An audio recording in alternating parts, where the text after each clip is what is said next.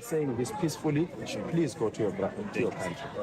30 June is the deadline, but it's not like you must leave on the 30th of June. Yes. Don't leave on the 30th of June. Leave now, because the 30th of June, I can't control people of South Africa. The dust is not settling on the situation in South Africa involving foreigners, as that incident in a part of Johannesburg shows in that clip. I'll play the full clip in the course of the program. Welcome to Global Matters. I am Shola Jaisime. It's the third straight edition of the program in which we're looking at the issues with regards to xenophobia in South Africa. This is even as the South African authorities have condemned what occurred, and just a couple of days ago, on Thursday, last week actually, the South African cabinet minister said that what we're actually seeing are doctored footages, doctored clips of the situation in that country. Interesting. Well, the fact is that some community activists are threatening non-South Africans to leave their country, as that clip shows. Now, let me play the full clip, and my guest and I will get into this conversation around what's happening in South Africa and non-South Africans. Where? Yes. Huh? Yes. Yes. So what are you doing here? Because we've been calling for you guys to leave the country. Why are you still here? I was not to school for children. No, my friend. No. Please, respect what we are saying, and don't try and oppose what we are doing. Don't listen to the government, don't listen to the police, don't listen to anyone. Just listen to us. We are saying this peacefully. Please go to your country. 30 June is the deadline, but it's not like you must leave on the 30th of June. Yes. Don't leave on the 30th of June. Leave now, because the 30th of June, I can't control people of South Africa. All right, let's do the right thing. Respect our country, respect us. Oh, wait. You sit down here. Yeah. What were you doing here? No, I have a business here, so I was going to school here. We're going to have a trip, so I was going to take something. So who's this? This is a boy, I know he's staying to here. Yeah, so why is he running away? I don't know. Why are you running away? I'm scared. Why? I'm scared. Do you know we started do you know we started this thing in January, and we've been asking you guys to leave the country because we want to sort out our things in town? Why are you still staying in town? Well, because we've been begging for 6 months. We've been begging you guys to leave South Africa. Why are you still here? And then when you see us, you are running. So you are running. Where are you coming from? I'm from Uganda. So as you were running to Uganda. Where were you running to? Don't do this. No problem. You understand? The fight is not about you. Yeah. The fight is about correcting the systems and fixing our country. So we don't want to have a problem with you. Just please go. Yes, man. Yes. And what are you doing in town? Just cooking food. Phones. Cooking food. No, you can't leave your country to come and cook food here. It's not right. Constitutionally, you can't do that. Constitution doesn't allow that. Only South Africans must cook food. Please go home. Now Baba still in Hambe, and I'm coming back on Tuesday again. I don't want to see any foreigners. Please. So those are two non-South Africans there being quizzed by a community activist. He was asking the other one, like you heard there, when he was apprehended and brought down, was asking him that as he was running off, that was he running back to Uganda. Hilarious but serious issues. Chris Anyanwu is Executive Director of the Global Advocacy for African Affairs. So Chris, before we get into the issue around that clip, let me play you one other clip. It's of a Nigerian who stood up to some persons who harassed him at a public facility, also in Johannesburg. I'm not going out. No. I'm paying tax in this country. For which country? This country for 21 years. My business registration is 20 to honor paying tax. Yeah, so why are you telling me not to be here? Why? Why are you telling me? Yeah? I'm a South African. I got my ID with me. I can't walk out. I can't walk out. Do your work. Yeah, I can't. I can't. Hello? Yeah, hello. South Africa got 100 and something companies in Nigeria. 100. They are using our hospital. You don't talk rubbish. They are using it for free. What I pay? Yeah. Sorry. What kind of stupid, wicked people are here? Killing people in the hospital. It's very bad. This your attitude is bad.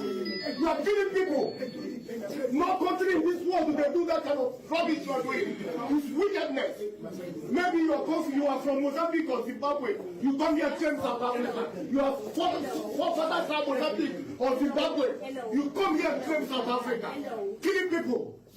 You think you are fighting for right. That is not your right. You're just stupid. It's not your right. Can you please calm down? Touch me now. I'll finish you here now. Can you please calm down? I'm serious. Touch me. Touch me. Seriously, Can you listen? no, what they are doing is bad. A Nigerian there standing up to some South Africans who came around him and were asking him to get out of a public facility. So we can see the divergent perspectives. Some are quite calm when they are encountered by some activists who say, get out of our country, and some are standing up for their rights. The two gentlemen you saw in the first video, a Ugandan and someone from the DRC. That was the first person who was approached. He was approached, and as we can see, it's becoming something quite interesting. This is the third time we're bringing this issue to the program consecutively. We did that the previous week, we did that last week, and we're doing the same thing again. It's because it's so important. AIT, African Independent Television, what's the philosophy? To look at Africa, to ensure that we look at these things that bond us together as Africans, as those two flags show. And you see the presidents of the two countries, Cyril Ramaphosa and President Bola Tinubu, they are all smiles. This was at a summit in 2024. But I don't know whether those smiles are still there at the moment, because things are very, very, very interesting between the two countries. Let me bring Chris into the conversation immediately so that we can start looking at issues. Chris, you run the Global Advocacy for African Affairs. What's your take about what's happening in Africa, in South Africa, to non-South Africans who are Africans? Thank you very much, Shola. What is happening in South Africa is actually very unfortunate. Surprisingly, it's not new. Xenophobia in South Africa dates back to 1994. And I think 2008 was about the climax when about 62 people, lost their lives, majority of whom are, immigrants. So, but what is actually surprising is what looks like the inability of the South African government to actually do something about what is going on.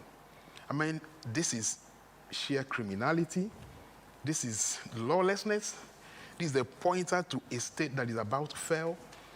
And I believe the government is benefiting from, the government of South Africa is benefiting from it because... Why do you say that? And I will tell you. Why do you say that? Well, I will tell you, Shola.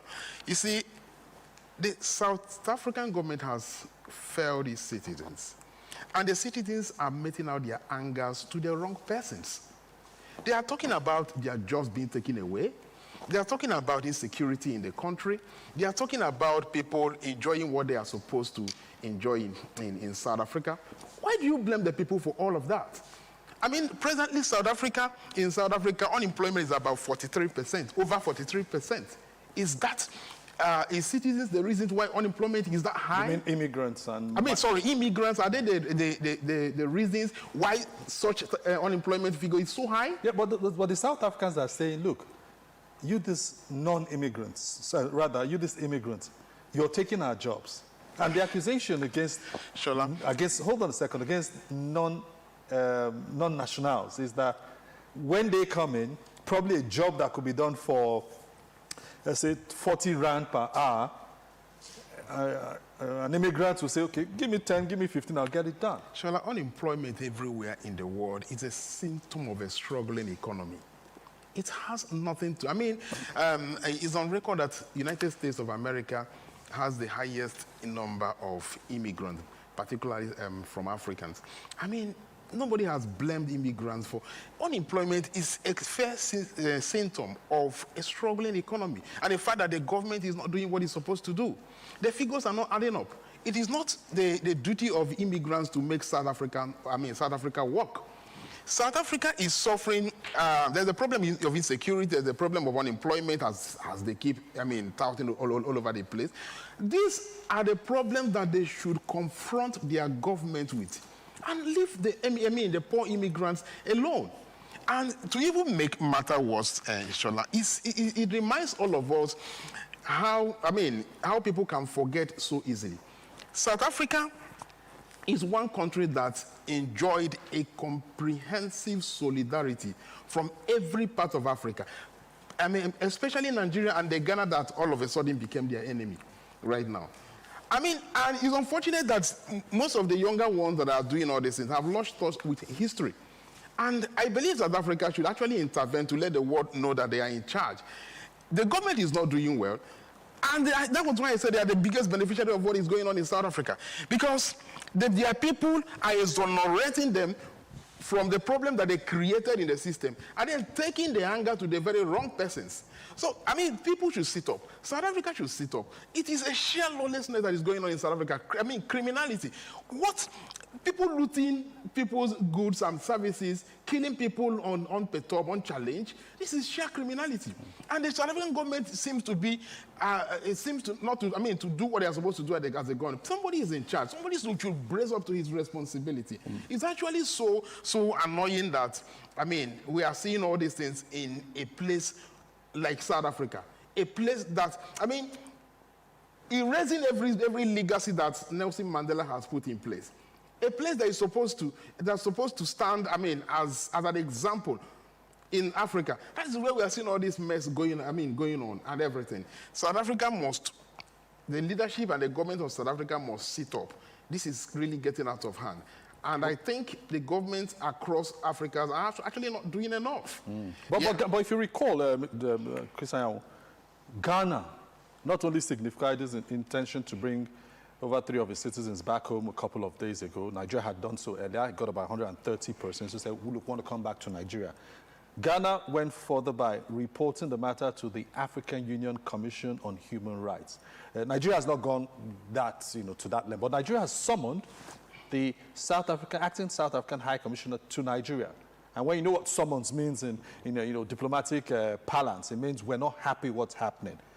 Do you think President Tinubu and his newly appointed, nominated ambassador to South Africa, Femi Fani Kayode, do you think Mr. Fani Kayode can get there and try and resolve all of this, or is it that we'll continue to have a situation where, look, all of you, like that man said, he said, I am not just a South African.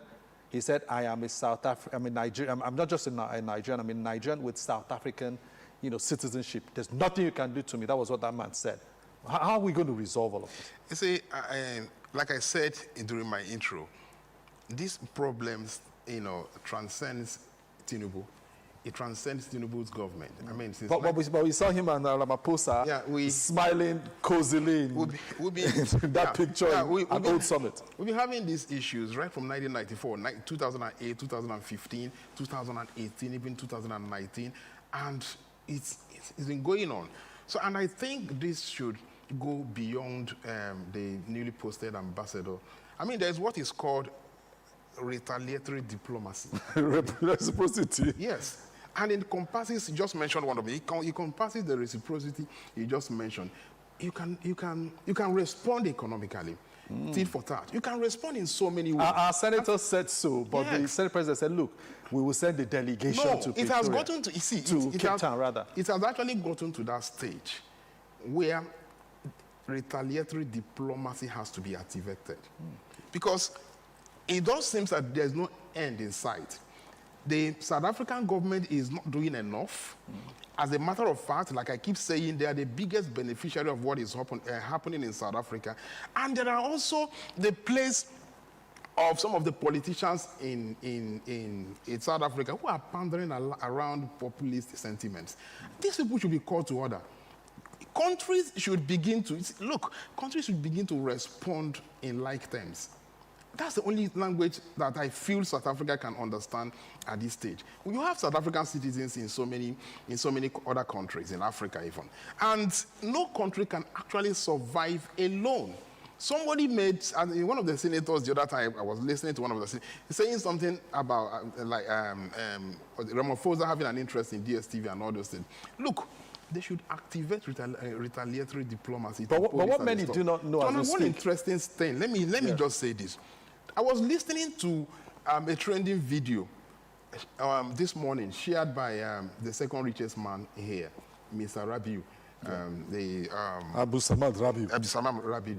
That from some few months ago, he was at the airport. Last year. Yes. And then he was unaware that his visa had expired by just one day. And then he was delayed for about 4 hours.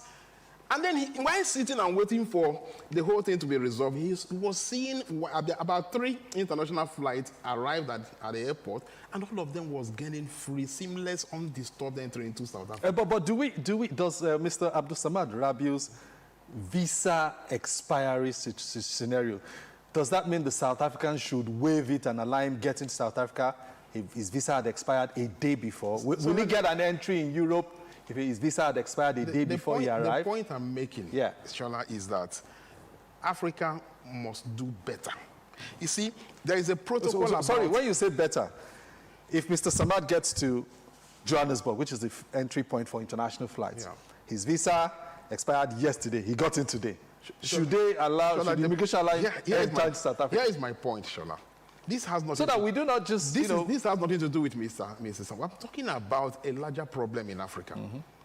Africa, there is a protocol on free movement of people on the table that has never been ratified. That's the point. Good. So these are part of the problems we are having around here. And I think AU should do more. Our leaders must do more. Shola, you visit Europe. You see what happened in Europe. You know, from one country to another. In fact, I was so embarrassed one day. I was moving from France to Vienna, my very first time. And I stopped at the airport and I was looking at the immigration. I forgot myself completely. Only for someone to tap my back and say, look, you are in Europe. Didn't you just arrive from Paris? And I was that was when I realized. So you woke up? Yes. That was when I realized what I was doing. Why did you slip off? Because I'm coming from a place where such thing never happens. So we should begin to put our house in order. The issue of the second richest man in Africa, suffering. I mean, this is a man that has invested in almost all parts of Africa. But my point, when we raised the issue of Mr. Rabiu, sorry, sir. My point when we raised the issue of Mr. Rabiu, who said this just yesterday at the African CEOs Forum holding in Kigali, you work with the Rwandans. They have a policy on visa on arrival and all of that. So probably are we going to be pushing towards asking South Africa, look, visa on arrival. And remember, South Africa introduced this policy when Ramaphosa and President Tinubu met in 2024. They had the National Commission. A lot of goodies came out from that, and they spoke about it. So I am thinking we should not use what happened to Mr. Samad. If your visa has expired, should you be allowed entry into another country? So that we don't waste so much time. No, I'm stressing this so that we don't ride on nationalistic sentiment. Yeah, absolutely, you're correct. Nobody should allow you entry if you don't have the proper documentation. It is the standard everywhere in the world. But my point is that our leaders have got to do more. There are a lot of work on the tables of our leaders. And this is part of the problems we are also suffering in South Africa. I just mentioned to you that part of the trade agreement on the table, African Continental Free Trade Agreement, is this that the lying fellow that has not been ratified. That has not been ratified. So our leaders should begin to work on what is happening in South Africa. Look, I call it criminality. That is what it is. How do you wake up? That's exactly what Ramaphosa has called it. His predecessors Ramaphosa is playing to the gallery. He should wake up and do more. Ramaphosa is not doing, is not doing a lot. People wake up in the morning. We just watched that video. People taking laws into their hand. I mean, this is the sign of a failing state. Going to loot people's property, taking laws into their hands. In 2008, 60-something people were killed. Up to today, they've not gotten justice. This has been a Of that 60-something people who were killed, 28 were actually South African. Yes, I said majority were immigrants. I said that. So, but they need to get justice.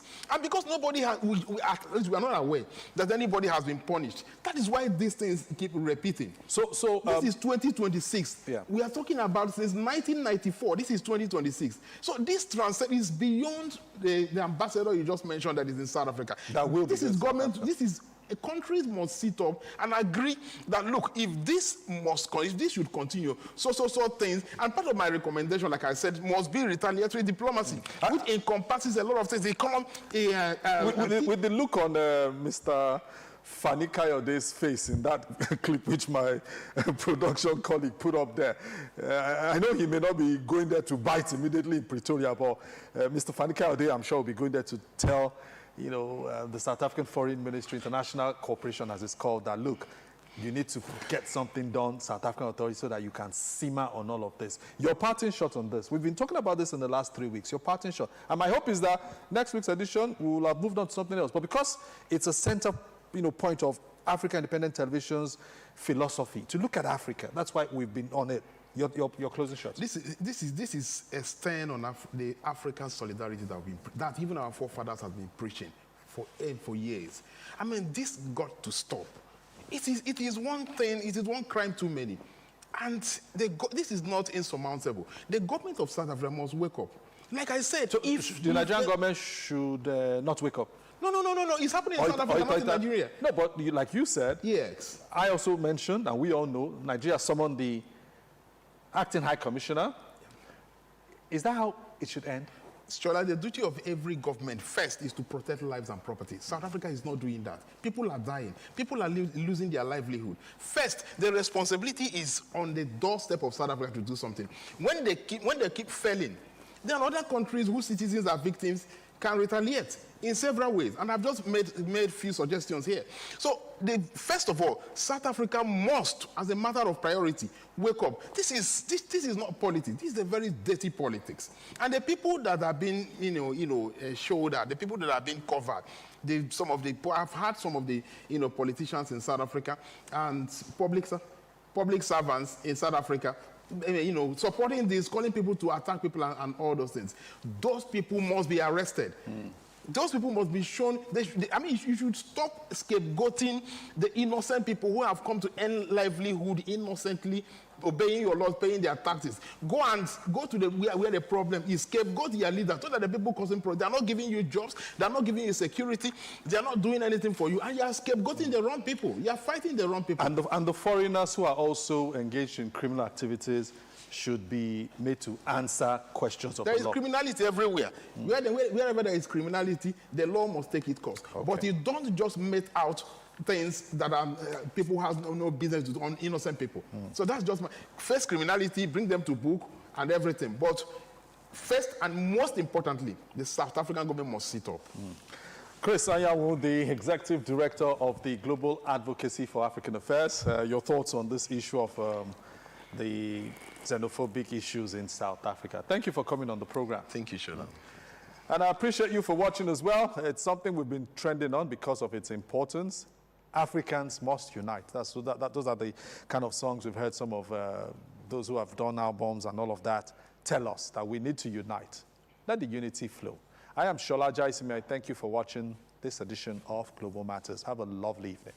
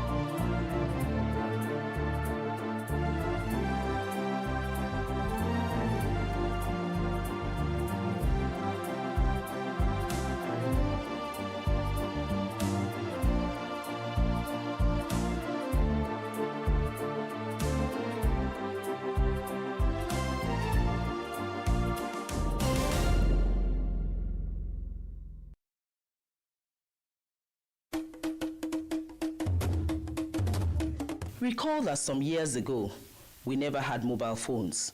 Surprisingly, we survived and went about our normal daily routines.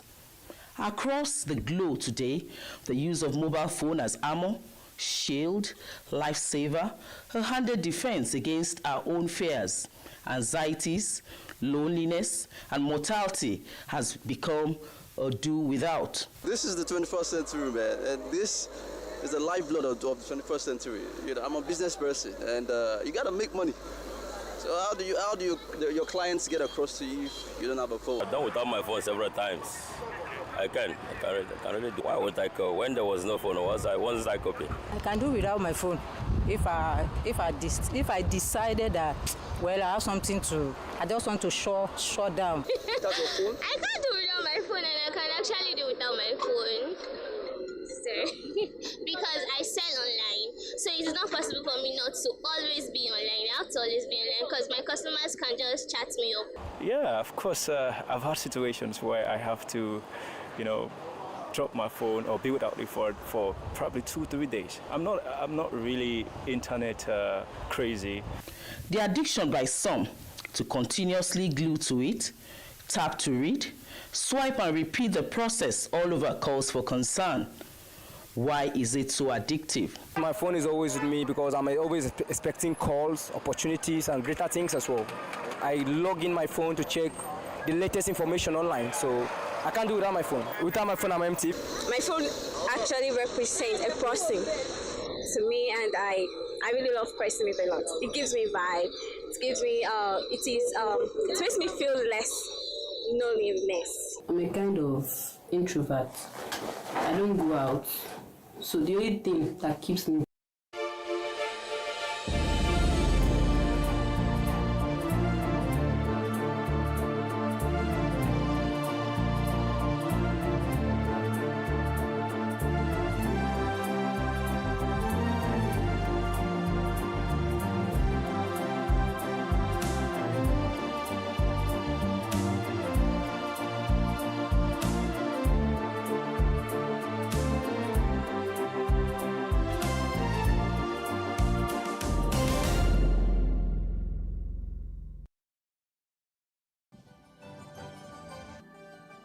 Australia's sharks attacked leaves Mon dead.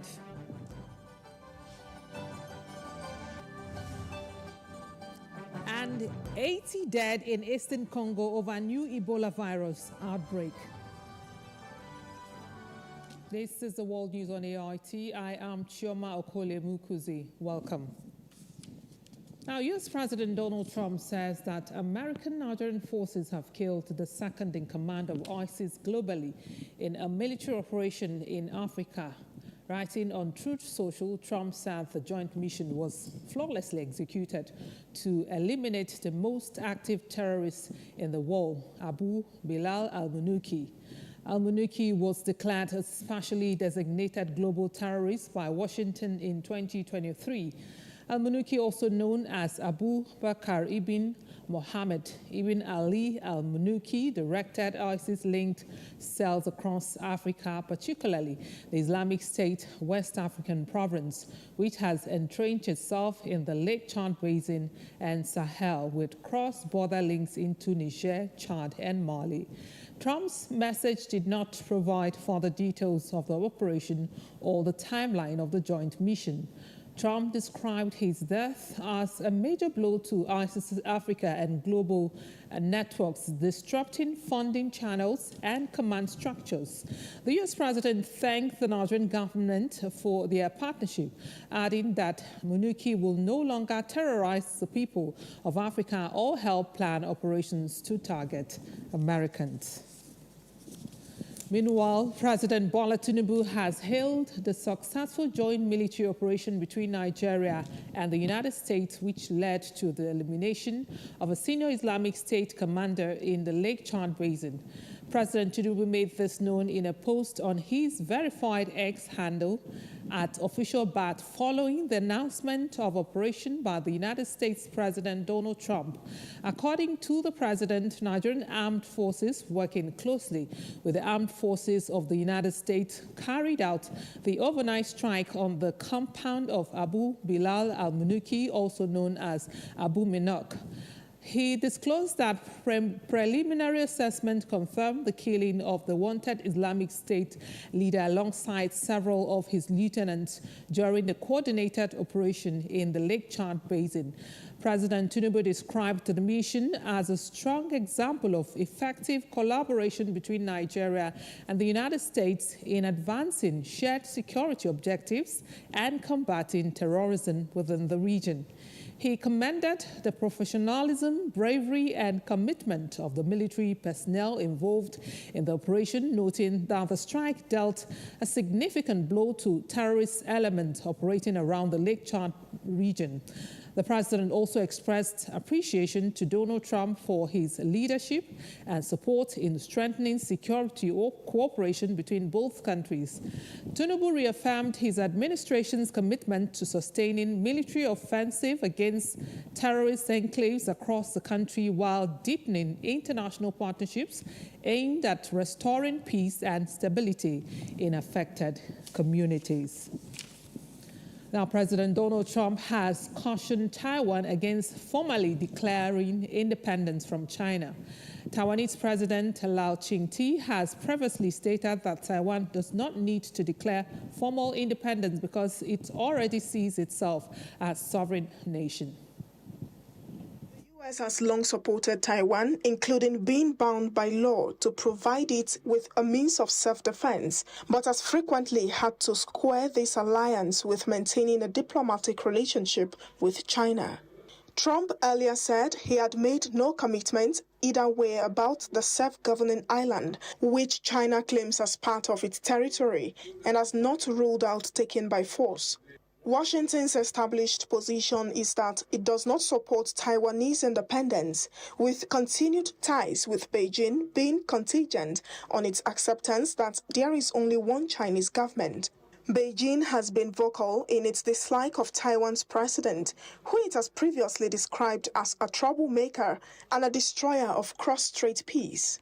Many Taiwanese consider themselves to be part of a separate nation, though most are in favor of maintaining the status quo, in which Taiwan neither declares independence from China nor unites with it. In his interview with Fox News, Trump reiterated that U.S. policy on the matter has not changed. The U.S. does not have formal relations with Taiwan, though it maintains substantial unofficial relations. U.S. presidents do not traditionally speak directly to Taiwan's leader, and to do so would be likely to cause significant tensions with Beijing, which considers Taiwan's president a separatist. Taiwan Deputy Foreign Minister Chen Ming-chi said on Saturday that Taiwan would need to clarify the exact meaning of Trump's remark. Meanwhile, Taiwan says it is an independent nation hours after U.S. President Donald Trump warned the democratic island against declaring formal independence. Trump wrapped up a state visit to Beijing on Friday, where Chinese President Xi Jinping had pressed him not to support Taiwan, which China claims it is part of its territory. Taiwan depends heavily on U.S. security backing to deter China from carrying out its threat to annex the island by force. Taiwan's statement came after Trump issued a warning to the island against making a declaration of independence. The United States recognizes only Beijing and does not support formal independence by Taiwan, but historically has stopped short of explicitly saying it opposes independence. Under U.S. law, the United States is required to provide weapons to Taiwan. Xi has begun the summit with a warning on Taiwan, whose whose president, Lai Ching-te, considers the island already independent, making a declaration unnecessary.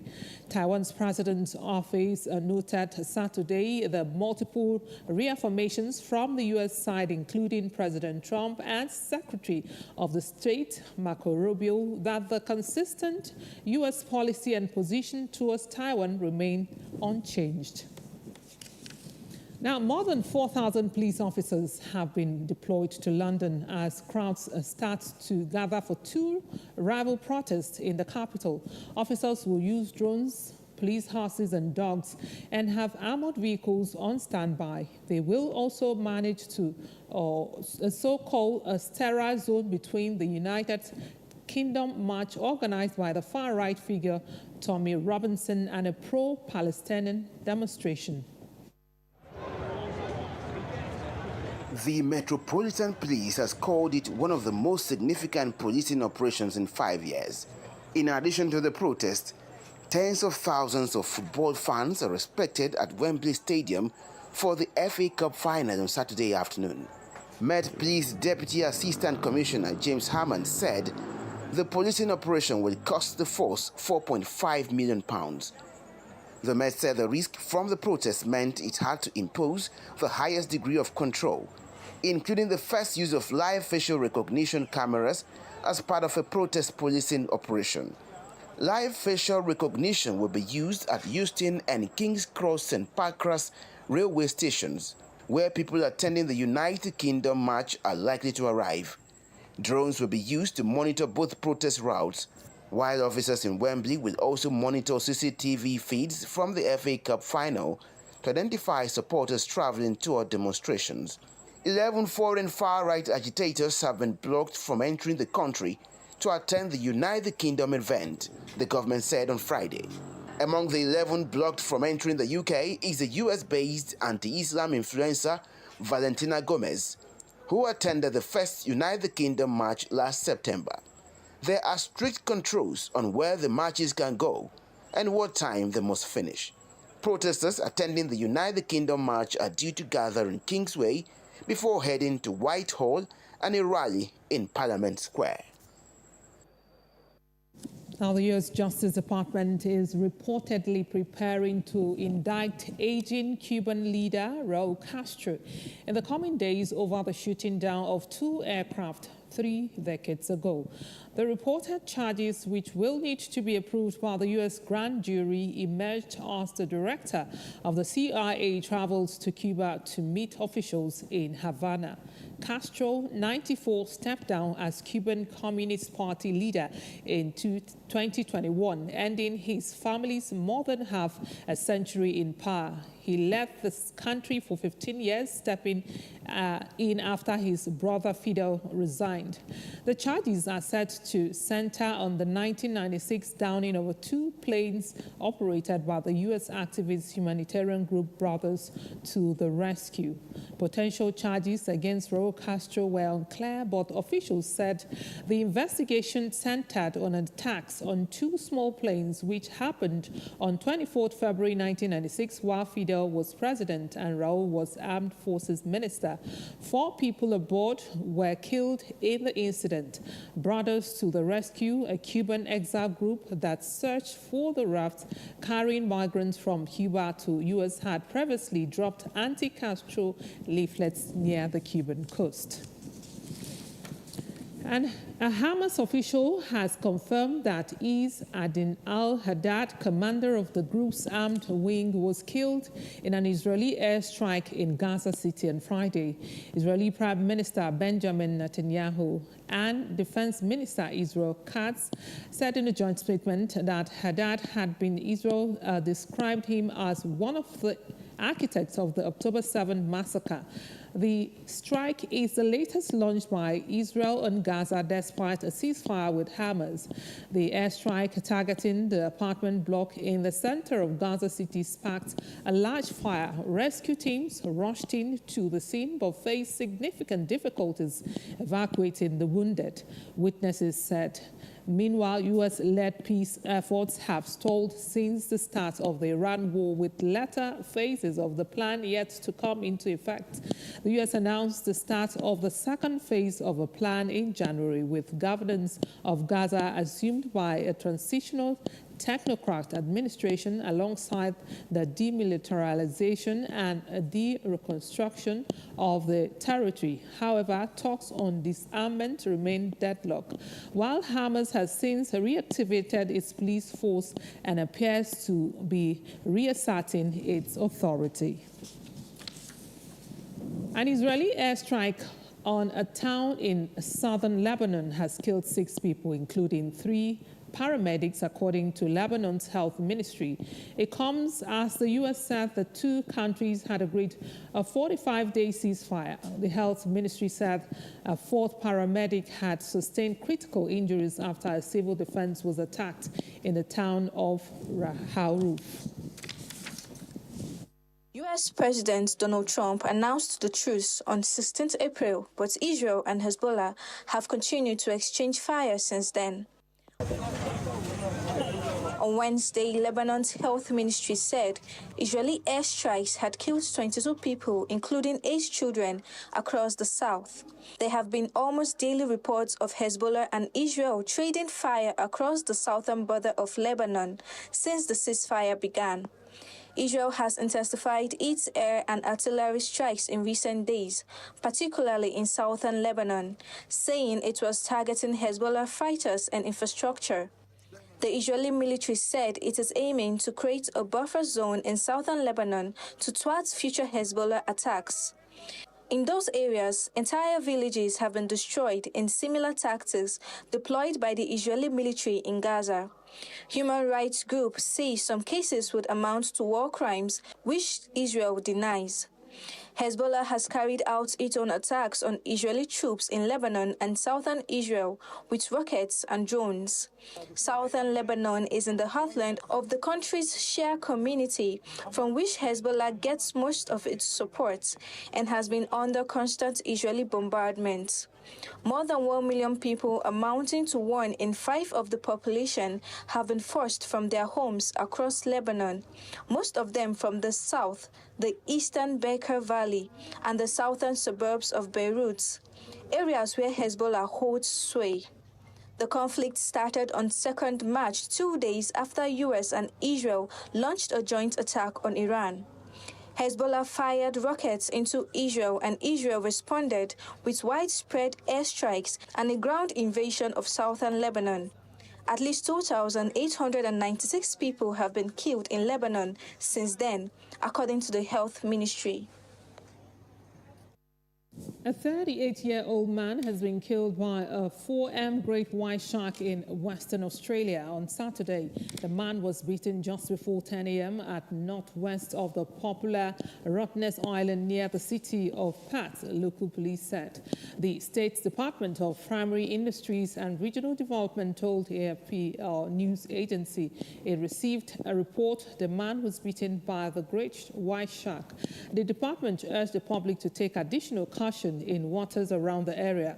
The attack is the first fatal incident in Western Australia since March last year, when a surfer was mauled off a remote beach since records began in 1791. There have been almost 1,300 recorded shark attacks in Australia, with more than 260 of them resulting in death. A collision between a freight train and a public bus has killed at least 8 people and injured 25 others in Bangkok.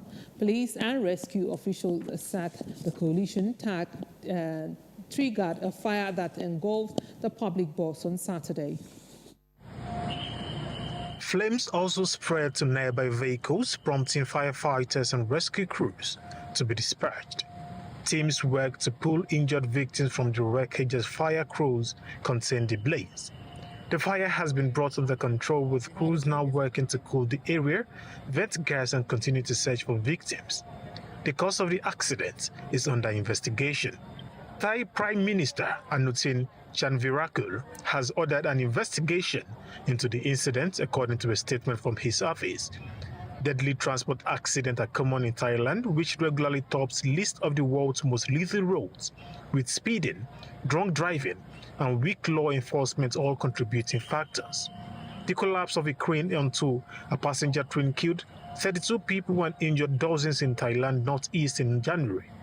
A collision between a freight train and a bus carrying passengers to a religious ceremony killed 18 people in 2020.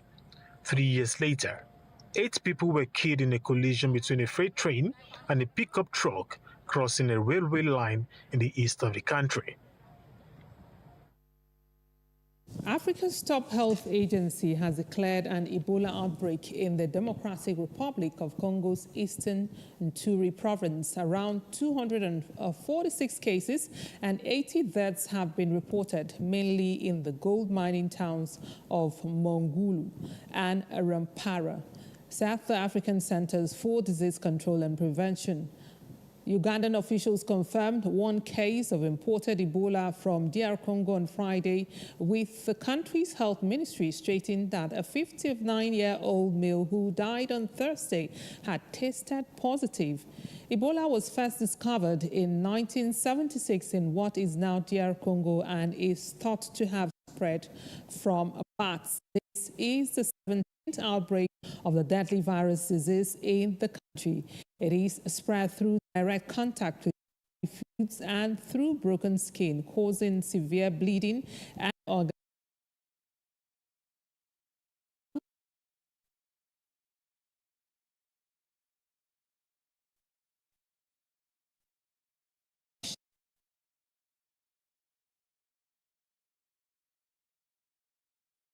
Virus. That's what we are reporting. Africa that all affected communities and at-risk areas have been advised to follow guidelines from the national health authorities. You're watching the World News on AIT. We'll be back with more stories. Stay with us. The stories now break online.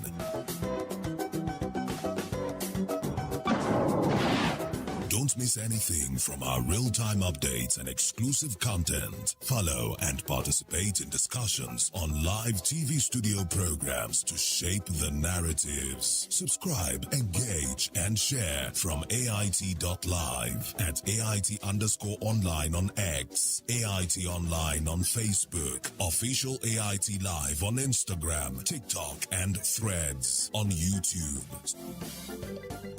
Stay connected with AIT, on air, online, on live.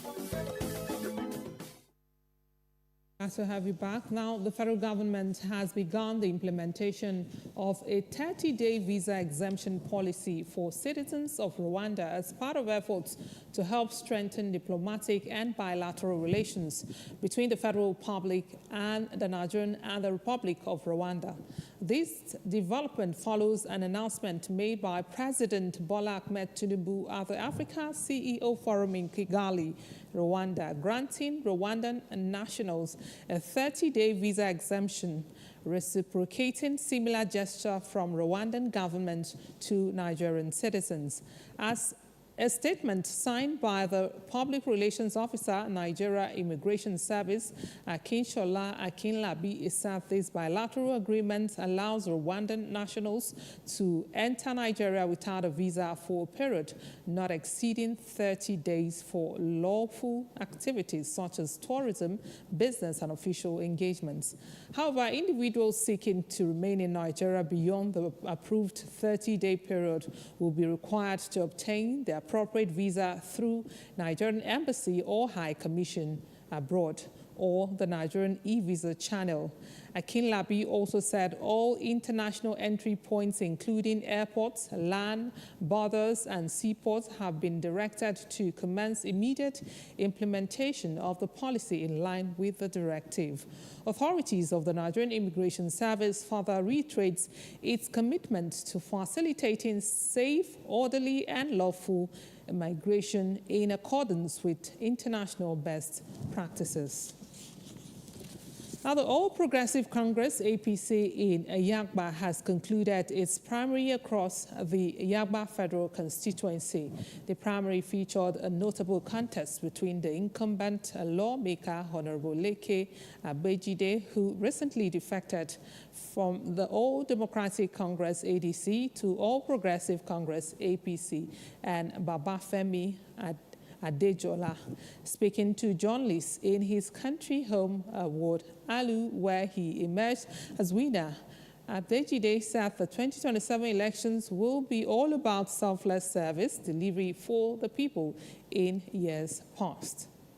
That is the reason why I like to vote for him, because it's the progress that we have in Yagba here. Yes, but for now, it's the only person that is well recognized.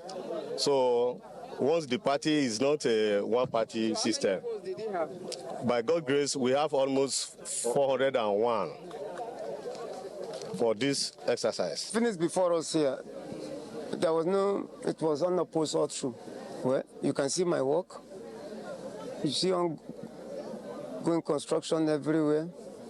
So I want to make sure they feel more impact of governance. Dividend of democracy better than this one. Sir, before we go, final question. Do you have confidence in INEC's chairman, because Professor Joshua Mokito?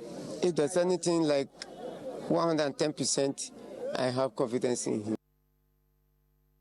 To the primary, key stakeholders and APC caucus in Kogi were said to have adopted consensus candidate in some parts of the federal constituencies in the state.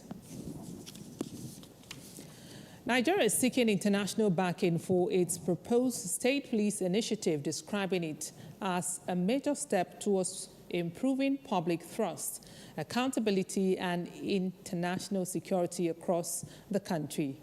Nigeria's permanent representative to the United Nations, Senator Jimo Ibrahim, made this known while hosting UN police advisors in New York.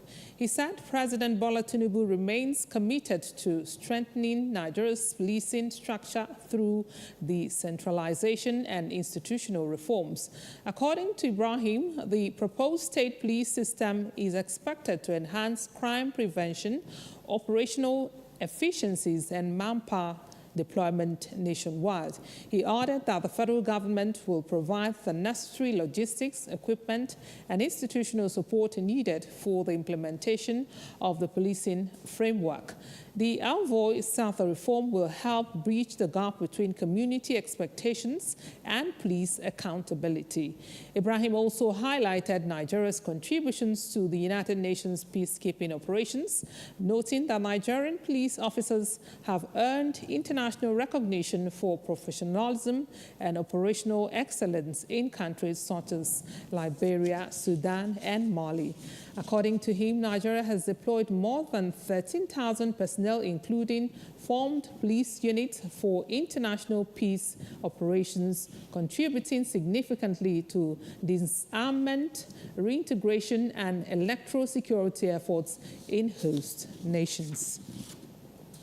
As Nigeria joins the rest of the world to mark the International Day of the Boy Child, a more urgent and reflective conversation is emerging about what it truly means to raise boys in today's society. The conversation deeply resonates with the need to encourage the boys to see themselves as future leaders capable of making meaningful impact in the society.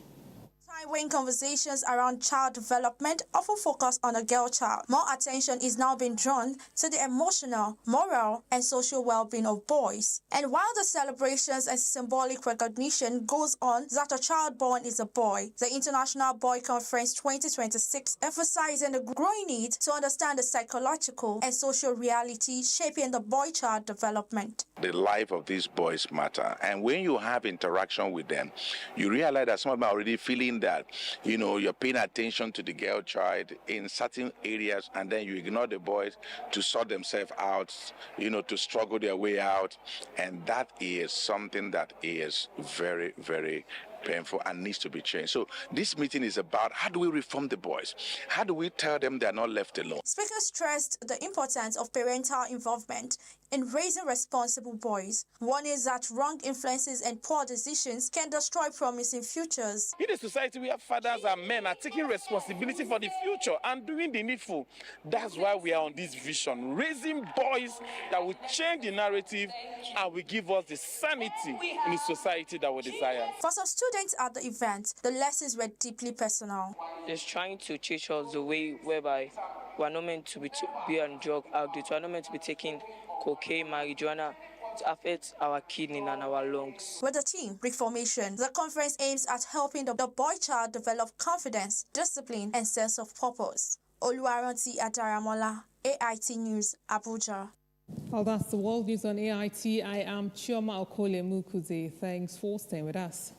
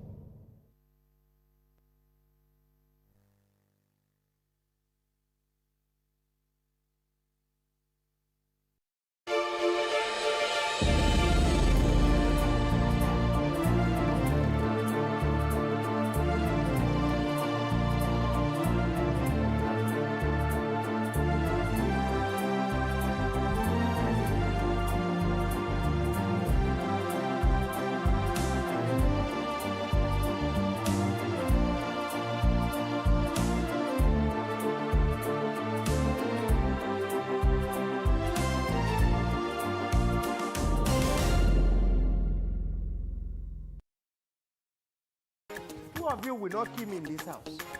Two of you, you will not kill me in this house. But come to think of it, what if she has to do it for the expansion of the company? Did I pay it complete? Answer my question now. Did I pay your bride price complete? Yes. You will call them now. Tell them to refund me. Look, I actually came here to give you an ultimatum. Oh, really? Oh, yeah. Of what? You have to choose between this job There's or a me. saying that goes, what a man can do, a woman can do better. But we should only pull because my name Jatsi. Okay, Mr. Johnson. No, má pè mí Mr. Johnson mọ́. Johnson. O lè fà mí ràn gbọ̀ngàn, mo ti sọ fún ẹ tẹ́lẹ̀ náà. Oh, ti change. Mi ò lè change. Báwo tèmi ṣe kọ́ ẹ? Why don't you do like this? You're married. Hey, ìwọ yìí married náà. Ṣebí tèmi tètè last a little while. Check out where the last one day. Can you just shut up? Ṣé wà okay, ṣá? Mo dẹ̀ sọ that it won't continue. Ṣé wà okay? Ṣé o gbádùn ṣá? Why are you yelling at me? Why would I yell at you? Why would I? What is going on? Are we fighting? We're not fighting. I'm just trying to arrange the bed now and keep our space for our baby. But I'm not even pregnant. Is it not by tomorrow? Is that the baby? Oui. Yeah. Monsieur? Oh, no, I was feeling the pain for her. There's nothing like crypto pregnancy. Did you do NYC? She should know that these things are signs that are higher than her level. Laughable, risible. Ishokunabi. See, I go school past 12 now, and I know say ritual killings they happen up to today. As preposterous as it sounds. Okay, fine. Now picture this. I kill someone and boom, I'm all of a sudden rich. What is the correlation between blood and money? Did you tell her that I don't cook for you, Mofe? Did he lie? Did he lie? You need to stop complaining. If you want to cook for your brother, I think you should just marry him and cook for him. I should marry him Stop complaining. for him because he cannot cook. And to think You of should come and carry cook for yourself him. doing makeup up and down.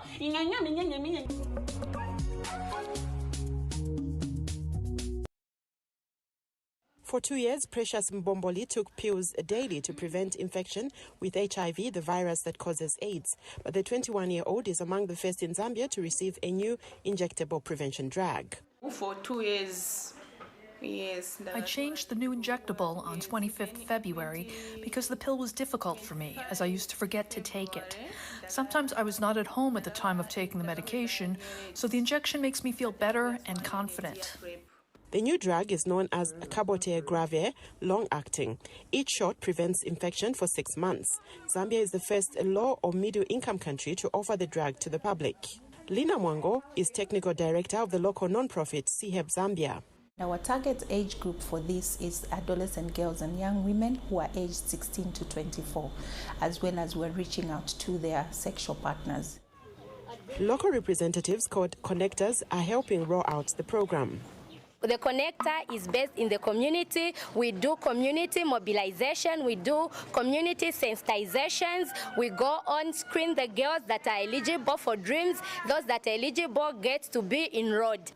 The U.S. government has donated nearly 15,000 vials of the drug known as cabotegravir.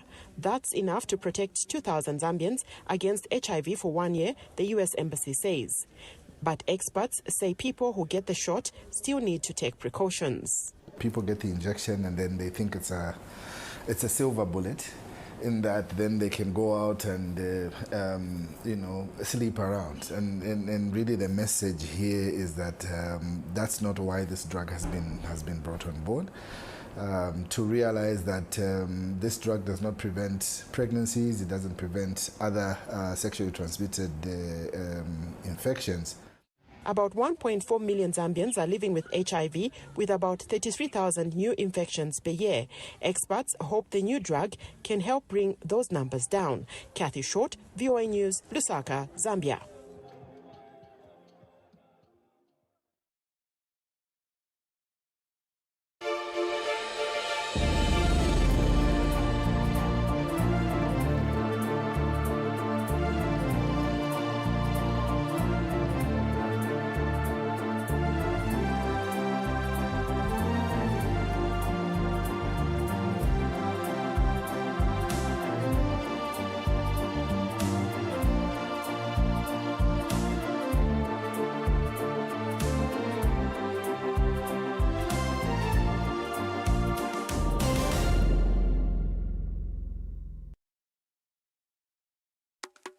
Coming up on TPI.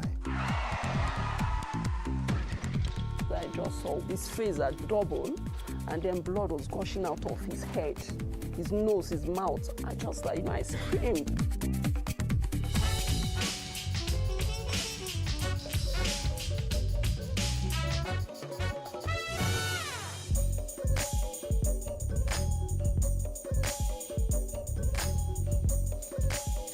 Well, hello, welcome to TPI. I'm Muyiwa Lariwaju. You know, life can weigh you down sometimes, but you were never meant to carry your burden alone. Today, we're sharing stories of conviction, promise, and God's perfect timing. Stories that would lift your heart and remind you you're never out of His reach. First up, a family comes face to face with death when their boat capsizes. Just when it seemed like all hope was lost, grace stepped in. Here's their story. We were on a boat in the middle of the ocean, and the boat is sinking. I just felt it. That was it. We're gonna die. Patrick Solomon, his wife Yolanda, and their two daughters, Samaria and Samaya, were visiting family in San Diego. They decided to enjoy a day of boating on the bay and dropped anchor near a sandbar. We were laughing, we were talking, listening to, Jamaican music. It was just so much fun. It was just a beautiful day. Later that afternoon, they decided to go further out. However, they had trouble getting the boat started. Boat was stuck a little bit, so we had to kind of push the boat to get it from being stuck. Kind of made us a little nervous, but we moved out there, sailed out there into the ocean. As the boat moved into deeper water, they realized something was wrong. Something didn't feel right, So he put it in reverse and threw it back in drive and was doing that. And then all of a sudden, that's when we saw the water, coming onto the front of the boat. It just didn't go back out. And I remember seeing the front of the boat just like sinking a little bit. I didn't think we were gonna get out of it. I really did think we were gonna die. And as soon as we saw that water rushing onto the boat, it flipped. I don't know how to swim at all, and my wife and kids don't know how to swim either. Patrick was trapped underneath the capsized boat, his head caught in the railing. It was just darkness. It was all darkness. I'm sinking. I'm drowning. I'm swallowing all the water. It's like I came out of my body. I was looking at myself, drowning. I was at the verge of giving up. That's when I heard a voice tell me, "Don't panic." It was very calm and subtle. Once I heard that voice, it's like I shot back into myself, and then I was able to maneuver, and I felt something and pulled me up, and next thing I know, I was on top of the boat. Patrick looked over and saw his oldest daughter, Samaya. As she was clinging to the side of the boat, she felt something grab her leg. My vision was very blurry. So I'm like, what if this is a seal? But then I felt her panicking, so I'm just like, okay, it's my sister.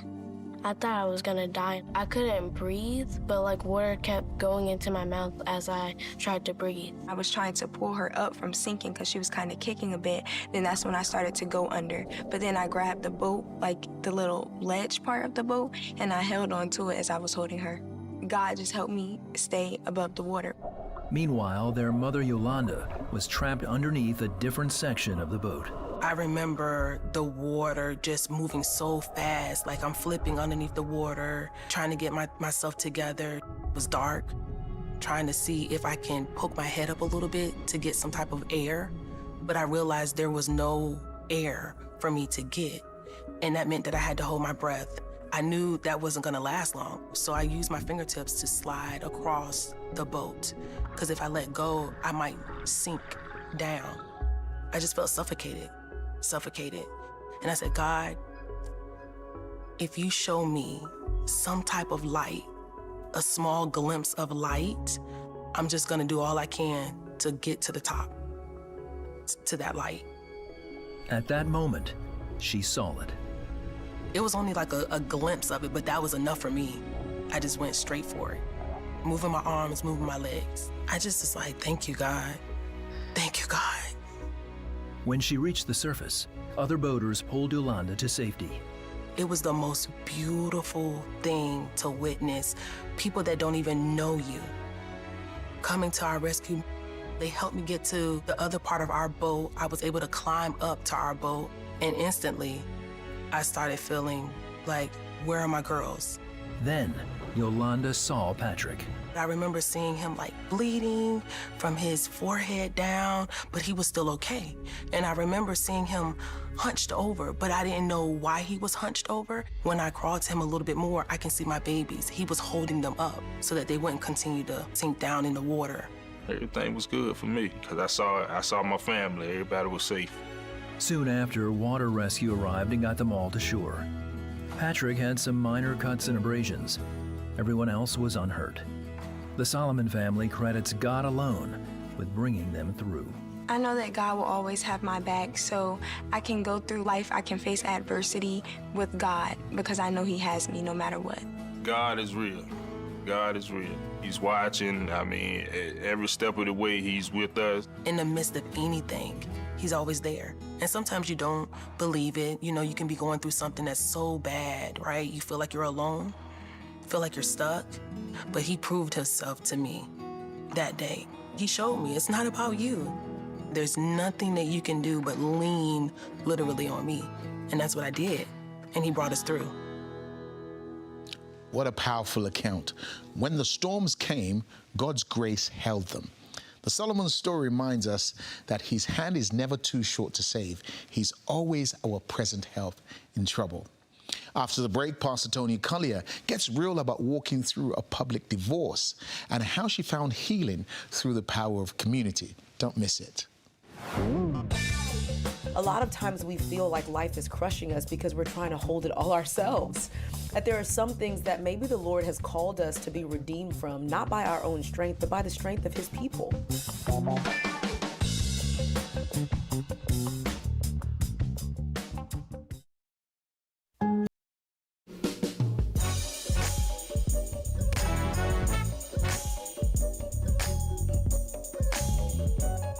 Welcome back. She's known for her bold faith and vibrant personality, but behind the scenes, Toni Collier faced heartbreak that played out for the world to see.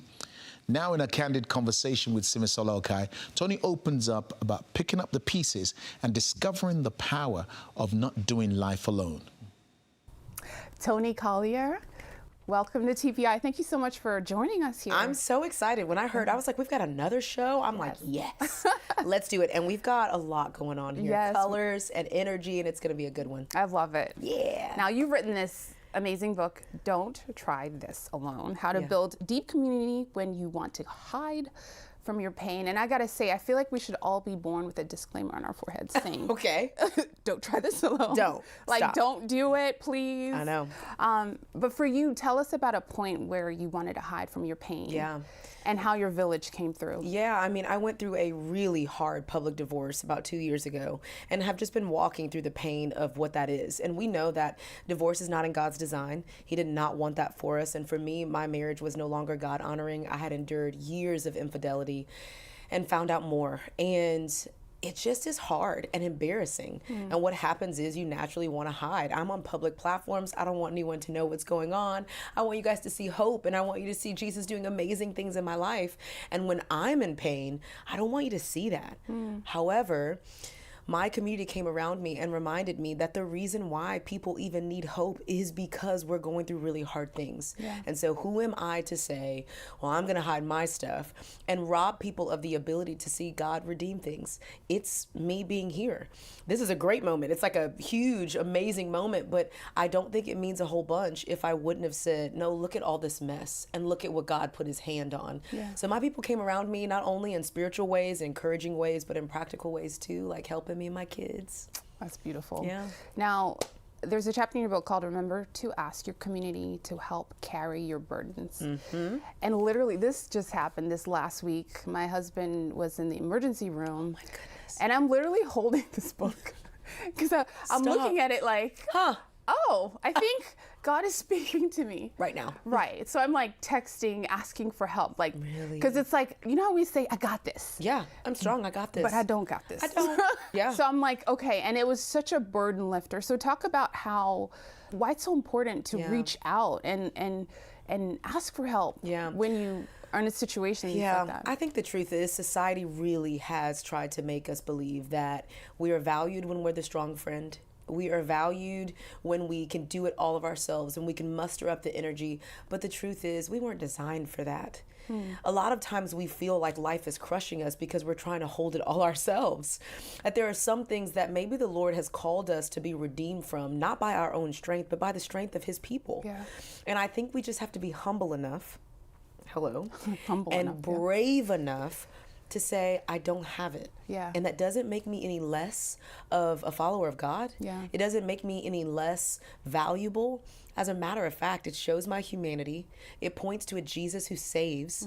It allows other people to have freedom that, oh, wow, like, I'm not weak if I ask for help. Yeah. Like, maybe I should start asking for help too. And it gives other people the ability to come in and partner with God. Yeah. To be like the 99, helping Jesus, who doesn't even need our help, but values our presence, to help him go after the one that really needs it. And I think people just need to see the freedom in that for real. Why do you think it's so hard for people to ask for help? Well, number one, society has told us that if we ask for help, it's a sign of weakness. If we ask for help, we're no longer worthy. That leadership means that you have to go first and that you have to endure everything, that's real strength. But how many of us know that actually boasting about the things that make us strong isn't hard at all? Saying, I'm really struggling in my marriage. I've been tempted by things I don't want to be tempted by. I'm struggling with anxiety, depression. I don't believe anymore. I'm having doubts about God. That is what takes real courage. And so I think we've just got this upside down view of what strength really is. And it's time for us to honestly get back in our Bibles and see very clearly that the Apostle Paul in 2 Corinthians chapter 12, verse 9, clearly said that when we trade and boast about our weaknesses, God's power shows up. Yeah, it's perfect. If we want access to the power of God, we're going to have to start getting boastful about our weakness. Sorry. See, what I love about you is you're so transparent about your pain, your brokenness, and you founded Broken Crayon Still Color as an organization that helps people through brokenness. Yeah. But you talk about a time where you said you didn't want to be broken. Yeah. So how did you create like beauty for others when you're like, I don't want to do that. The truth is, I had my dad growing up was an alcoholic. He was very verbally abusive in so many ways, and I grew up with 3 older brothers. And so it was like, you got to win, you got to go fast. This is who you are. This is how you find value. And so I think for years and years, a little piece of me was just so insecure and wanting to just make my dad proud. So I didn't want to show the world that I was broken, because then that would mean that maybe my dad wasn't proud of me. Maybe I wouldn't go as fast as I could. Well, I had to go heal that, because it's not true. Even though my earthly father did not value that, I was a fragile, tiny girl, my heavenly father says, oh man, that's what makes you beautiful. You being dependent on me, you welcoming me into your weakness and your pain, it's the very place that I could do my best work in. And so I think we have to be careful with our earthly limitations so that we don't place that on a heavenly father. We have to get good at recognizing, like, where are the areas that I've kind of got some unhealth in, and how do I heal that so that I can be closer to Jesus, so that I can believe that he actually calls me worthy because of who I am and not what I can do. That takes healing, I think. Yeah. Yeah. Now, my final question, at the root of it all is your faith. Yeah. Right? And share with us your personal testimony, because you said you went from being you went from becoming a follower and not just a fan. So I remember when I was 21, I got saved, which is a little late in the game for some people. Other people are like at the Christian camps when they were 7, giving their lives to Jesus. That was not my story. Party girl in college, living it up, dancing all over, doing all kind of crazy things. At 21, I give my life to Jesus, but I don't live like it. And I think a lot of us have that issue, that tension of, I said yes to Jesus, but now what's next? And that's where discipleship and sanctification comes into play. For about 4 years, I was just feel the voice of God. I feel his presence. And I'm like, what is that? And so I really started to go from Sunday morning in rows to really deep in circles, starting to give my life to Christ for real, spend time with him for real. And my goodness, I discovered the actual living God, the God that fills you with his presence, that shows you what to do and not what to do, and who to be with and who not to be with, the God that brings friends to your life, and you can actually see it because you have spiritual eyes to see. And for me, that was the game changer. And I think that's what this generation needs. We need to stop being fans, sitting on the sidelines, belting out all the worship songs without knowing who we're worshiping. It's time for us to get on our knees, to be filled with the presence of God, because we're pressing into him. And in that place, I've experienced goodness. And that's good news for me. Tony is proof that healing is possible. God's grace is available, and there's great strength in community. Make sure you find your circle. Now, don't go anywhere, because after the break, we have the story of a man who was blind, living in complete darkness until the impossible happened. You don't want to miss this miracle. Suddenly, I saw a portal open unto me. I started seeing the activities of angels, ascending and some descending. And then I now saw an angel coming from far. So the Holy Spirit now told me that this is the angel that is bringing your answers to you.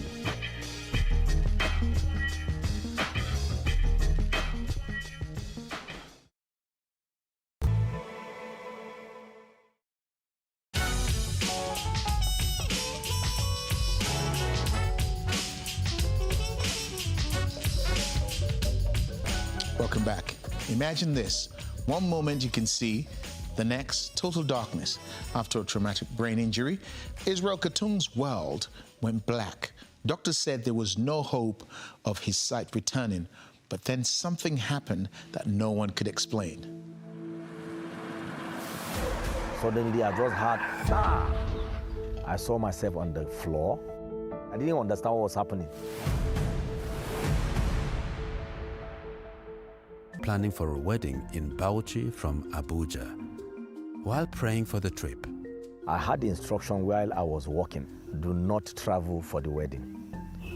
I was angry, I was upset, because I didn't expect him to come all of a sudden and tell me that he has a leading for us not to travel. So I'm like, no, it's not gonna happen.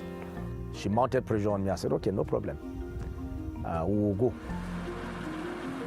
So I just saw his countenance was calm. He was just singing, doing his head, praying, all of a sudden. The driver had lost control and rammed the vehicle into a pavement at full speed. I saw the driver was okay. I saw my uncle in front was okay. I didn't look at my husband. Only for me to turn to his side, just saw his face had doubled, and then blood was gushing out of his head, his nose, his mouth. I just I screamed. Israel had suffered trauma to the head and was slipping in and out of consciousness. I had my wife from far. I was hearing her say, hey, make una help me, oh. Israel was rushed to the Jos University Teaching Hospital for emergency treatment.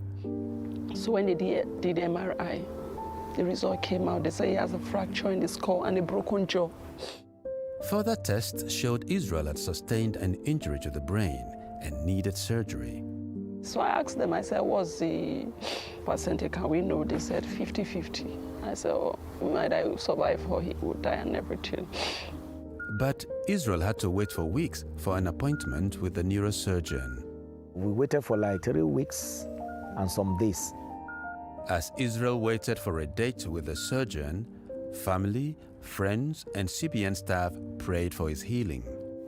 Immediately I got the call that he had been involved in an accident, I reached out to all the prayer reps and with some other staff, and we began to pray. I also reached out to the regional director, who also joined us, and we all began to pray for him. I decided to take a trip to Jos to go and visit him in the hospital. At that time, he was all bandaged up. He was confessing, we continued confessing the word, establishing who we are in Christ. We told him to stand upon that word, and he knew. So he knew God, and he understood what divine health was. So he now told me, he called me, I came closer, I said, sweet, I know I made this surgery take place. I told my wife, let's just approach God, who can do 100% surgery. I started declaring that my brain is healed, my brain is healed. Israel says God showed him a vision on the eve of the surgery. Suddenly I saw a portal open unto me. I started seeing the activities of angels, ascending and some descending. And then I now saw an angel coming from far. So the Holy Spirit now told me that this is the angel that is bringing your answers to you. The next morning, the consultant came, and then he asked a question, what is wrong with this man? I said, is this man that owns this MRI, this result? They say, yes, he's the one. Are you sure? They said, yes, he's the one.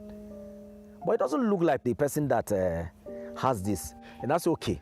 To be sure, he now counted, I think that time MRI was 70,000 or so in Jute. So he counted 70,000 and gave the doctor and said, go and pass him through the machine again. When the scans came back, the results were different, to the surprise of even the surgeon. The man now looked at that, do you believe in miracle? This new MRI is showing that everything has aligned back together. There's no crack, nothing. Your brain is just like a newborn brain. That I'm discharging you right now. For Israel, life went back to normal. But 1 year after, again, tragedy struck. We were sitting with my wife. I was washing in the morning. So I started feeling one headache. And then I just suddenly saw darkness. Pastor Israel had lost his sight. So we went to Garki Hospital, and then they examined me and then said, we need to do another MRI. Various medical examinations produced the same prognosis. That I will never see again. I was crying because another wahala again. Israel sought healing in different places. He tried natural medicine, acupuncture, and joined healing prayer lines, and nothing seemed to be working. Then Israel turned to God in prayer. And I was now vulnerable, humbled, and then I started saying, Holy Spirit, what is happening? So I now heard this from the Holy Spirit. Said, you have been roaming about from one place to another. Why didn't you ask first? So I now surrendered. I now say, Father, have mercy on me. I surrender. Faith works. Israel didn't know how to fix his blindness, but he knew who to turn to, Jesus. Matthew chapter 19, verse 26 says, "With God, all things are possible."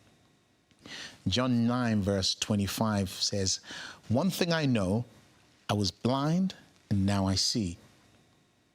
God still heals bodies, minds, hearts. Even when the night feels endless, his light can break through. If you're in a dark season, don't lose hope. The same God who opened Israel's eyes can open yours. He can open it to peace, purpose, and a bright future. And it all begins with one step, inviting Jesus into your heart. So let's do that. I'll pray these words and say them after me to invite Jesus in. Heavenly Father, I confess that I need you. I confess that Jesus is the Son of God. I confess that he died on Calvary for my sins. Jesus, come into my life, come into my heart, make me a brand new person. I need you. Be my Lord and my Savior today. This is my prayer. And Heavenly Father, I pray for my brother and my sister who said those words. I ask that by your Spirit, they would know that you are with them. I ask that they would know your hand on them. I ask they'll know your embrace around them. Let them feel the warmth of your touch and the power of your Spirit now. So it's undeniable that God, that you are alive by your Spirit. Do it now to the glory of your name. Amen. If you need prayer or want to know more about Jesus, message us on WhatsApp and someone from our team will contact you. Viewers in Europe and the US, you can call us the number on your screen. You can also find our contact details on our website. Now stay with us for more truth, power, and inspiration coming up.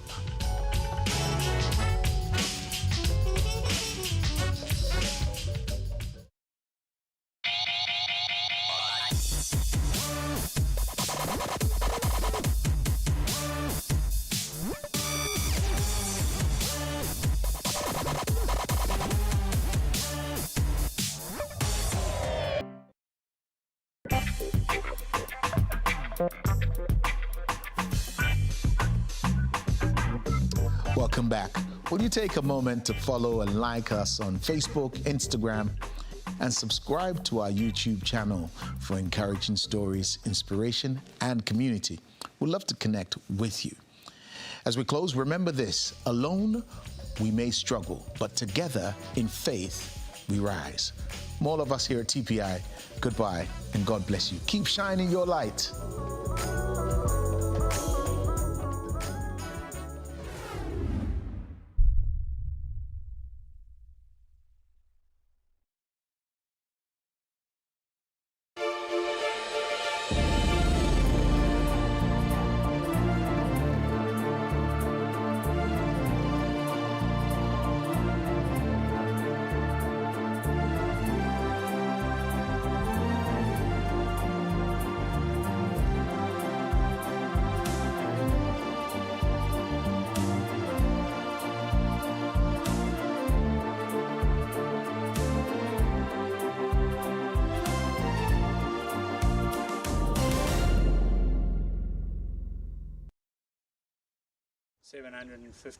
At an undisclosed location in South Africa's northwest province, these rhinos are being prepared for life in the wild.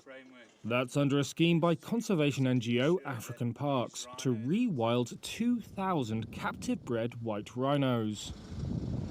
It's a move that could boost the world's wild southern white rhino population by up to 15%.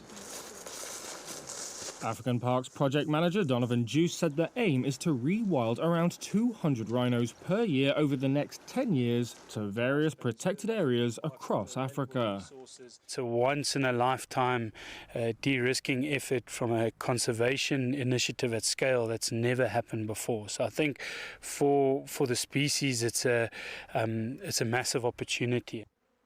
The rhinos were bought from private breeder John Hume. He sold the animals because of the high cost of protecting them. Poaching remains a severe threat in South Africa. 499 were poached in 2023, according to government data, an increase from the year before. Rhinos are targeted for their horns, which are in demand in East Asia for traditional medicines and jewellery.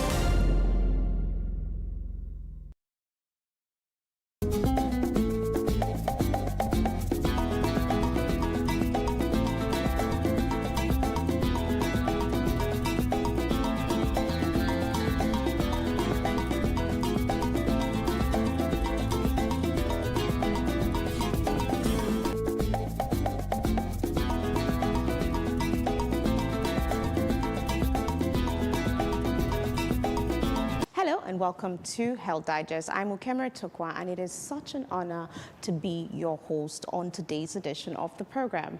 If it is your first time of tuning, I like to say welcome without sounding like a broken record, yes, because we have so much lined up for you. Health is definitely wealth, and my aim today on the show is to keep you optimized to ensure that body, soul, and mind, everything is moving in unison. It is that one-stop program that aims to optimize your health and ensure that you are living your best life. Now, on the show today, we have so many things packed up for you. We're going to be looking at health news, the latest happenings in the health field. We're going to be looking at the national scale, the international scale, and we're definitely going to be zeroing it down into what is happening in our community.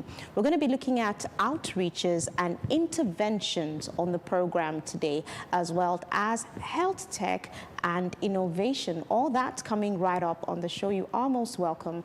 I am Ukemere Tokwa. Stay blessed and not stressed. Here is your health news.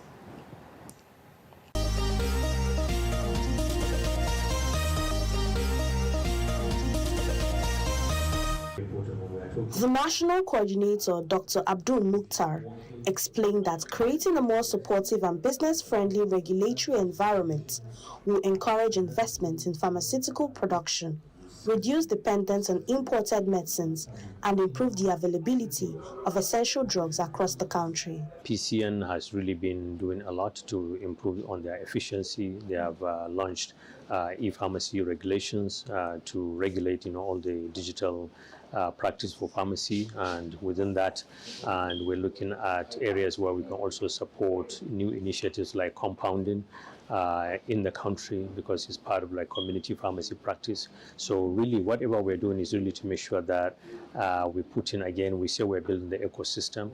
You cannot have a good ecosystem without a good, efficient and professional regulatory environment.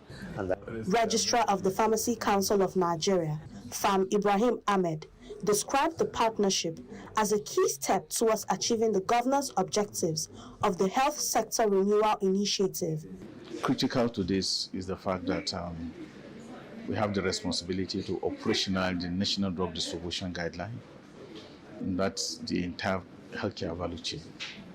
And of course, that sits perfectly very well with PVAC. The issue of health technology, the IT, the e-commerce, is also an attempt to improve universal health coverage, which of course falls under the mandate of PVAC. The initiative is also proposing a framework to support compounding practices within community pharmacies to expand access to medicine at the grassroots.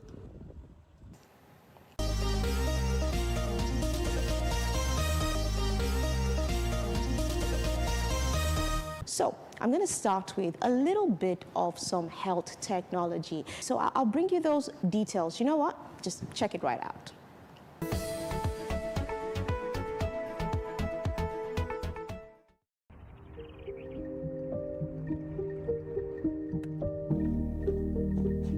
Imagine technology that doesn't just tell you what to do, but physically guides your movement in real time. That's the idea behind the Human Operator, an experimental wearable AI prototype created by a 6-member team of students from the Massachusetts Institute of Technology. Developed during the MIT Media Lab's 48-hour HAD mode hackathon, the device uses electrical muscle stimulation, or EMS, to direct a user's hand and wrist movements.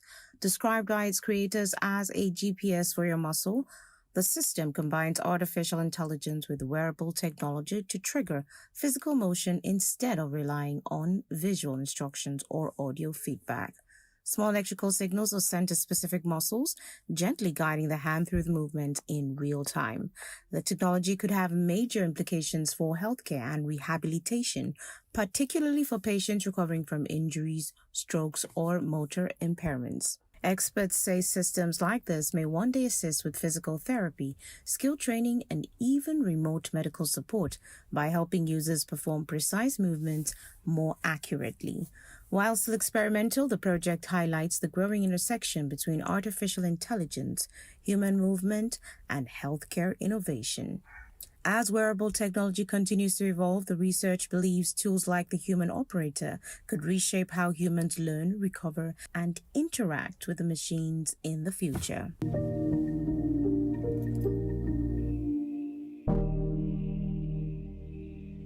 And that's it when it comes to health tech on the show today.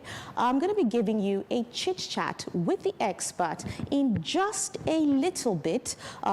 Before I do that, I'd like to bring you our outreach and interventions. Yes, we're talking health here on Health Digest. We had a bit of a chat with the leaders of tomorrow today. Where would you call them? We had a chat with adolescents. Yes, this was for a UNESCO and Seaway partnership to promote health in the community. So I'll bring you those details. You know what? Just check it right out.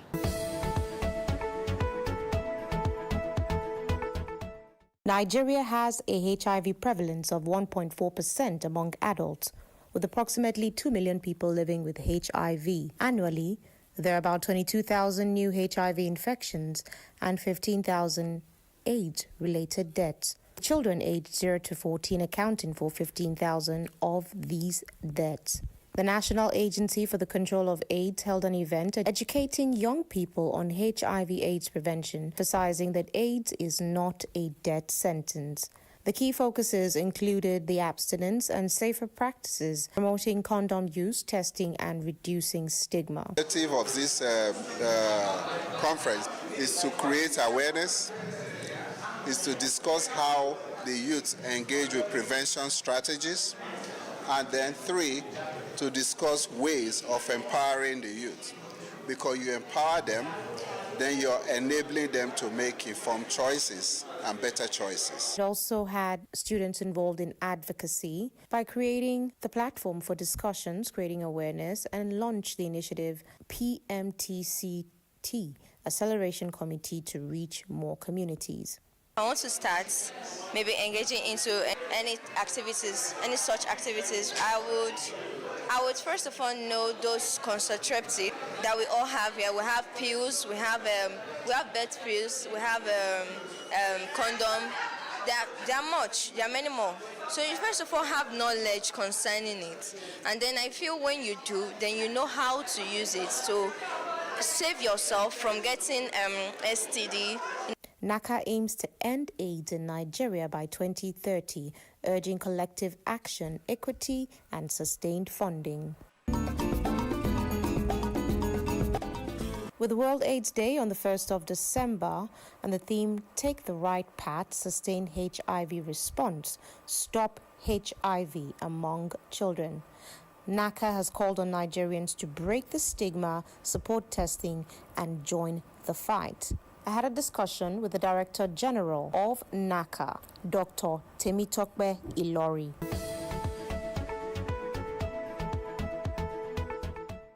Welcome right back. I hope you enjoyed our outreach and intervention sections.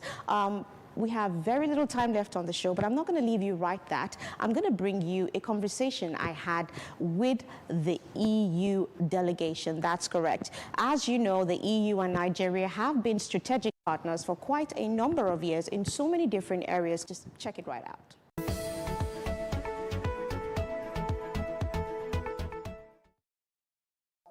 It's a sustainable partnership, and I like the fact that, we're looking inward to see when it comes to the chain of production in what particular area, because World Immunization Day was just a couple of days ago. So you mentioned vaccine production, and some of the questions that a lot of Africans and Nigerians have had has had to do with African-made vaccines, Nigerian-made vaccines to suit our biology, our own makeup. That is quite interesting. So something also very interesting happened during our conversations. You would, for those watching, they would notice that at some point, the lighting changed, and that's because there was a change in power. So I can imagine for those in the health and the medical setup, this must be a challenge. And I know that the EU has done quite a couple of things when it comes to the solarization project for health. Can you tell me a bit about that and its importance? Yeah, now let me be very clear. We've been working on solarization, as you put it, of primary health centers and health facilities for many years. Especially part of the Borno package. All the health facilities that we built in the Northeast, they include the solar power installations. What has emerged, though, is that when you create a solar power installation in a primary health center, it is very difficult for the primary health center to manage the installation. Okay, the first problem that occurs about maintenance or repairing, people really are at a loss because primary health centers don't have electric engineers in the staff. So what we have designed more recently is a different approach. Is to say, and we call it a solar to health. We say, okay, governors, please come forward if you're interested with us to support a number of your health centers, but the vision there is to have solar installations that serve the primary health center, but they can be run as a separate business by, let's say, independent installation managers. So the installation manager comes in, chosen by the state, chosen by basically by the project or by the primary health center directly, and they will be responsible for the maintenance and the management of the infrastructure at an agreed tariff, because in any event it doesn't have to be for free, it has to be cheap, but not necessarily for free, and also with the possibility of using the same installation for other business activities or even residences around the primary health center. So the same installation can provide electricity to housing, to the little shop, and so on and so forth. So which geopolitical zones would you say this strategy has, started off in the last 2 years? Exactly. We are broadly present in all 6 geographical zones. I must say, though, that in the Southeast governor, they were particularly keen on this type of projects, and South-South, they're also very responsive. But we are also present in Jos and elsewhere in the North Central and beyond.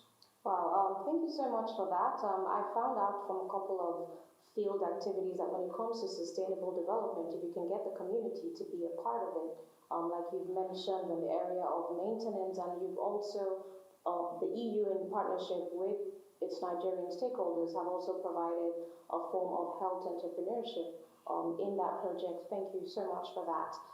Looking at some other areas, I'd like to know, health goes across, I would say, 3 major stages. There's the community engagement, there's also the stakeholder engagement. When it comes to the decision makers and policies, how has the EU, further pushed the mandate of health for Nigeria? Now, the last few years, and I've been back to Nigeria only since 2024, although I lived in Nigeria before, but I'd say the last 2 years we've been very lucky with Minister Patel, who's an extremely qualified and competent and active and dynamic minister and a great leader too.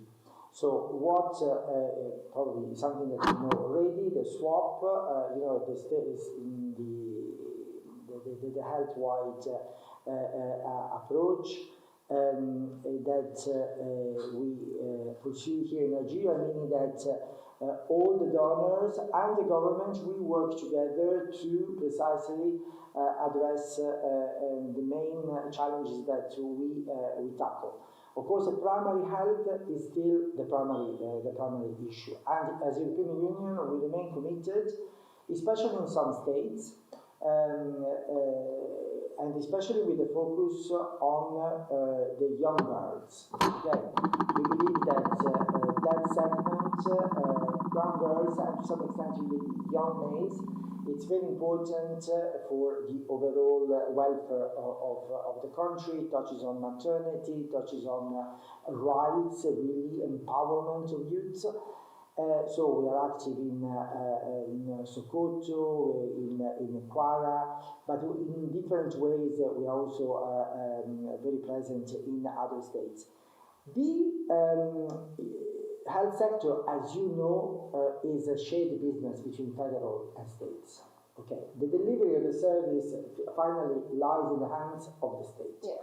At general level, a strategic level, as I said, for example, on health manufacturing, it makes sense to work at federal because there are so many institutional mechanisms that we need to fix and create the right enabling environment, a regulatory environment, and it helps a lot to work on federal. It helps a lot to be with the federal government on, for example, general definition of a mission of a primary health center.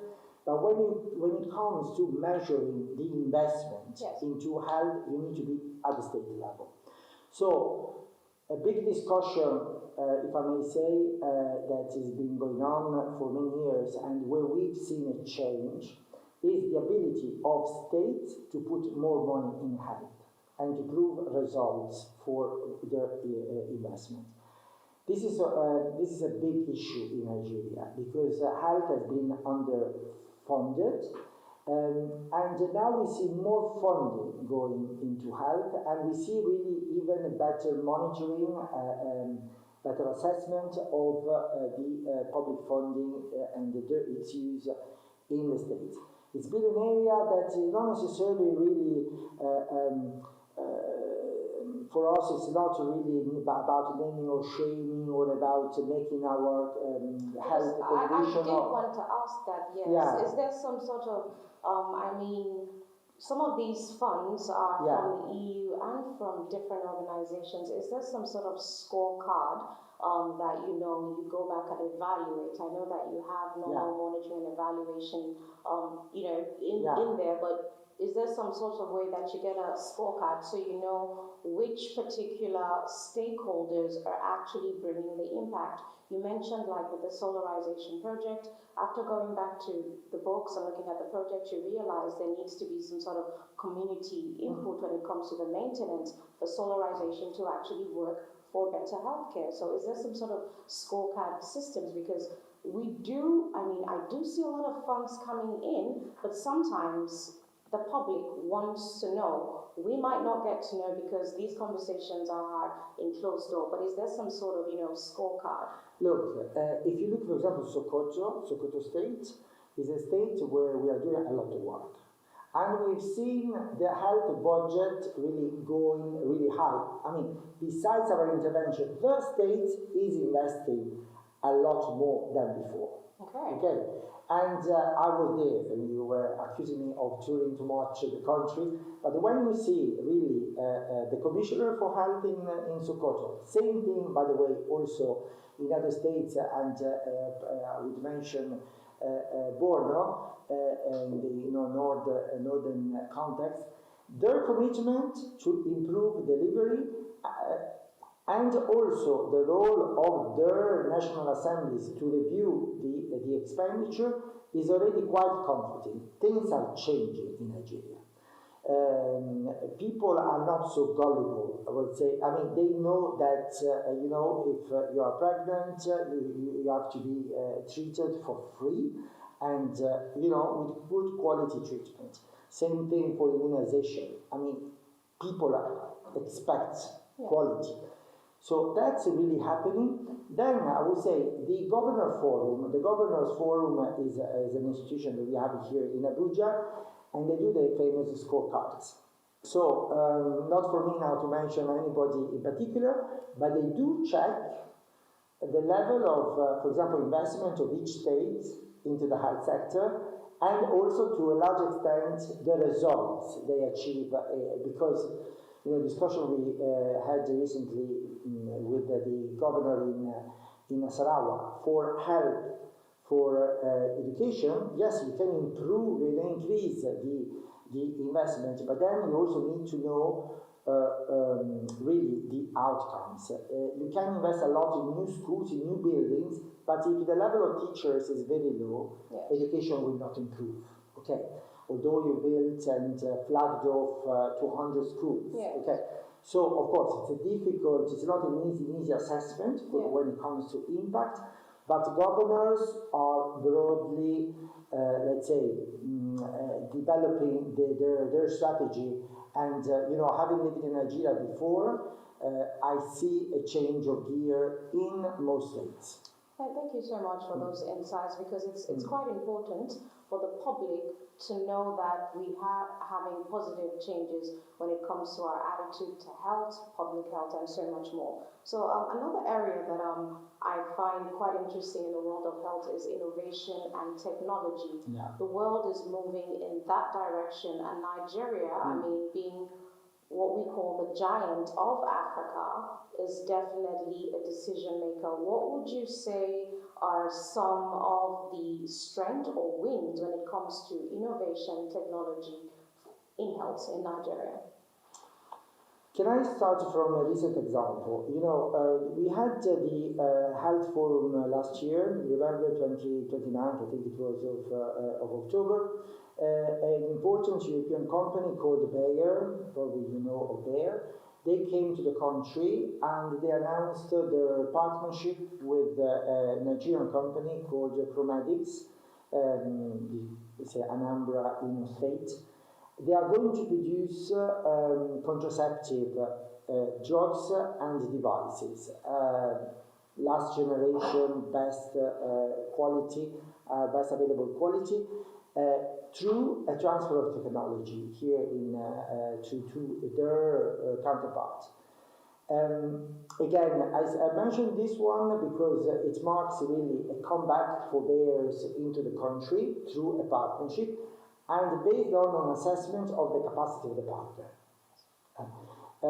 Which means that Nigeria has the capacity to make things happen. Okay. Now, when it comes to indigenous innovation, this is where we are supporting NIPRID, the Institute for Pharma Research and Development, because there are big pockets of the health sector where Nigeria is ready to produce, is already producing innovation, is already producing new solutions. The problem is that the ecosystem to validate the innovation, to test innovation, to commercialize innovation is not necessarily there. Okay. I'm not only talking about dogoyaro remedies, which by the way I think that we should use more, but also really solutions for Lassa fever. For example, this is an ongoing discussion that we want to progress. Treatments for malaria, and so on and so forth. So what we are trying to do is to help Nigeria to have the right ecosystem so that innovation can prosper, can really take up as it should. Then there are tools, there are financial tools, there are access to funds, finance issues that we try to address. There are research funds that are available also through participation in the EU Horizon Europe program. So there are global calls where Nigerians participate, part of a consortium, a global consortium. But I think that really we need our own system. Yes. You know, Nigeria talent is everywhere. So you will always find Nigerians in any world global initiative, but then are we really capable of structuring our own initiative here at home? And this is what we are really working upon. And it's been absolutely amazing. It's been great talking to you, hearing about these amazing things. Will you take us to at least one of these locations to look at what the EU has done on the field? Well, with pleasure. Let's see next time the opportunity arises to see maybe Sora for Health or Kwara, Sokoto, depending on your availabilities. Probably Kwara will be next for me because I was in Sokoto not long ago. But otherwise, you know, there's more to see. Even elsewhere, as I said, in Borno, in Abia, in other states where we can see things. Amazing. Nigerians, listen to this one. What has been your favorite state so far since you've toured? No. As I said, I tour a lot because I love the whole of Nigeria. No state excluded. He answered pretty well. Thank you so much for your time. It's been an absolute pleasure. Thank you very much.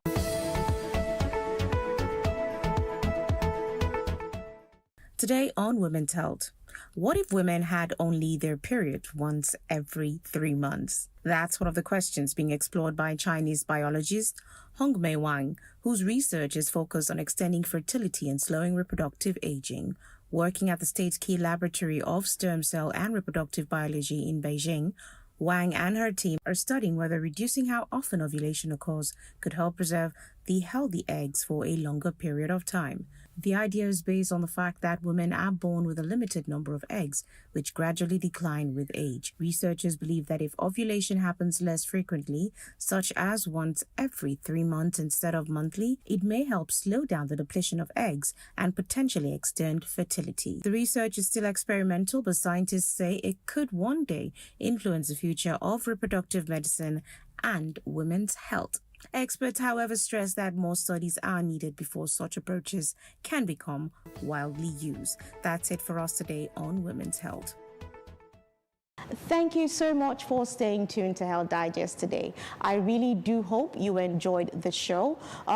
Do not worry, that was just one part of our conversation with Massimo. On the next episode of Health Digest, I'll be bringing you part 2 of that conversation so that you can take advantage of the opportunities that Nigeria has for our health sectors, from economics, policy, and skill acquisition. Stay blessed and not stressed. I'm Ukemere Tukwa. It has been such a delight. Bye.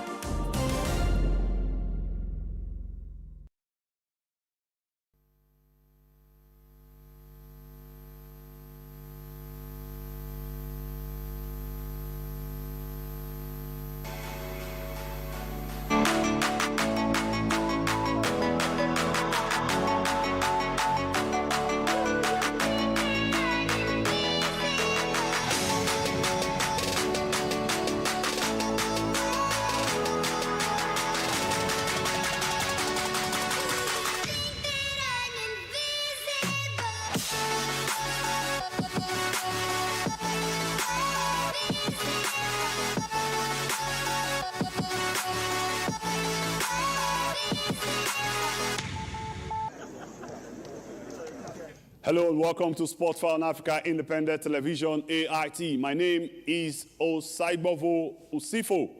On today's edition of the show, we will be discussing Nigeria football development. We all know that the World Cup is around the corner, and once again, Nigeria will be watching through their screen.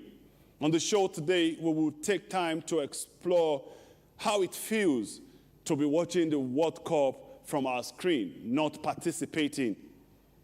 Apart from that, we'll also take a look at the Nigerian Premier League, which will climax next week. A whole lot has happened, and recently the NFF suspended a certain referee called Musa for awarding a controversial penalty to Enugu Rangers. And from there, we'll now delve into FCT football. And we have the chairman of FCT Football Association, who is my guest today, actually. He will be taking us through his time so far as FCT football chairman. And apart from that, he will be giving us insight on what he hopes to achieve in the coming years. All of these and more will be coming on your way, on this show today. But we'll take a short break, and when we return, it will be time to delve into it. Please stay with us. The 64 clubs that will play in the men's competition is made up of 16 teams drawn from the Nigeria Professional Football League. 18 teams found their way to the national competition from the Nigeria National League. 26 are drawn from the Nationwide League, while there are 4 non-league teams. For the women team, the Premiership, we have 17 minus 2. Rivers and Nasarawa are both Premier teams, so we're going to draw 15 teams. Championship, we have 7 teams. Then the Nationwide, 3 teams. Non-league, 5 teams. A total of 32 teams. NFF General Secretary Mohammed Sanusi, who reeled out the draw format, speaks on the Federation thoughts about the competition. Of course, the environment has to be really that conducive, which we are trying to create. It should be violence-free, and there has to be quality players that will be seen by spectators that go to watch matches. We are trying as much as possible to synthesize them, and when the officiating is good, you can see what the Nigeria Football Federation has done. Any referee that messed up is shown the exit out of officiating, and people who tend to be violent are also punished. From the draw ceremony held on May 15th, round 64 matches will be held on the 19th of May. The 27th and 28th of May have been planned for the round of 32, while June 3 will be for the round of 16 matches. The quarter-final matches will be played on June 7, semi-finals on June 11, and the final will be played on June 27 at the Stephen Keshi Stadium in Asaba.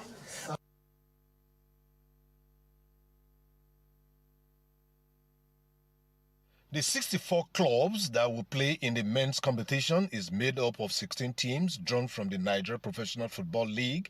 18 teams found their way to the national competition from the Nigeria National League. 26 are drawn from the Nationwide League, while there are 4 non-league teams. For the women team, the Premiership, we have 17 minus 2. Rivers and Nasarawa are both Premier teams, so we're going to draw 15 teams. Championship, we have 7 teams. Then the Nationwide, 3 teams. Non-league, 5 teams. A total of 32 teams. NFF General Secretary Mohammed Sanusi, who reeled out the draw format, speaks on the Federation thought about the competition. Of course, the environment has to be really that conducive, which we are trying to create. It should be violence-free, and there has to be quality players that will be seen by spectators that go to watch matches. We are trying as much as possible to synthesize them, and when the officiating is good, you can see what the Nigeria Football Federation has done. Any referee that messed up is shown the exit out of officiating, and people who tend to be violent are also punished. From the draw ceremony held on May 15th, round 64 matches will be held on the 19th of May. The 27th and 28th of May have been planned for the round of 32, while June 3 will be for the round of 16 matches. The quarter-final matches will be played on June 7, semi-finals on June 11, and the final will be played on June 27 at the Stephen Keshi Stadium in Asaba. Hi, if you just joined us, you're watching Sports for Africa Independent Television, AIT. My name again is Osaibovo Sifo, and my guest this morning is no other person but Mukhtar Mohammed, is the chairman of FCT Football Association. Welcome to Sports 5 this morning. Thank you, sir. Thank you for having me as usual. Thank you. Let's start with this. The World Cup is around the corner. A few weeks from now, we'll have the World Cup on the screen. And once again, Nigeria will be watching through their screen. We're not participating once again. I know we have talked about all of this, but it's getting closer and closer. How disappointing is missing the World Cup again? How disappointing is it for you? Of course, it's. I think I would say the disappointment is not past us. We'll feel the pain once the Mondial kicks off in the US, because you get that feeling. I'm sure a lot of you journalists that had dreamt of going to the US to watch it have cold feet as to who you're going to support or report. But in any case, it's behind us. We must start the process of preparing for the next World Cup now, immediately, so that we don't treat it always as an emergency, you know. So we need to put things in place and, you know, do a deep self-cleansing to say, okay, where did we go wrong? How do we mitigate that? Because everybody's getting better by the day. Okay, we all know that we need rebuilding, isn't it? That's what you're saying. Just before we start on dishing them one after the other, you are a football administrator. We need re-cleansing and all of them. If you were to be hired as a specialist on how Nigeria can revamp its football and make sure we don't lose it again, take us through that step, one after the other. Okay, that's a good question. So, number one, the deep-rooted foundational issues. That's how we look at it. I always like to compare it to a normal kid, his education process. You start from preschool. Also, the environment even helps you from home to start to learn your letters and your numbers. And then you're ready to go out to the world. Then you start with preschool, you do primary school, you go to secondary school, you graduate, you pass, and then you go to the next level, which is presumably university. So you could say that that is a similar process if you were to give an analogy. So I think for us, we must start from the bottom, right? Yes. So before you're able to do anything, you must have a blueprint, a roadmap. This is where I am, and this is where I'm going to. So you know where you're headed to, right? Yes. You must have an identity. You must pick a methodology, which is like the curriculum in school, right? So this is what I want to do. If we have a network, we'll scout kids from age 6, and then it will be regional or it will be statewide, and then we will reduce the numbers up to the national level in preparation for going into proper academies. So basically, if you look at it, we must have a curriculum, and we must have the right coaches with the right training. We must pick that methodology so that we have a DNA, an identity. Every country has how they play, their style. But the infrastructure as well. And not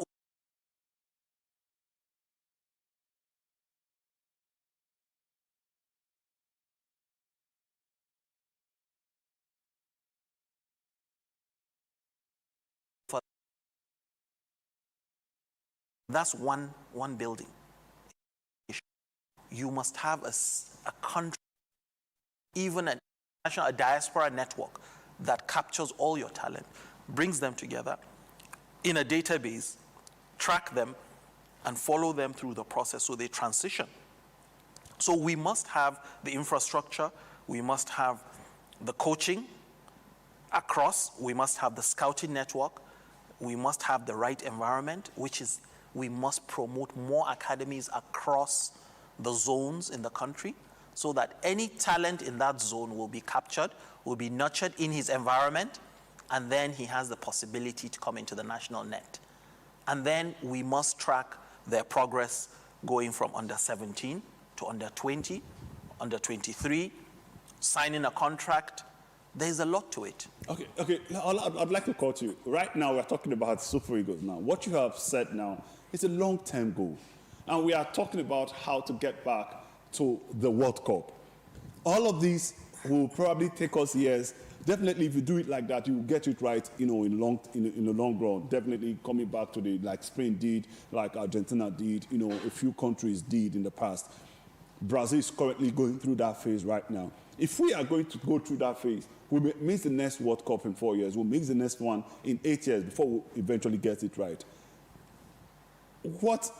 How do we get to the next World Cup? Yeah, but getting to the World Cup is one thing. And even performing at the World Cup is another. Because that is how these administrators are judged. If you don't get to a tournament, journalists or everybody say, get out of that studio or get out of that office, and all of them, you are not doing well. But by the time they qualify, they have suddenly done well. No. I like to see it in us getting there. We have to see that the development process is on track. We have a pool of 250 young talents to pick from. We're a large country. It's like Brazil. It's like France. They had to cut out some top players who are playing in the Premier League. That is a sign that they have a huge database. But some of the administrators will tell you, why go through that long route when we already have some developed players? If you ask me, I know that over-reliance on these individuals has actually hampered our development, a long time. Yeah. But administrators who are there for 1 year, 2 years, most of them don't have time for long-term goal. They have time for short-term goal, as long as they'll be there. Yeah, but even your competitors, countries that look at us, say, let's even take the West Africa region. If Senegal looks at Nigeria and does an analysis on us, they can tell with our strength and our weaknesses what is the future of the next generation. By that, you can tell that will Nigeria be strong to qualify for the next World Cup? Because if already in your youth rank, you don't have 6, 7, 8, 9, 10 talents, then in the next 3-4 years, what do? You don't have a good prospect. And that's why you see that we're always looking or hoping that in diaspora we'll pick those players of Nigerian descent. But then what happens to the bunch, the base here? That's why you see that The Super Eagles coach is struggling to even pick players from the MPFL. So that tells you it's a fundamental, deep-rooted issue that we must solve. There's no shortcut. We want to be there, we have to do the work. Okay, in clear words, before we move over to the next topic. Now, Ibrahim Gusau, who is the head of Nigerian football, is watching. 5 words. Gusau, you want to develop this football in Nigeria? Follow this. I think it's beyond the current leadership. But it starts with them, because they are the ones there. Yeah, but they're constrained with resources, with time, like you said, because coming into the NFF, you're dealing with current issues. They're overwhelming. You're dealing with maybe 8 or 9 national teams. You're dealing with competition. You're dealing with managing crisis in football across the league, the national team, and other things. You're traveling for international events. You're attending conferences. So you're overwhelmed. Then who starts it? It has to be a collective decision, like how Morocco did it. Morocco is a classic example. It's an African country. It's near us. And maybe 10 years ago, we couldn't see it, but they were going through the grind, the hard work. They were putting infrastructure. Now see what's happening. All roads are leading to Morocco. They're hosting everything. They have infrastructure, hotels, their airline. So it's a collective thing. And that's why FIFA has adjudged them fit to host a World Cup with Spain and Portugal. Your infrastructure has to be ready. Your mindset, it needs to be every citizen has that collective effort towards that goal. So until we have that, and I would love to see government encouraged by policy stability, like how you have the education tax fund. If government will put sports to get 0.5% of that education tax to put it into sports, that would be huge, and it should be specific. Reviving school sports, reviving competition, putting sports nutrition ahead. There's so much to do. Anyways, we can't finish this topic today, but we just have to move ahead. Let's quickly talk about the Nigerian Football Federation. Nigeria Premier League, actually, it climaxes next week. Have you been satisfied with the tournament so far? It's coming up and it's coming to an end. Rivers United and Enugu Rangers. Enugu Rangers are actually on top, and followed by Rivers United. Who is winning? Who do you think will win it? And we know that, officiating problem has actually hampered our program. Going forward, what would be your advice to Elegbele and his team?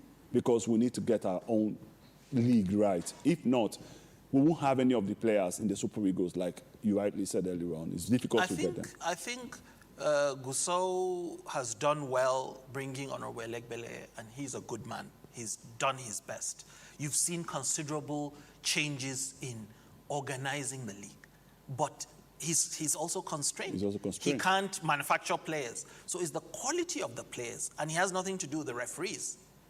No, so, once the law is right, once the officiating is right, I'm sure it will affect, it will have good effects on the players. So you see, like, the TV issue is a big issue. You need money to come in. So it's a double-edged sword. You need the facilities to be right, and these are owned by various state governments. The teams are owned by various state governments. So the welfare of the players, the recruitment, the decision-making, it's not yours. You're just an organizer. So in terms of organizing the league and bringing it back to life, I would say they've done a really good job. Now you can see the competition is back. Different teams are able to win. And the organization... But it's not enough. Yeah, it's not enough, definitely. It's not enough. You can do better because there's a standard. We're comparing it to a global standard. But in terms of where it was before and now... Of course, the great disparity, yeah, definitely. The biggest thing is the quality of the players. Once the quality is not there, no matter how good the TV looks or the league is organized, the output would not be there because we're not going to the African Champions League.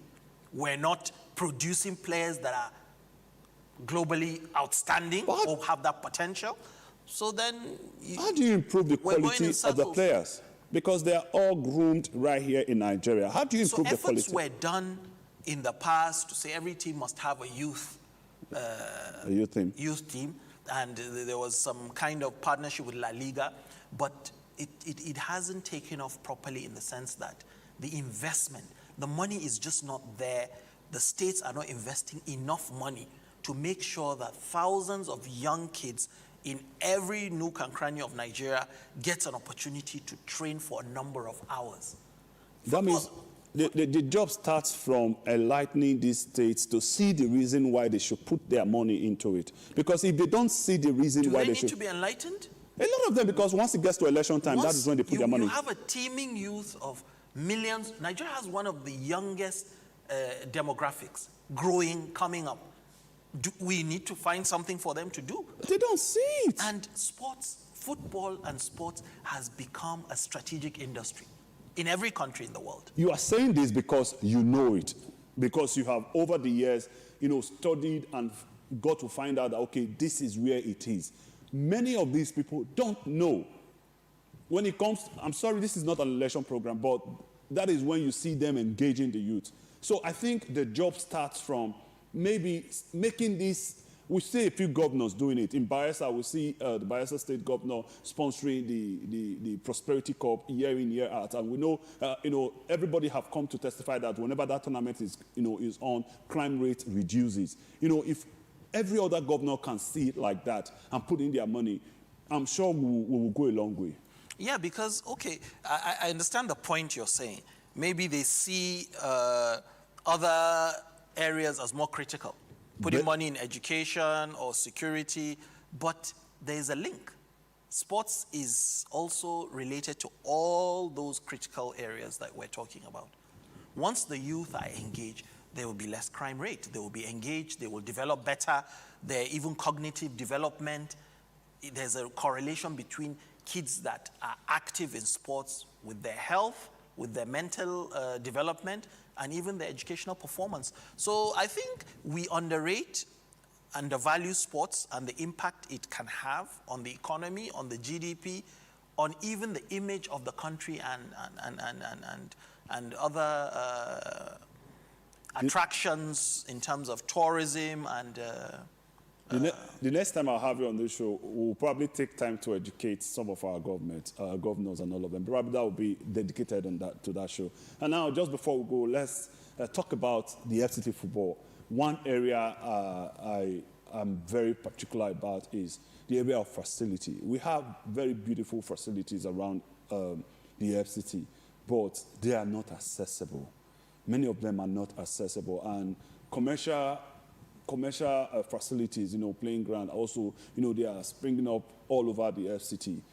What are you doing, or what would you like to do to help those people, that cannot actually access this, these facilities to train?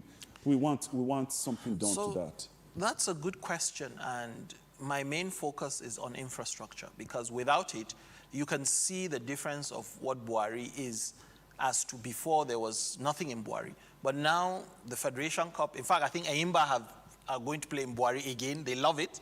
They always come and play there. Kano Pillars, Enugu Rangers have all played there.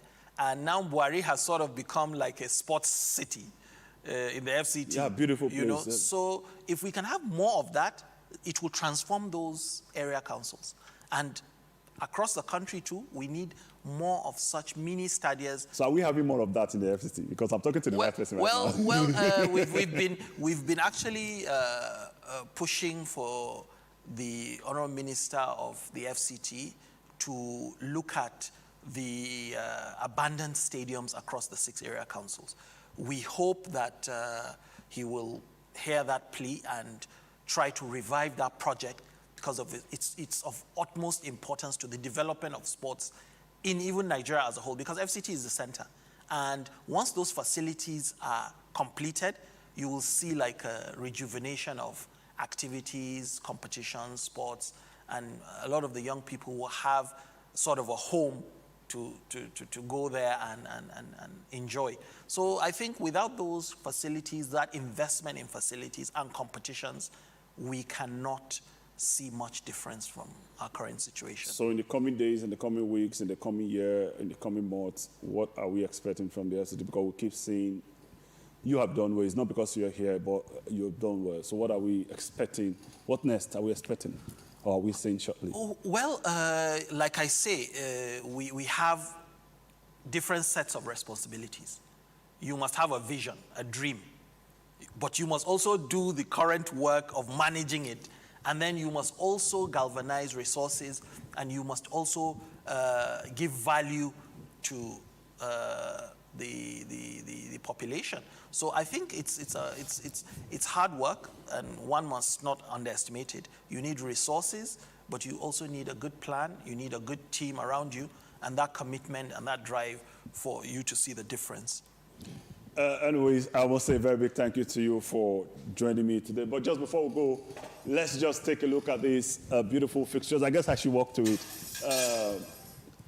Interesting fixtures we have. We all know that the battle for the English Premier League title is between Arsenal and Manchester City. Unfortunately, there will be no Premier League matches today. As in, most of the matches are lined up for Sunday because of the FA Cup tie that we have, lined up today. That is FA Cup between Chelsea and Manchester City. Interesting fixtures. Manchester United, who are already qualified for the Champions League, will be taking on Nottingham Forest. Brentford up against Crystal Palace.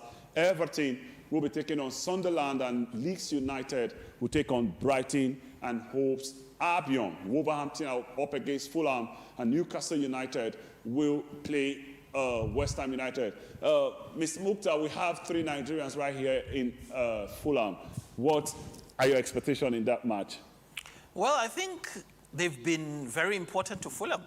Alex Iwobi, Chukwueze, Calvin Bassey. They've been a great set of players for Fulham, and they've actually been like a spine, I would say, in terms of the performance. So we're really proud of them and what they've done, and they've given their best. And now Fulham is no more in the relegation battle for another season. They're a mid-tier team that you see them always battling and getting results when you don't expect them. So I think now Fulham is a very stable team, a strong team, and they've held their own there, and they've really been flying the flag for Nigeria. Kudos. Anyways, I'll ask you one more final question. These are the fixtures. Arsenal will be playing on Monday. They will take on Burnley. If they win this match against Burnley, they will there are 5-point gap over Chelsea. Will be back again. As over Manchester City, I beg your pardon, will be back again. And Manchester City plays Bournemouth on Tuesday. Bournemouth are battling to be in the Champions League next season. If they win their remaining 2 matches, including this one, and Liverpool loses their last match, Bournemouth will be in the Champions League for the first time in their history. Chelsea, a struggling Chelsea, are up against Tottenham on Tuesday. Remember, Chelsea are playing Manchester City later today in the FA Cup final. But very quickly, who is winning the title? That's the last question I have for you. Great question. Burnley is a team that used to be where the current Bayern Munich coach was, and that's how life changes. He's won the title, he's doing well, and there's another player of Nigerian descent, but France took him before, was Olise. But somebody called me yesterday and said that his younger brother is coming up. Nigeria must go for him. So yeah, I think everybody wants to see Arsenal win it, because I saw a video online that said, Arteta, someone is screaming at Arteta, he was screaming at Pep. Let Arteta win it. And Pep was like, no, I'm not going to let him win it. But so it's an interesting climax. It will be beautiful if we see Arsenal win it for the first time in over 21 years. Yeah, but that just shows you the quality of competition. It's going to the wire. I don't see it not going to the last day. I think we're going to see great results, and it's going to be a climax. And then they go again next year. That's what makes the Premier League really a special. You sound like an Arsenal fan, but thank you so much for joining me on the show today. Thank you very much, as usual. We will do this, and I told you we are advising the governors and everything why they should put their money on sports. They need to be told. Thank you so much, Mukhtar. Thank you so much. I appreciate it. Mr. Mukhtar is the chairman of FCT Football Association. Definitely we'll do this again. And that's our time on the show. I am Osaibovo Sifo. We'll be back next week with another interesting show. Till then, say bye for now.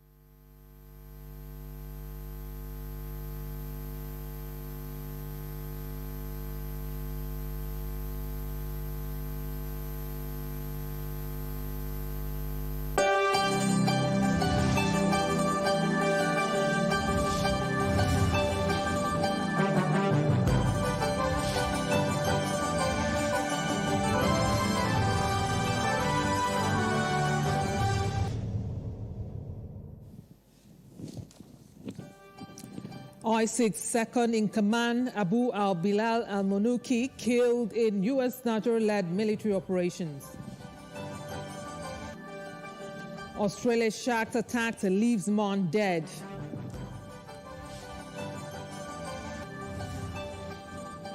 And 80 dead in eastern Congo over new Ebola virus outbreak. This is the World News on AIT. I am Chioma Okole Mukuzi. Welcome. Now, U.S. President Donald Trump says that American Nigerian forces have killed the second-in-command of ISIS globally in a military operation in Africa. Writing on Truth Social, Trump said the joint mission was flawlessly executed to eliminate the most active terrorist in the world, Abu Bilal al-Munouki. Al-Munouki was declared a specially designated global terrorist by Washington in 2023.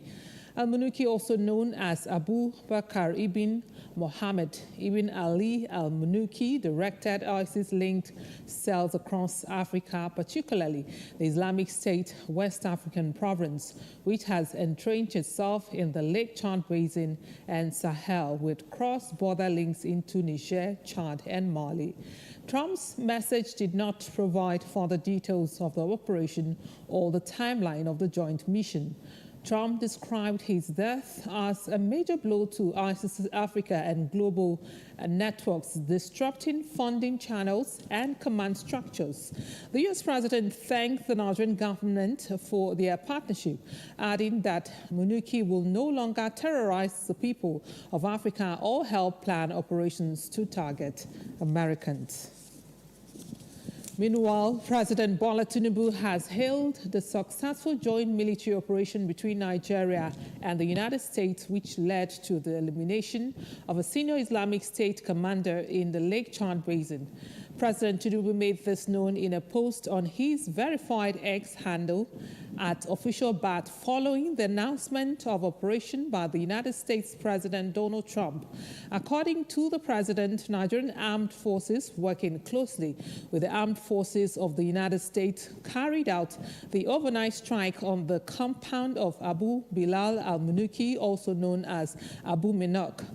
He disclosed that preliminary assessment confirmed the killing of the wanted Islamic State leader alongside several of his lieutenants during the coordinated operation in the Lake Chad Basin. President Tinubu described the mission as a strong example of effective collaboration between Nigeria and the United States in advancing shared security objectives and combating terrorism within the region. He commended the professionalism, bravery, and commitment of the military personnel involved in the operation, noting that the strike dealt a significant blow to terrorist elements operating around the Lake Chad region. The president also expressed appreciation to Donald Trump for his leadership and support in strengthening security or cooperation between both countries. Tinubu reaffirmed his administration's commitment to sustaining military offensive against terrorist enclaves across the country while deepening international partnerships aimed at restoring peace and stability in affected communities. Now, President Donald Trump has cautioned Taiwan against formally declaring independence from China. Taiwanese President Lau Ching-te has previously stated that Taiwan does not need to declare formal independence because it already sees itself as a sovereign nation. The U.S. has long supported Taiwan, including being bound by law to provide it with a means of self-defense, but has frequently had to square this alliance with maintaining a diplomatic relationship with China. Trump earlier said he had made no commitment either way about the self-governing island, which China claims as part of its territory and has not ruled out taking by force. Washington's established position is that it does not support Taiwanese independence, with continued ties with Beijing being contingent on its acceptance that there is only one Chinese government.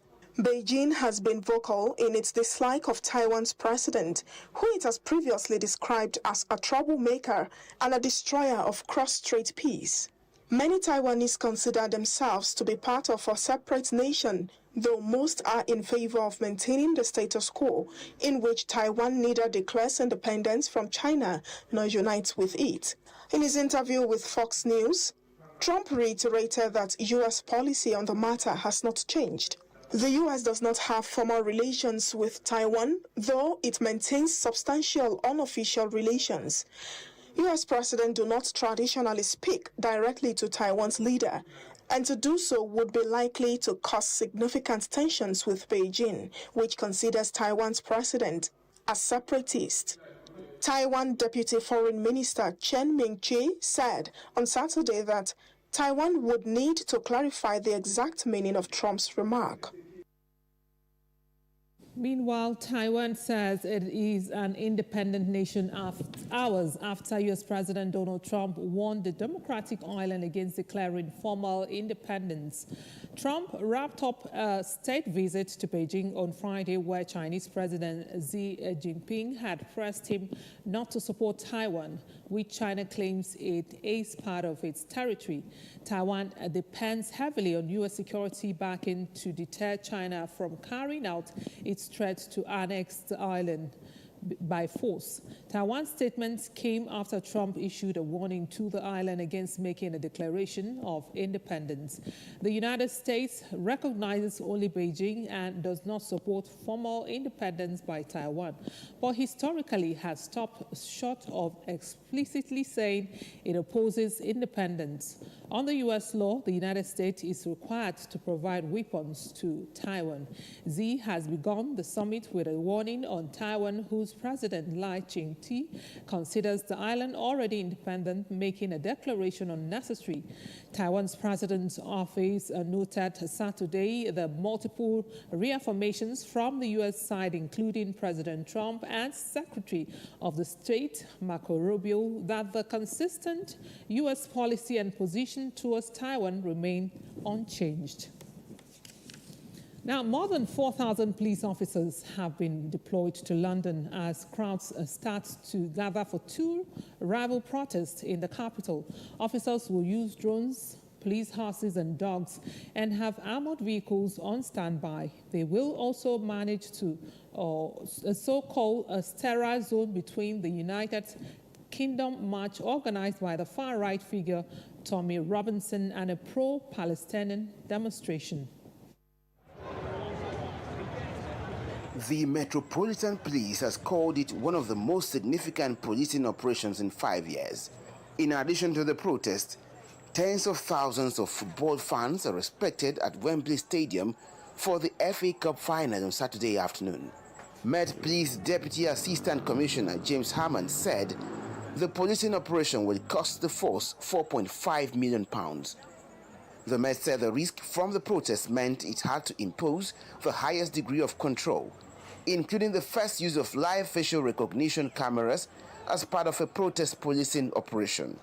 Live facial recognition will be used at Euston and King's Cross St. Pancras railway stations, where people attending the United Kingdom march are likely to arrive.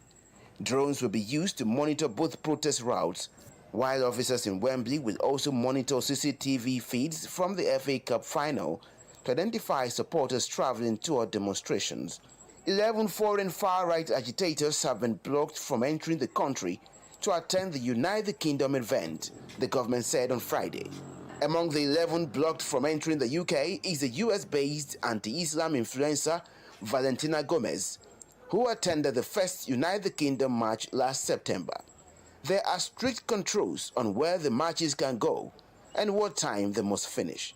Protesters attending the United Kingdom march are due to gather in Kingsway before heading to Whitehall and a rally in Parliament Square.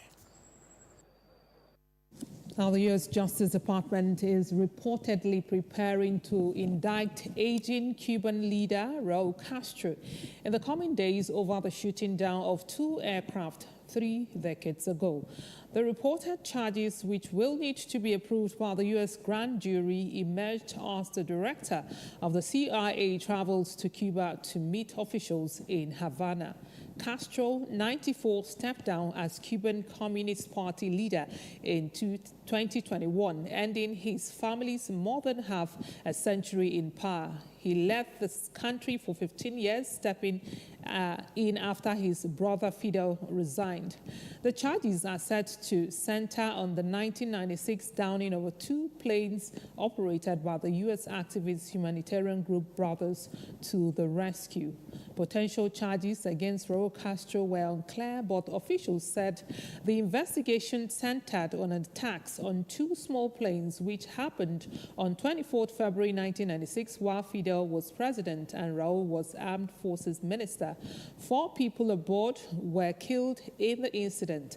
Brothers to the Rescue, a Cuban exile group that searched for the raft carrying migrants from Cuba to U.S., had previously dropped anti-Castro leaflets near the Cuban coast. And a Hamas official has confirmed that Is Adin al-Haddad, commander of the group's armed wing, was killed in an Israeli airstrike in Gaza City on Friday. Israeli Prime Minister Benjamin Netanyahu and Defense Minister Israel Katz said in a joint statement that Haddad had been Israel described him as one of the architects of the October 7 massacre.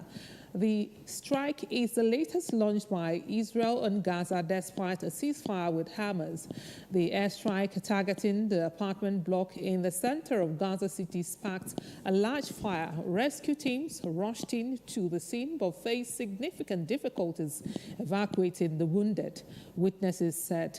Meanwhile, U.S.-led peace efforts have stalled since the start of the Iran war, with later phases of the plan yet to come into effect.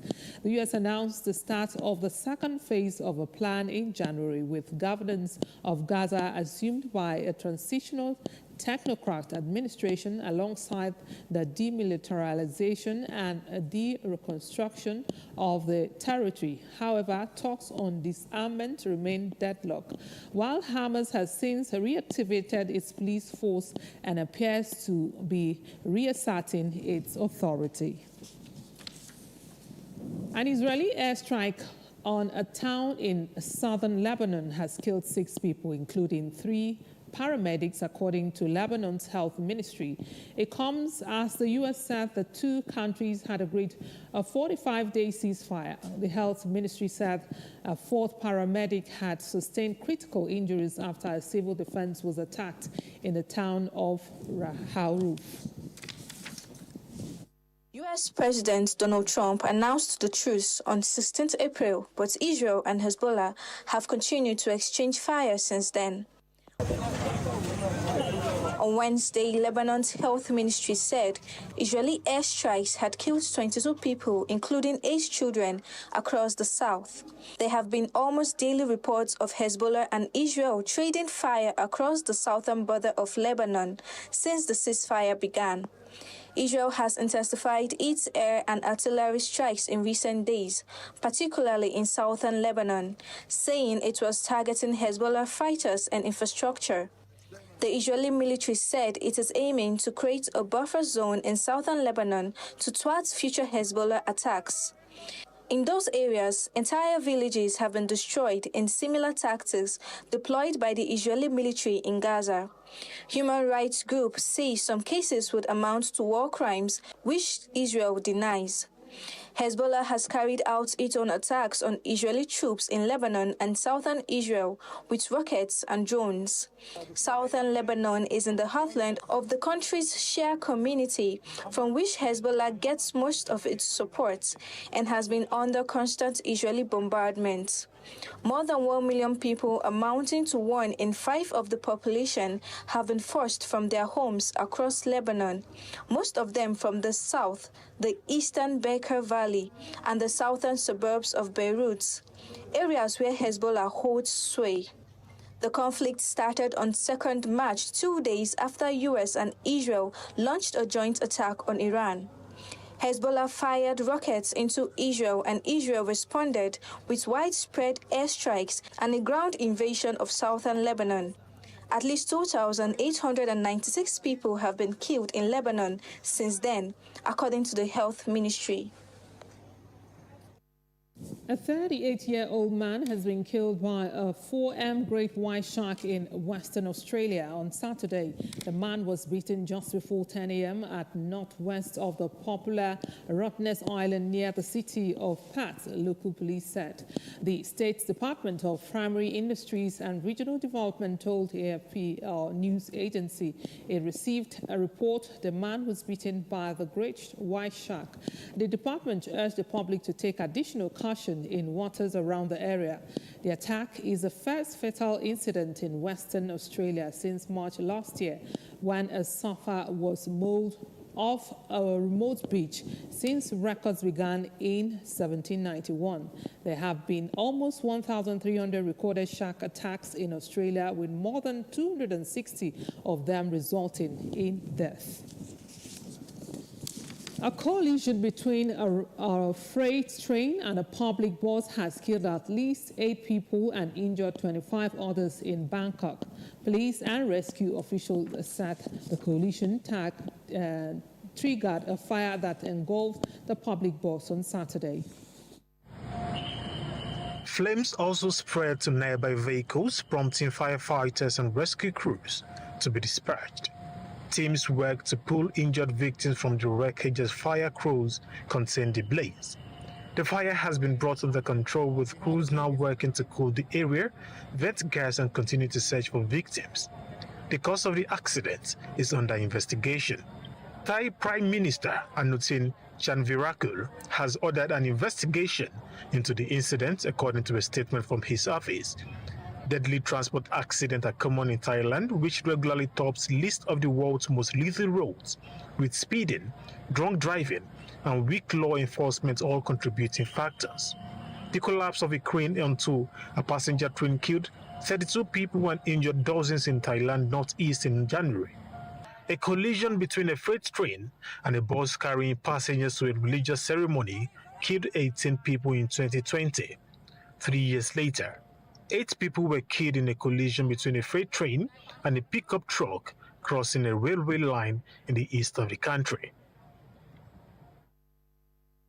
Africa's top health agency has declared an Ebola outbreak in the Democratic Republic of Congo's eastern Ituri province. Around 246 cases and 80 deaths have been reported, mainly in the gold mining towns of Mongulu and Rampara.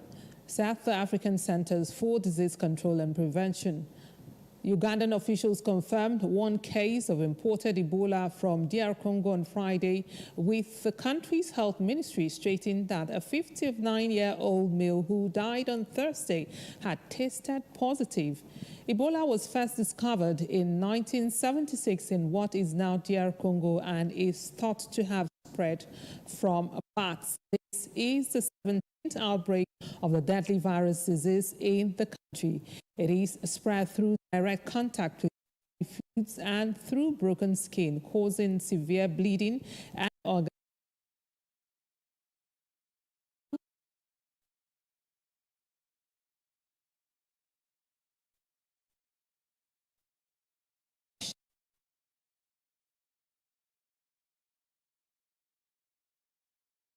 Virus.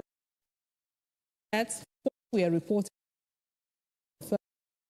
Africa, that all affected communities and at-risk areas have been advised to follow guidelines from the national health authorities. You're watching The World News on AIT. We'll be back with more stories. Stay with us. The stories now break online.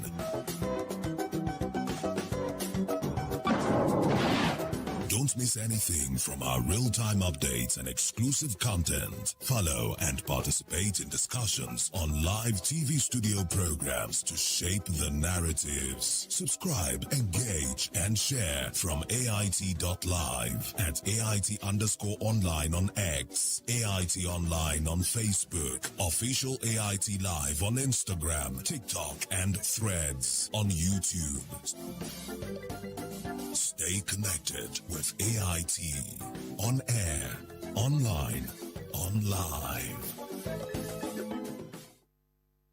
Nice to have you back. Now, the federal government has begun the implementation of a 30-day visa exemption policy for citizens of Rwanda as part of efforts to help strengthen diplomatic and bilateral relations between the Federal Republic and the Nigerian and the Republic of Rwanda. This development follows an announcement made by President Bola Ahmed Tinubu at the Africa CEO Forum in Kigali, Rwanda, granting Rwandan nationals a 30-day visa exemption, reciprocating similar gesture from Rwandan government to Nigerian citizens. As a statement signed by the Public Relations Officer, Nigeria Immigration Service, Akinshola Akinlabi, said this bilateral agreement allows Rwandan nationals to enter Nigeria without a visa for a period not exceeding 30 days for lawful activities such as tourism, business, and official engagements. However, individuals seeking to remain in Nigeria beyond the approved 30-day period will be required to obtain their appropriate visa through Nigerian Embassy or High Commission abroad or the Nigerian e-visa channel. Akinlabi also said all international entry points, including airports, land, borders, and seaports, have been directed to commence immediate implementation of the policy in line with the directive.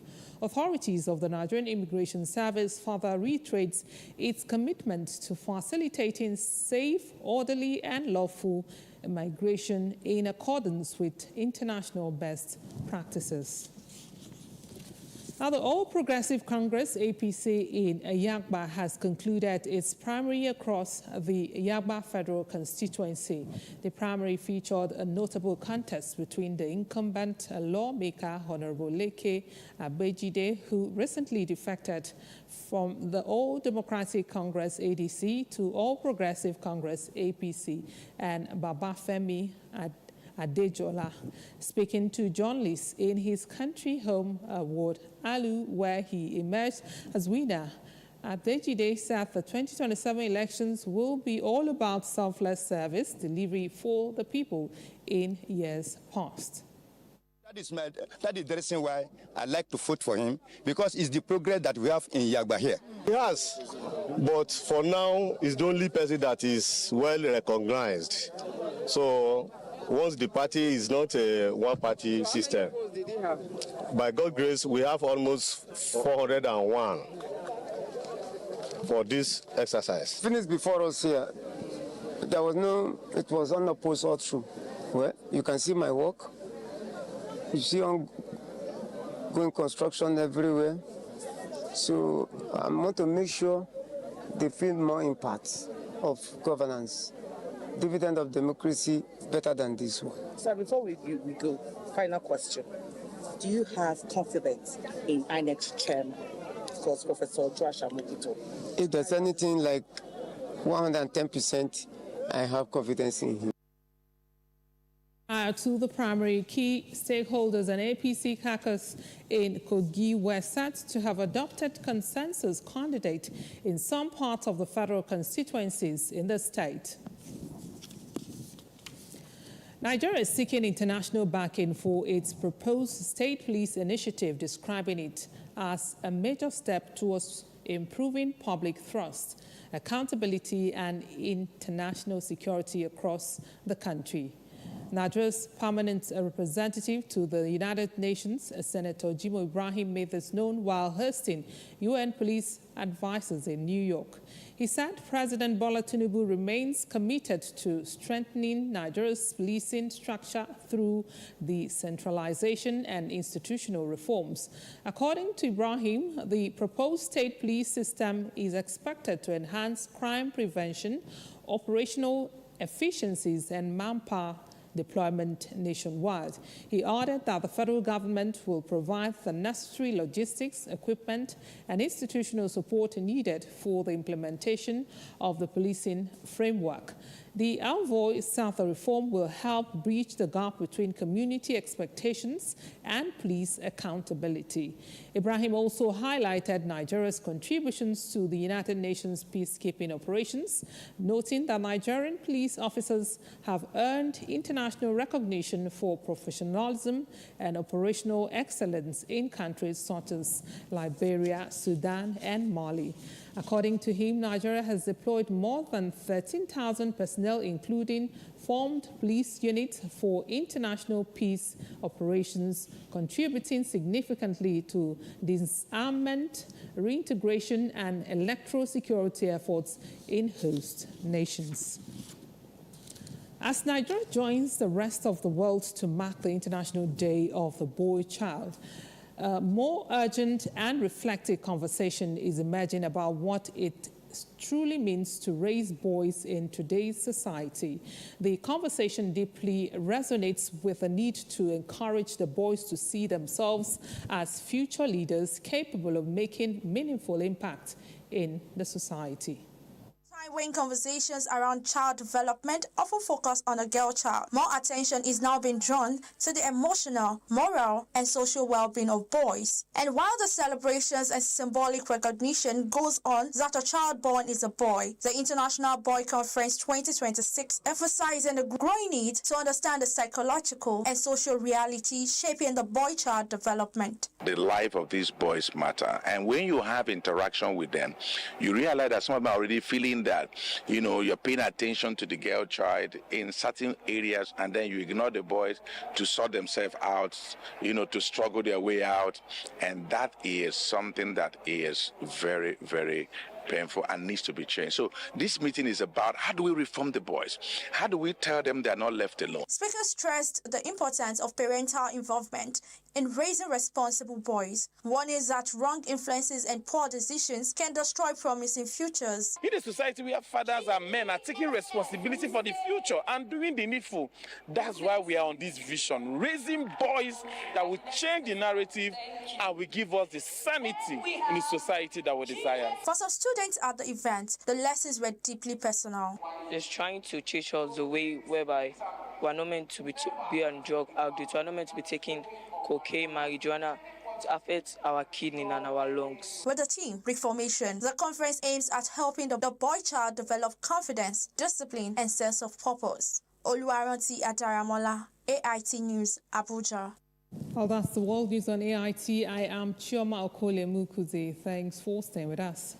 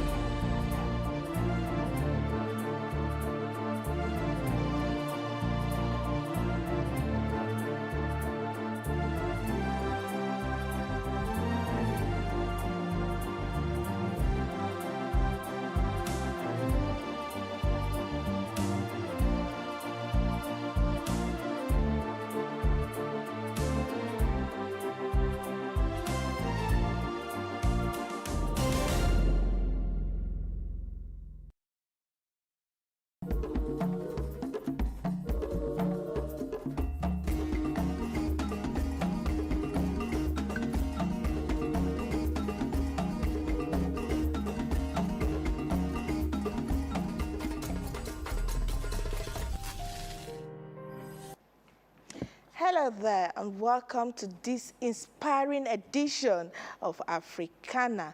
It's still your regular host, Iwareko Dokbesi Uduimo. Welcome.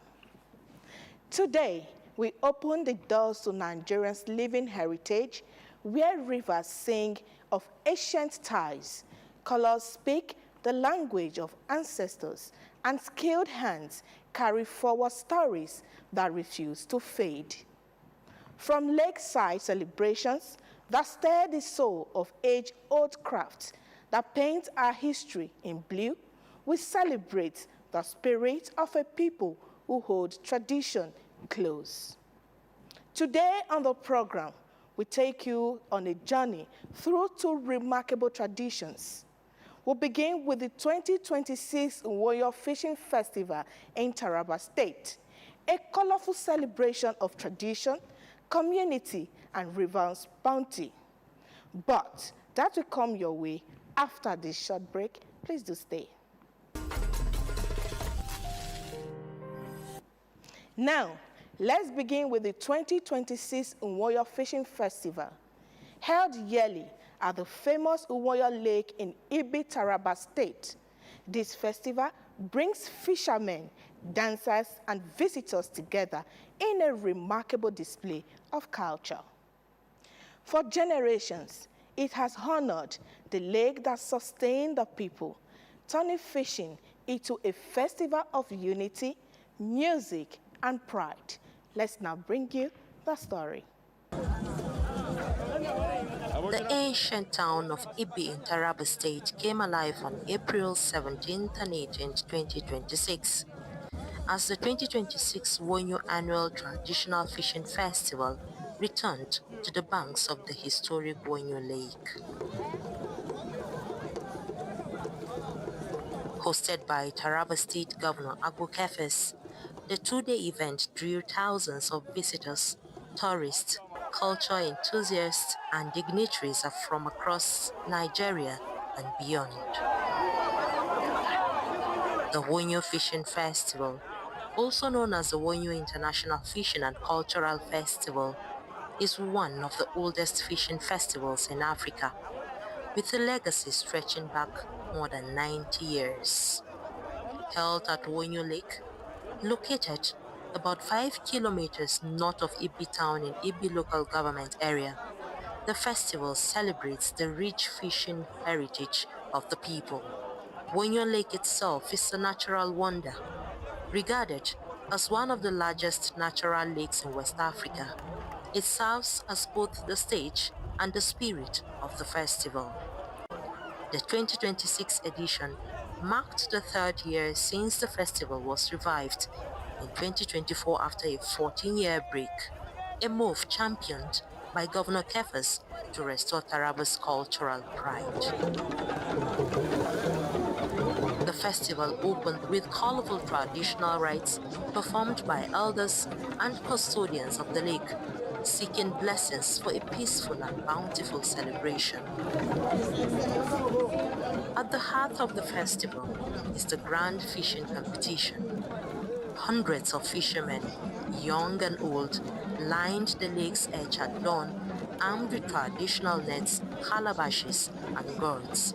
On the sound of the horn, they plunged into the water in a display of skill passed down through generations, racing to the land, the biggest catch.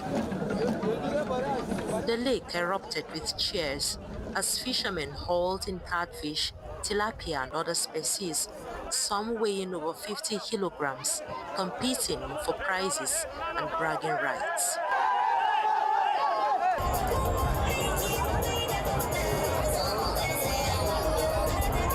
Beyond fishing, the festival is a full cultural showcase.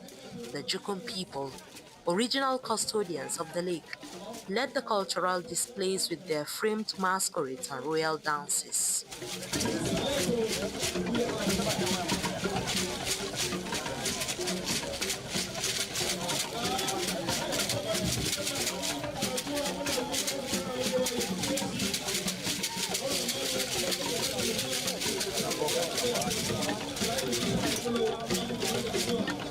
Other ethnic groups in Taraba, including the Mumuye, Wurkun, and Tif, also grace the arena with music, drums, and dance steps that tell stories of war, harvest, and unity. Traditional music fills the air as talking drums, flutes, and xylophones set the rhythm for performance draped in beads, animal skins, and hand-woven fabrics.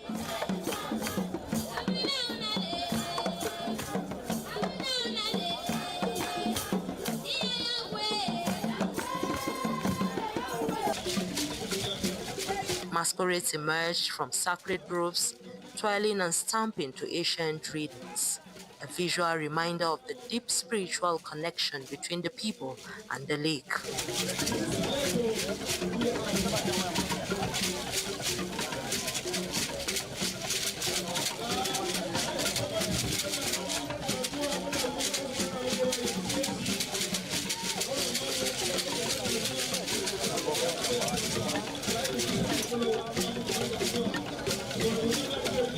Aquatic sports added modern flair to the ancient tradition. The boat regatta saw brightly decorated canoes race across Wonyo Lake, paddled by teams in perfect sync.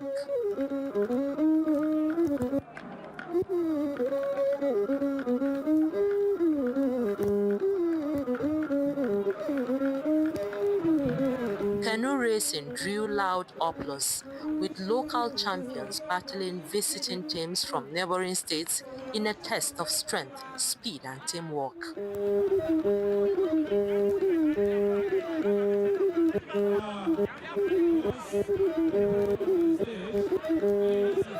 For many tourists, the cultural village was a major highlight.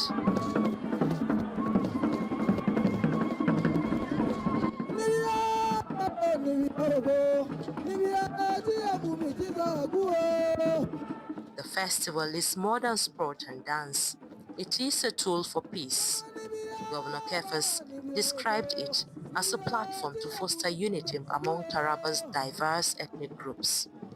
The governor said the Wonyo Festival proves that culture can heal divisions and promote understanding in a state with over 80 ethnic nationalities.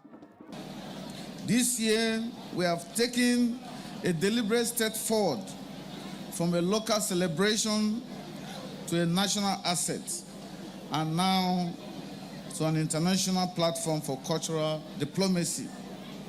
That is why today we are honored by the presence of leaders from Nigeria, Africa, and in diaspora, especially my brother Deacon. Your presence here today is deep and is very significant to us, the good people of Taraba State. For over time, with our rich heritage and natural resources, Taraba State have been relegated to the background. But with the coming of this administration, we are making deliberate efforts to bring back the glory of Taraba to the whole world. And I'm happy you are here to see it with yourself. This festival is not just culture, it is opportunity for us all. Opportunity for tourism, opportunity for investment, opportunity for youth engagement. We are opening Taraba to the world. And because culture is not just heritage, it is also wealth. To our distinguished guests from across Africa and the Caribbean, your presence here today strengthens our shared identity, and it reminds us that Africa is one. Our heritage is shared. Our future is connected. To the people of Ibi, who carry Southern Taraba and Taraba, this is your heritage. This is your legacy. This is your gift to the world. So preserve it. And now we are present here and the whole world is seeing us. In closing, I will say that let this festival send a message from the waters of Wonyo that the story of Wonyo and Taraba is rising. A story of peace, a story of unity, a story of a people moving forward. From Taraba State, nature's gift to the nation. We present to the world a heritage that will endure forever. Traditional rulers from across the state sat side by side, a rare display of solidarity that residents say has reduced communal tensions since the festival's revival. Economically, the impact was clear. Hotels in Ibi and Wukari were fully booked weeks ahead. Local traders, boat makers, and food vendors recorded huge sales. Artisans who had abandoned their crafts returned to work, producing traditional fishing gear and souvenirs now in high demand from tourists. The Taraba State Ministry of Culture and Tourism reported over 15,000 visitors across the 2 days, including international guests from Cameroon, Ghana, and the UK. Cultural scholars at the event noted that Wonyo's age and scale make it a strong candidate for global recognition. The government is now pushing for UNESCO listing. This festival served as a symbol of communal life, where strength, skill, patience, and resilience are displayed in their purest forms. The art of fishing here goes beyond the catch. It is a ritual. It is a cultural performance. It is a living bridge connecting our past, our present, and our future. On behalf of the chairman of this occasion, whom I have the pride and honor to represent, I want to congratulate all the people of Wukari, all the people of Ibi, all the people of Taraba State for bringing this dream back to life. On this note, I personally want to say that the Nigerian Governors Forum will continue to support our brother, the governor of Taraba State, to push this dream beyond possibilities. On behalf of the people of Plateau State, I want to say also that Taraba State is dear to the people of Plateau State, and together, whatever will develop and grow Taraba State, Plateau people will promote it. Therefore, I pray that this enduring relationship between all of us will continue to grow from strength to strength until our people are lifted out of the shackles of poverty into the glorious realms of prosperity.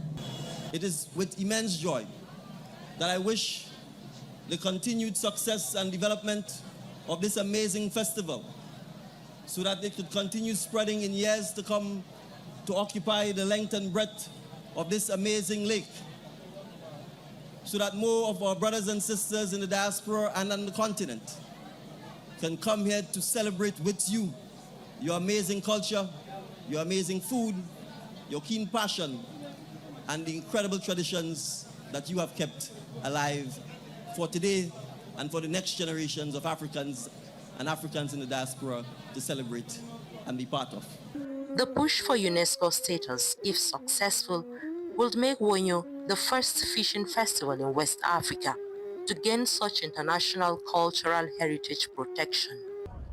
The winner of the 2026 fishing contest, 34-year-old Musa Tanko from Ibi, caught a catfish weighing 68 kilograms, earning him a cash prize and a new canoe. Tanko dedicated his win to his late father, who taught him to fish at age 10, saying the festival keeps their ancestors' memory alive. As the sun set on April 18th, the closing ceremony featured a torchlight procession on the lake and a fusion performance of all ethnic dances.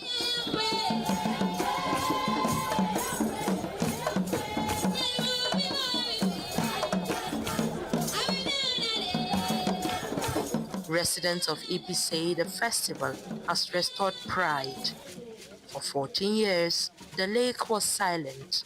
Now, its waters speak again through drums, songs, and community. The 2026 Wonyo Fishing Festival has once again proven that when culture is celebrated, tourism grows, unity deepens, and heritage lives. For Taraba, the lake is not just water, it is identity.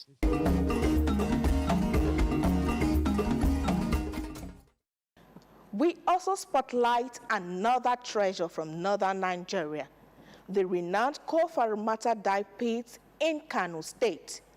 Over 500 years, artisans there have dipped fabrics into deep indigo pits, keeping alive a craft that shaped trade across West Africa. These pits are living museums where clothes, identity, and history blend together. Let's take a look.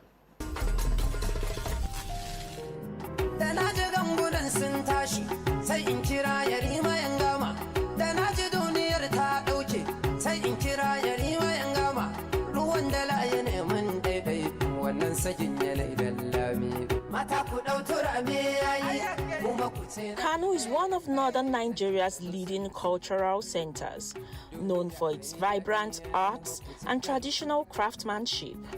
The city boasts of a rich heritage in leatherwork, weaving, embroidery, and renowned Kofa Mata dye pits, where indigo dyeing has been practiced for centuries. These traditions, rooted in Hausa culture, reflect the identity, history, and creativity of the people. Beneath the open sky, generations of artisans work over earthen pits filled with deep indigo dye, preserving a legacy that has endured for over 500 years. At the heart of this story, the dye pits stand as a living museum of culture, craftsmanship, and resilience, when fabric, identity, and tradition intertwine.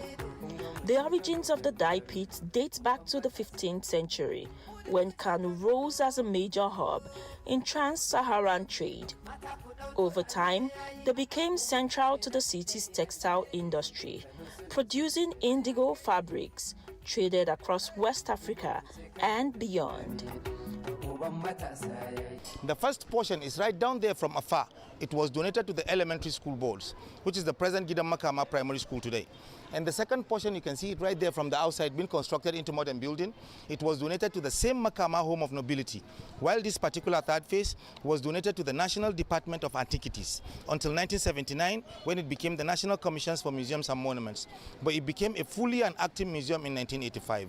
So you're welcome once again. So what is the socio-economic impact of this place to Kano economy and Nigeria generally? Okay.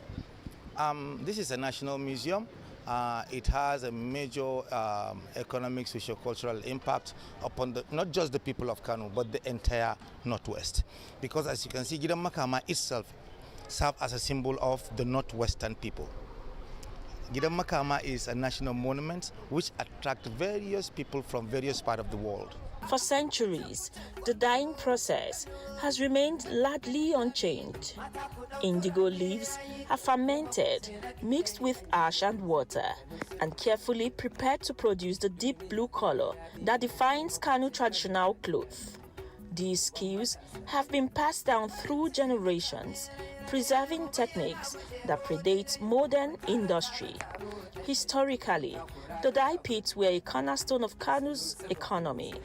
Their textile were prized, won by royalty, and exported across the Sahel into the Middle East, strengthening Kano's reputation as a center of commerce and crafts.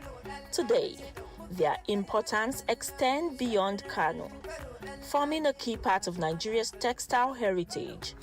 They represent indigenous knowledge and sustainable production methods, increasingly relevant in global shift toward eco-friendly fashion.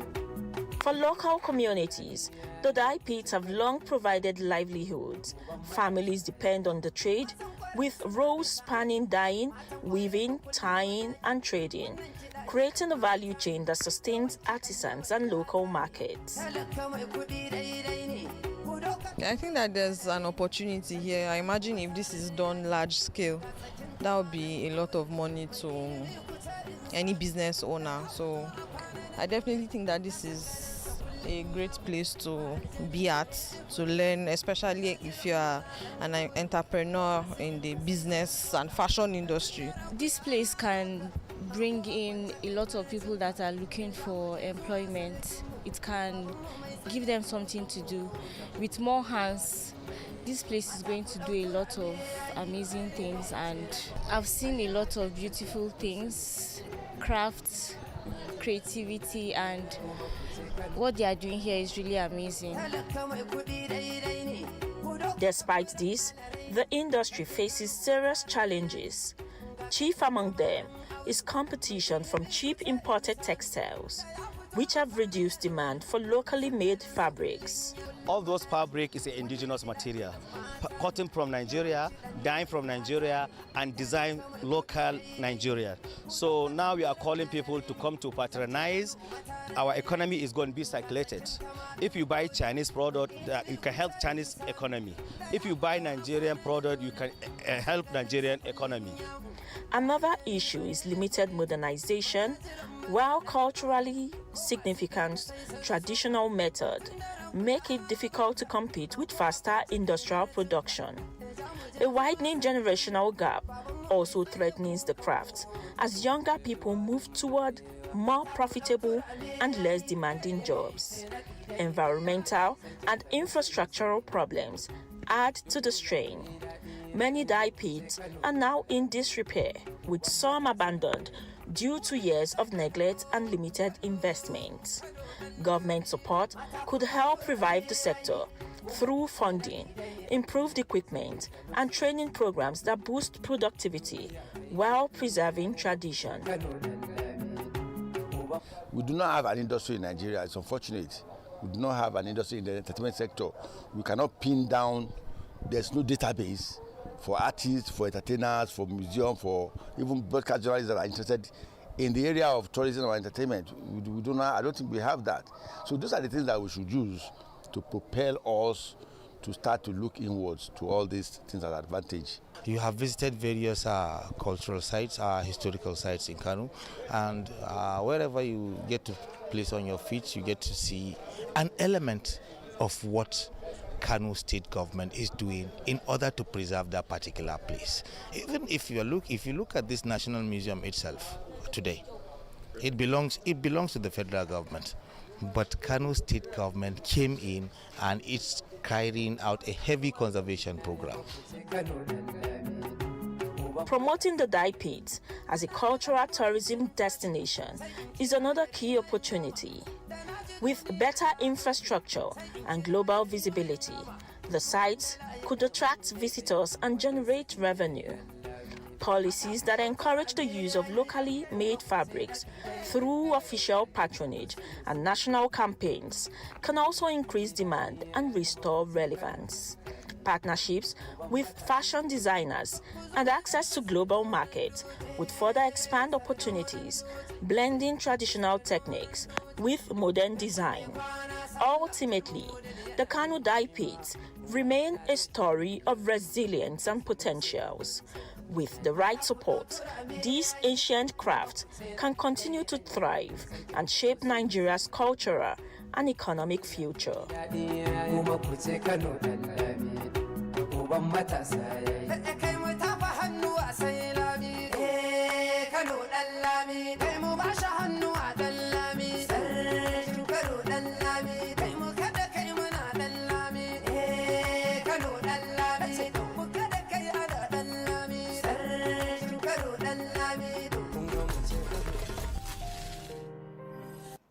Though the Umuahia Fishing Festival and the Kofaramata Dye Pit are different stories from different places. Both reveal how culture survives through the hands of everyday people. One thrives on water and harvest, the other on earth, ash and indigo. Together, they show the depth of Nigerians' traditions. From the splash of net in Taraba to the deep blue of dyed clothes in Kano, these stories remind us that our heritage is not locked in the past. It lives, it breathes, and it works with us every day. When we gather at the lake or dip clothes into indigo, we are touching the same spirit our ancestors held there. In honoring these traditions, we keep the soul of Africa strong and bright for the generations yet to come. And so, whether it is a drum beat by the water or the quiet drip of dye from clothes to pit, every sound and every color tells us who we are. Let us protect these voices, nurture these crafts, and carry them forward with pride. Africa's beauty is in its people, and its future is in the stories we choose to keep alive. That's our package for you this week. I hope you enjoyed every bit of the program. Until I come your way again next week, please embrace Africa, live Africa, and promote Africa. I am Iwarfreho Dokbesi Udimo. Bye, and see you next week.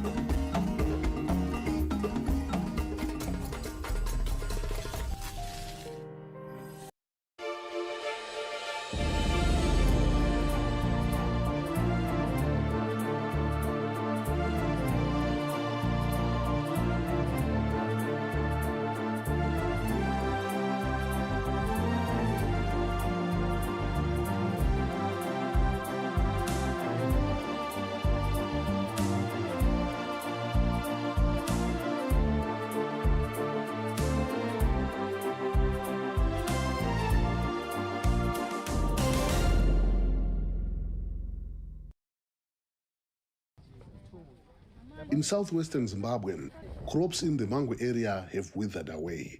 Even local farmers will be among Zimbabweans who need aid until next year. That includes 42-year-old Singazi Sibanda, a mother of 3 children. All my crops were burned by the sun. I don't know how we will get to next year and where we will be. The crops died at early stages. Mangwe is one of the districts in Zimbabwe most affected by drought. Local officials say some people may have to go work in nearby Botswana or in urban areas to survive. Boreholes have no water. Dams are drying up. There is no grazing grass for animals. Maybe some hay will be brought from other areas to feed the local animals. Food is being distributed in hard-hit areas. Evelyn Ndlovu is the Minister of Matabeleland South, also in the Mangwe area. She says the government is in touch with international aid agencies to get more help. Officials say the crisis is growing worse in the region due to recurring droughts caused by the El Nino weather pattern. The crop situation in Zimbabwe is very poor at the moment, and we expect that the number of people who will not have adequate stock from their own production to last them until the next harvest, which would be then by the middle of next year, that number of people who will not be able to meet their food needs over that full period will go up. Zimbabwe's government says the 2024 grain harvest will yield about 868,000 tons of grain, an alarming 62% drop from last year's total and far below the target that officials had set for this year. Aid groups say they are stepping up efforts to help. We're focusing on this January to March period, which we have identified is the peak of the lean season. It's the most critical period. But as you're mentioning, it's also important for us to provide additional opportunities so that even throughout the year, people have options and means to support their families and households. A message that brings some hope to people like Sibanda. Meanwhile, Zimbabwe's information minister says the country is working to ease food insecurity by waiving taxes on the importation of rice, maize, potato seed, cooking oil, and genetically modified maize for stock feed in a bid to lower prices for average Zimbabweans. Columbus Mavunga, VOA News, Mangwe, Zimbabwe.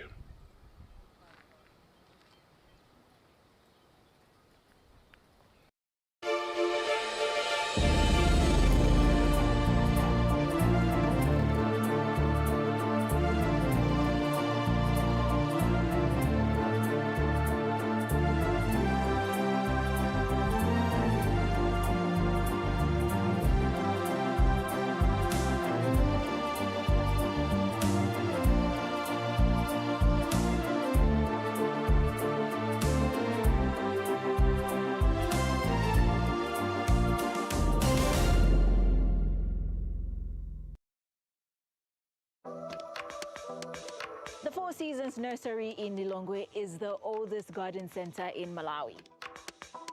But as much as I love plants, there is so much more to do here, and we're going to check it out.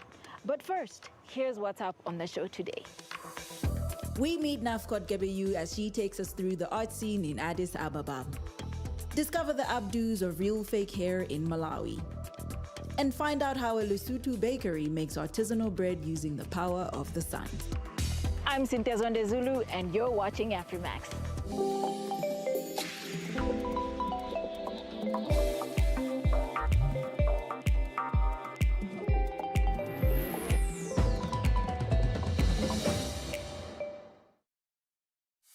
In Nigeria, a museum is turning trash into treasure, wowing visitors with art and deco made entirely from recycled materials. It's inspirational and sustainable. Kitchen, so I started asking the question, what can we do with the waste that we generate instead of throwing it away? And nobody could give me the answer because it's like a stupid question. What is waste meant to be used for if not to be thrown away? But I just couldn't, give up on that idea, and I was trying to look for what else we could do with the waste. Nigeria is Africa's largest oil producer and has a population of more than 200 million people. So plastic packaging and waste are unfortunately quite common. This harms public health and the environment. But what inspired Jumoke to create new uses for so many piles of garbage?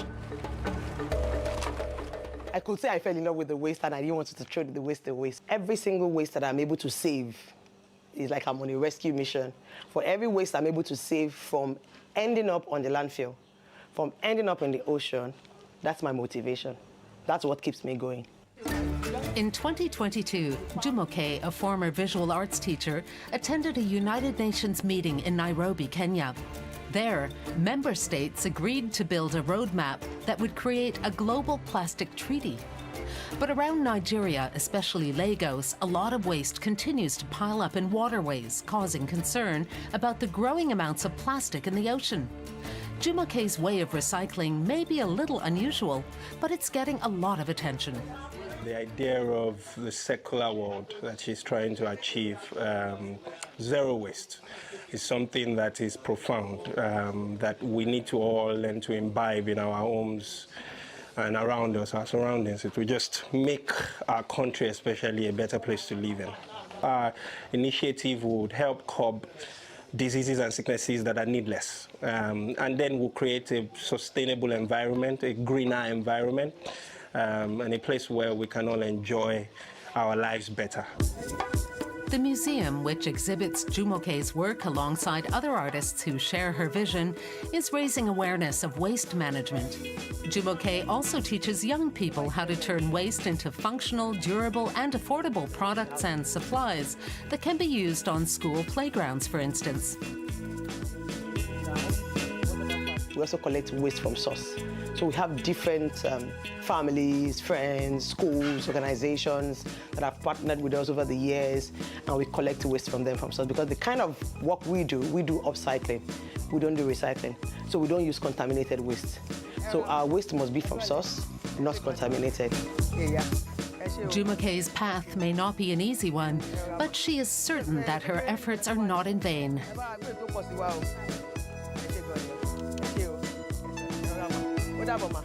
So if I'm able to save 10 kilograms of plastic bottle today, I'm like, ooh, let's do more tomorrow.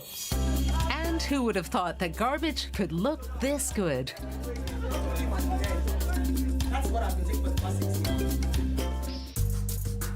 Started in 1989 as a backyard garden, Four Seasons Nursery has blossomed into more than just a garden center with shops, dining, and so much more.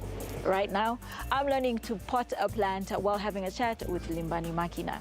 Limbani, how are you doing? Good, thanks to yourself, Cynthia. Great, thank you. Yeah. All right, so what do we have here? We've got a plant. This plant is what we call a spathiphyllum. It's well known for its peace-bringing properties. Okay. To your home. Right. It produces a white flower, and it's very good for air purification. This place has grown into so much more than a garden center. Yes. What are some of the must-visit spots and experiences that visitors shouldn't miss? So we've got a man-made water feature. So it's home to different species of fish. We've got the koi fish, we've got gapfish, we've got lake fish. So the kids just love it. What are some of your hidden gems and local favorites that many people might not know about? We've got a gift shop called Yeo, that's a gift shop. We've got Forester, which is an ice cream parlor. Right before Forester, we've got Floral Creations, that's a florist shop. Right. So flower bouquets and whatnot.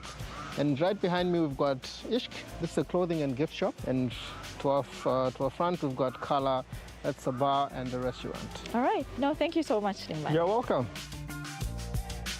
Next up, we head over to Addis Ababa, Ethiopia, to check out the city's vibrant art scene. Hello and welcome. My name is Nafkot Gabayo. I'm a photographer, and we are here in Addis Ababa, the capital city of Ethiopia. Addis Ababa is called the political capital of Africa because it is home to the African Union. It is a modern city with bustling streets and a rich nightlife. Addis Ababa means new flower. And here we have the beautiful Bole Medhanelem Church. The Ethiopian Orthodox Church is one of the oldest Christian bodies in the world, and it has influenced the visual culture of Addis.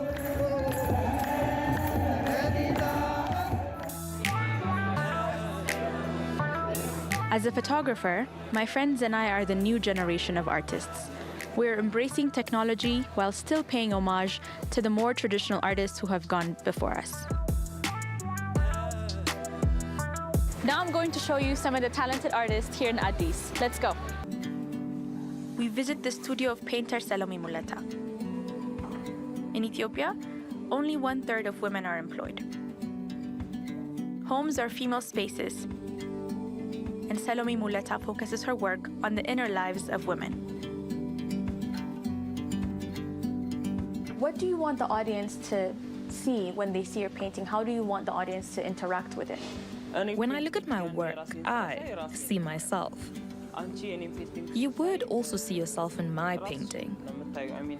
And when you do, you have moments of memory, which your mind refers to. So, I want everyone to see themselves when they see my work. In your paintings, I've noticed, especially when you're painting women, their faces are either blurred or cropped. Why do you choose to do that? When I do a portrait, it is the face or the hand that I paint. I only focus on the part that I want to. I don't, as in photographs, worry about getting the eye right, fullness of the picture, proportion, and all that. Who are these women? Every woman. For example, if I do your portrait, I don't capture you in a literal way. I love what you said about you emphasize on a certain aspect of the portraits that you paint. It would be an honor. As a photographer, I'm drawn to the energy of my city. Addis is always new. You turn around in one corner, there's something happening, and it catches your eye. The skyline of Addis is dominated by construction cranes as people flock from the rural areas to find work. During the scramble for Africa, Ethiopia was one of the only 2 African countries to retain its independence. Its political history is complex and multifaceted, marked by periods of monarchy, military dictatorship, and our painful legacy also includes genocide, famine, and civil war. In recent times, we are trying to heal this through democratic dialogue. I want to play my part in creating a new Addis, and for me, that is about telling stories of my city. So you're here at my studio, and as you can see here, some of my prints are hanging. These are some shots from the busiest marketplace in Addis. It's called Mercato. It's really hectic. It's really hard to take pictures, but that's one of my favorite places to shoot. And I love learning about people's stories. One of my favorite projects is this book, Vintage Addis Ababa. We worked on this project for about 3 years with my colleagues Philip Schutz and Wengela Bebe. With the Vintage Addis Ababa project, my colleagues and I crowdsourced photographs from ordinary people who had great stories to tell from living memory. These were personal stories of hope, resilience, laughter, pride, and curiosity. And it's been such an honor working on it because I got to learn a lot of stories of people that lived in the era that was considered dark in history, because all we knew was people were fleeing the country and dying of hunger and genocide was happening. But through this book, I got to learn the history of my people who were enjoying life, going to cinema, getting married, having children, falling in love, all these beautiful things. And it was such an honor to be a part of it because it felt like I did something to my community. We all felt like we did something to give back. On the topic of art, the Kaliso Art Gallery has relocated to the Four Seasons, giving them more space to host events and make art more accessible. We're with curator Yves Gisambiro to learn more. Now, art isn't something that we just see, it's how we feel. How do you create a space where people are able to connect truly with art? Okay, so art, all forms of art, we're all born with them. In the same way that every person can dance, every person can sing, it just depends on how good you are at it, you would say. But also, the more you practice, the better you get. So for our space here, I think just the atmosphere itself and having the arts on the walls sort of like gives you a vibe where you just want to get into your creative side. And just not art, I think, just gives you that vibe where you're just like, okay, I feel like creating something. So I think it's just a matter of bringing out what's already in you and then putting it out on canvas or on paper. Thank you so much for having us, Eve. Thank you for coming first. Hair extensions, braids, weaves, you name it. They're fabulous fashion statements. And not very far from here in Blantyre, one innovator is making beautiful do's which are being dubbed real fake hair. When you have textured hair, the possibilities are endless. Ethnic hair can be straight, short, long, kinky, curly, afro, or braided. But why are there still so few skin and health-friendly hair options? If you want to braid your hair, you have to resort to synthetic fibers. But plastic on your head? Forever? Wouldn't a different material, a natural and very stable one at that, be much better? And honestly, ropes as braids? The fact that it degrades whenever it has been discarded is what catches attentions of a lot of people, but also because it's a natural fiber that is locally sourced, people are very interested because some will be able to farm sisal and sell it to us.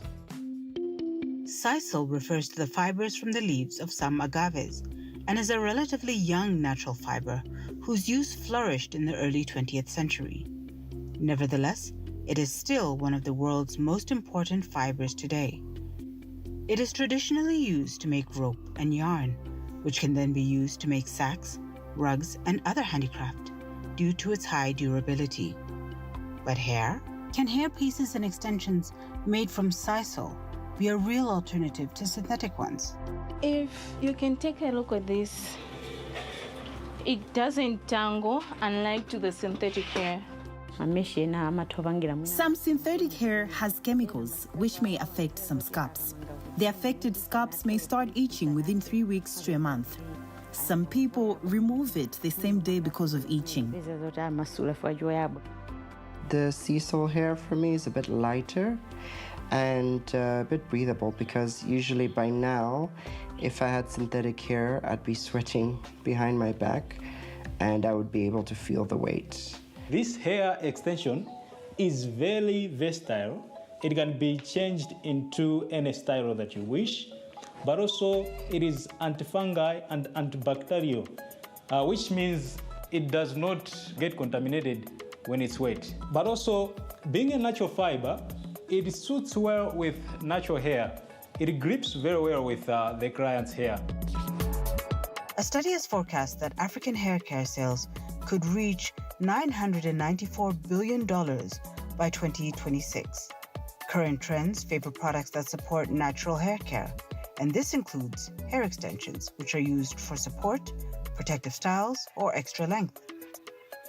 However, these are often made with single-use synthetic fibers, which get discarded and end up in dumps and landfills and can take 20 to 500 years to fully decompose, leaching toxins and microplastics into the soil, streams, and groundwater. Does the average customer and stylist think beyond the hairdo?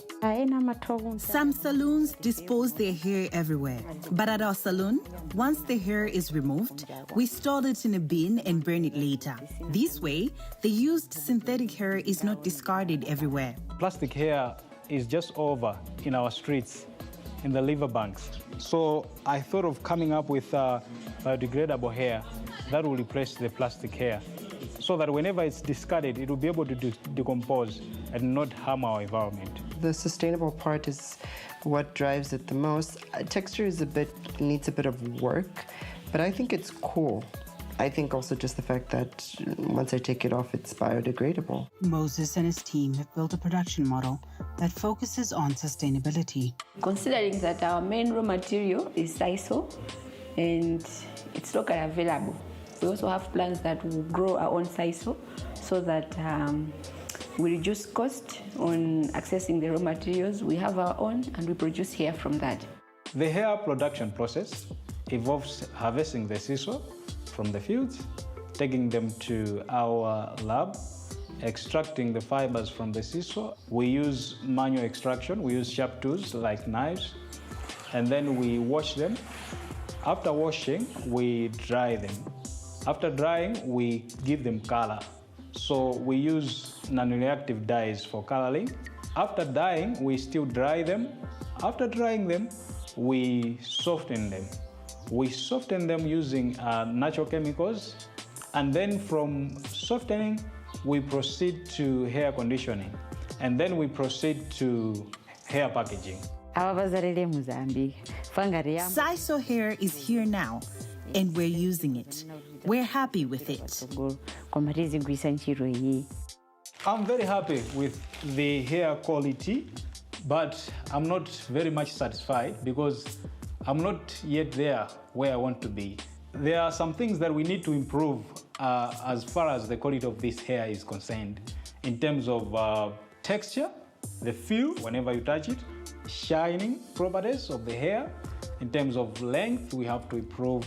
We have to have varieties of length. Styling and care of ethnic hair is constantly evolving, from the eras of the stretching comb and ironed hair to chemical hair relaxers and perms that blazed through the 80s and 90s. As technology around sisal fibers improves, hopefully this will provide an alternative that leaves our planet a little healthier. There's a few things more comforting than freshly baked bread. And when it's made purely by using the sun and a bit of love, what could possibly be better? Let's head over to Lesotho to find out more. Few things beat the smell and taste of freshly baked bread. But industrial ovens consume a lot of electricity, which is expensive and sometimes inconsistent.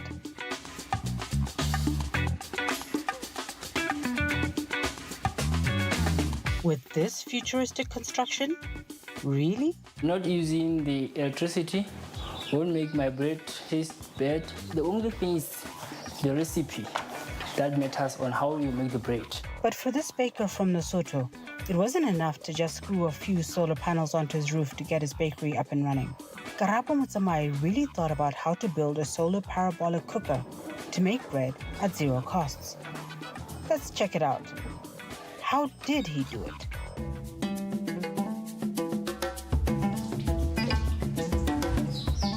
When the sun hits the parabolic, it then reflects to the tube that is made of iron. Then when it reflects there, then it absorbs the heat. Baking without a carbon footprint? On sunny days at least. But there are disadvantages. When it's rainy, cloudy, snowy, it can't work. because it uses sunlight to operate. So when it's raining, I use the stove in the house, the gas stove. Because I don't want the business to stop. Fortunately, with over 300 sunny days a year, there is no shortage of sun in Lesotho. On the sunny day, I produce 20 loaves. But when the sun is not much, I produce about 10 loaves. But the aim is to produce more.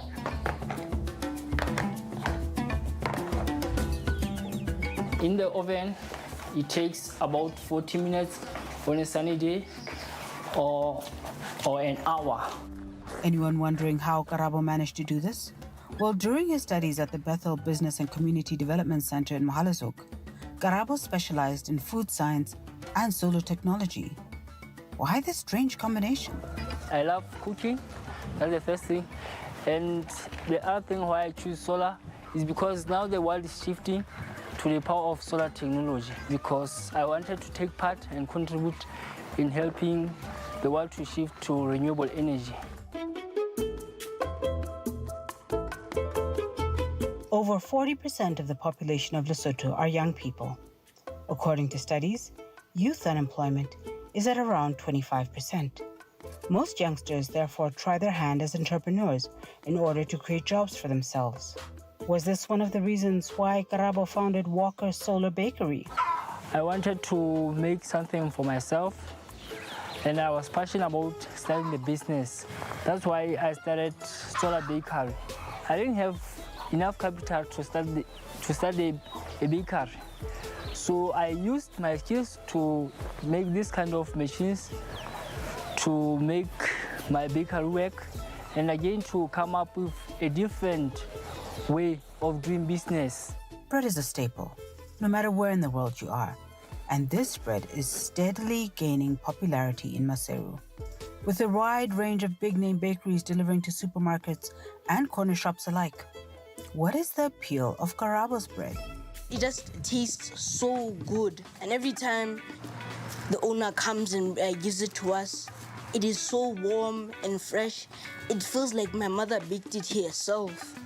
And I've also heard that it is good for the environment since it's naturally sun-baked. I really found out that this bread, it's good for my business because it lasts long. It does not get stale within a short time. The challenge with supply for this bread is weather. If it's cloudy, there won't be any supply. I usually stock a lot so that even in bad weather, I will still have some to sell. Walker Solar Bakery's oven has been firing up since 2023. But with only one solar parabolic oven, does it have a real possibility for growth? I'm also looking for a partnership or investment that will help this business of mine to grow where it is right now. And I'm looking forward with making more machines and with different designs that can suit each and every one. And hopefully, I want to inspire many of youth in Lesotho and create more jobs for them. With determination and innovation, this bakery is on a roll, raking in the dough while spreading a little sunshine with every delicious bite. And that's all we had for you in today's show. Don't forget to follow us on all our social media platforms. Until next time, goodbye.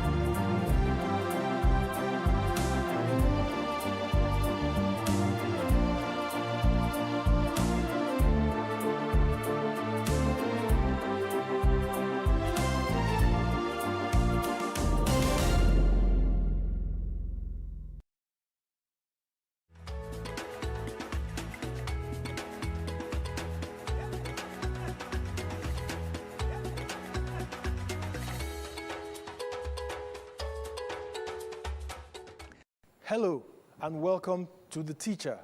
I am your host, Joe Dowda.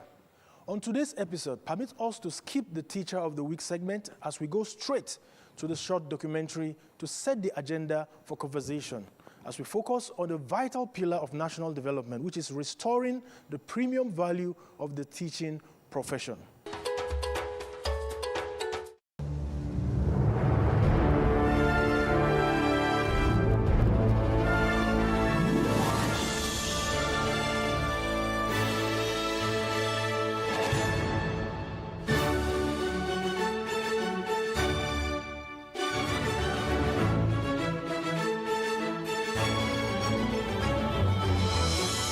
TerraCube, unwrap joy, unleash taste.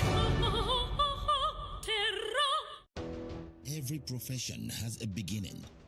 Doctors begin in classrooms, career. In many societies, respect is closely tied to income because teachers are often underpaid. Their work is mistakenly seen as less valuable. Low salaries send a powerful message that shaping minds matters less than policies and recognizing teaching as a profession that shapes the future. Looking down on teachers is not just an insult to individuals. It is a failure to recognize our own dependence on education because, in the end, a society that undervalues its teachers is a society that undervalues its future.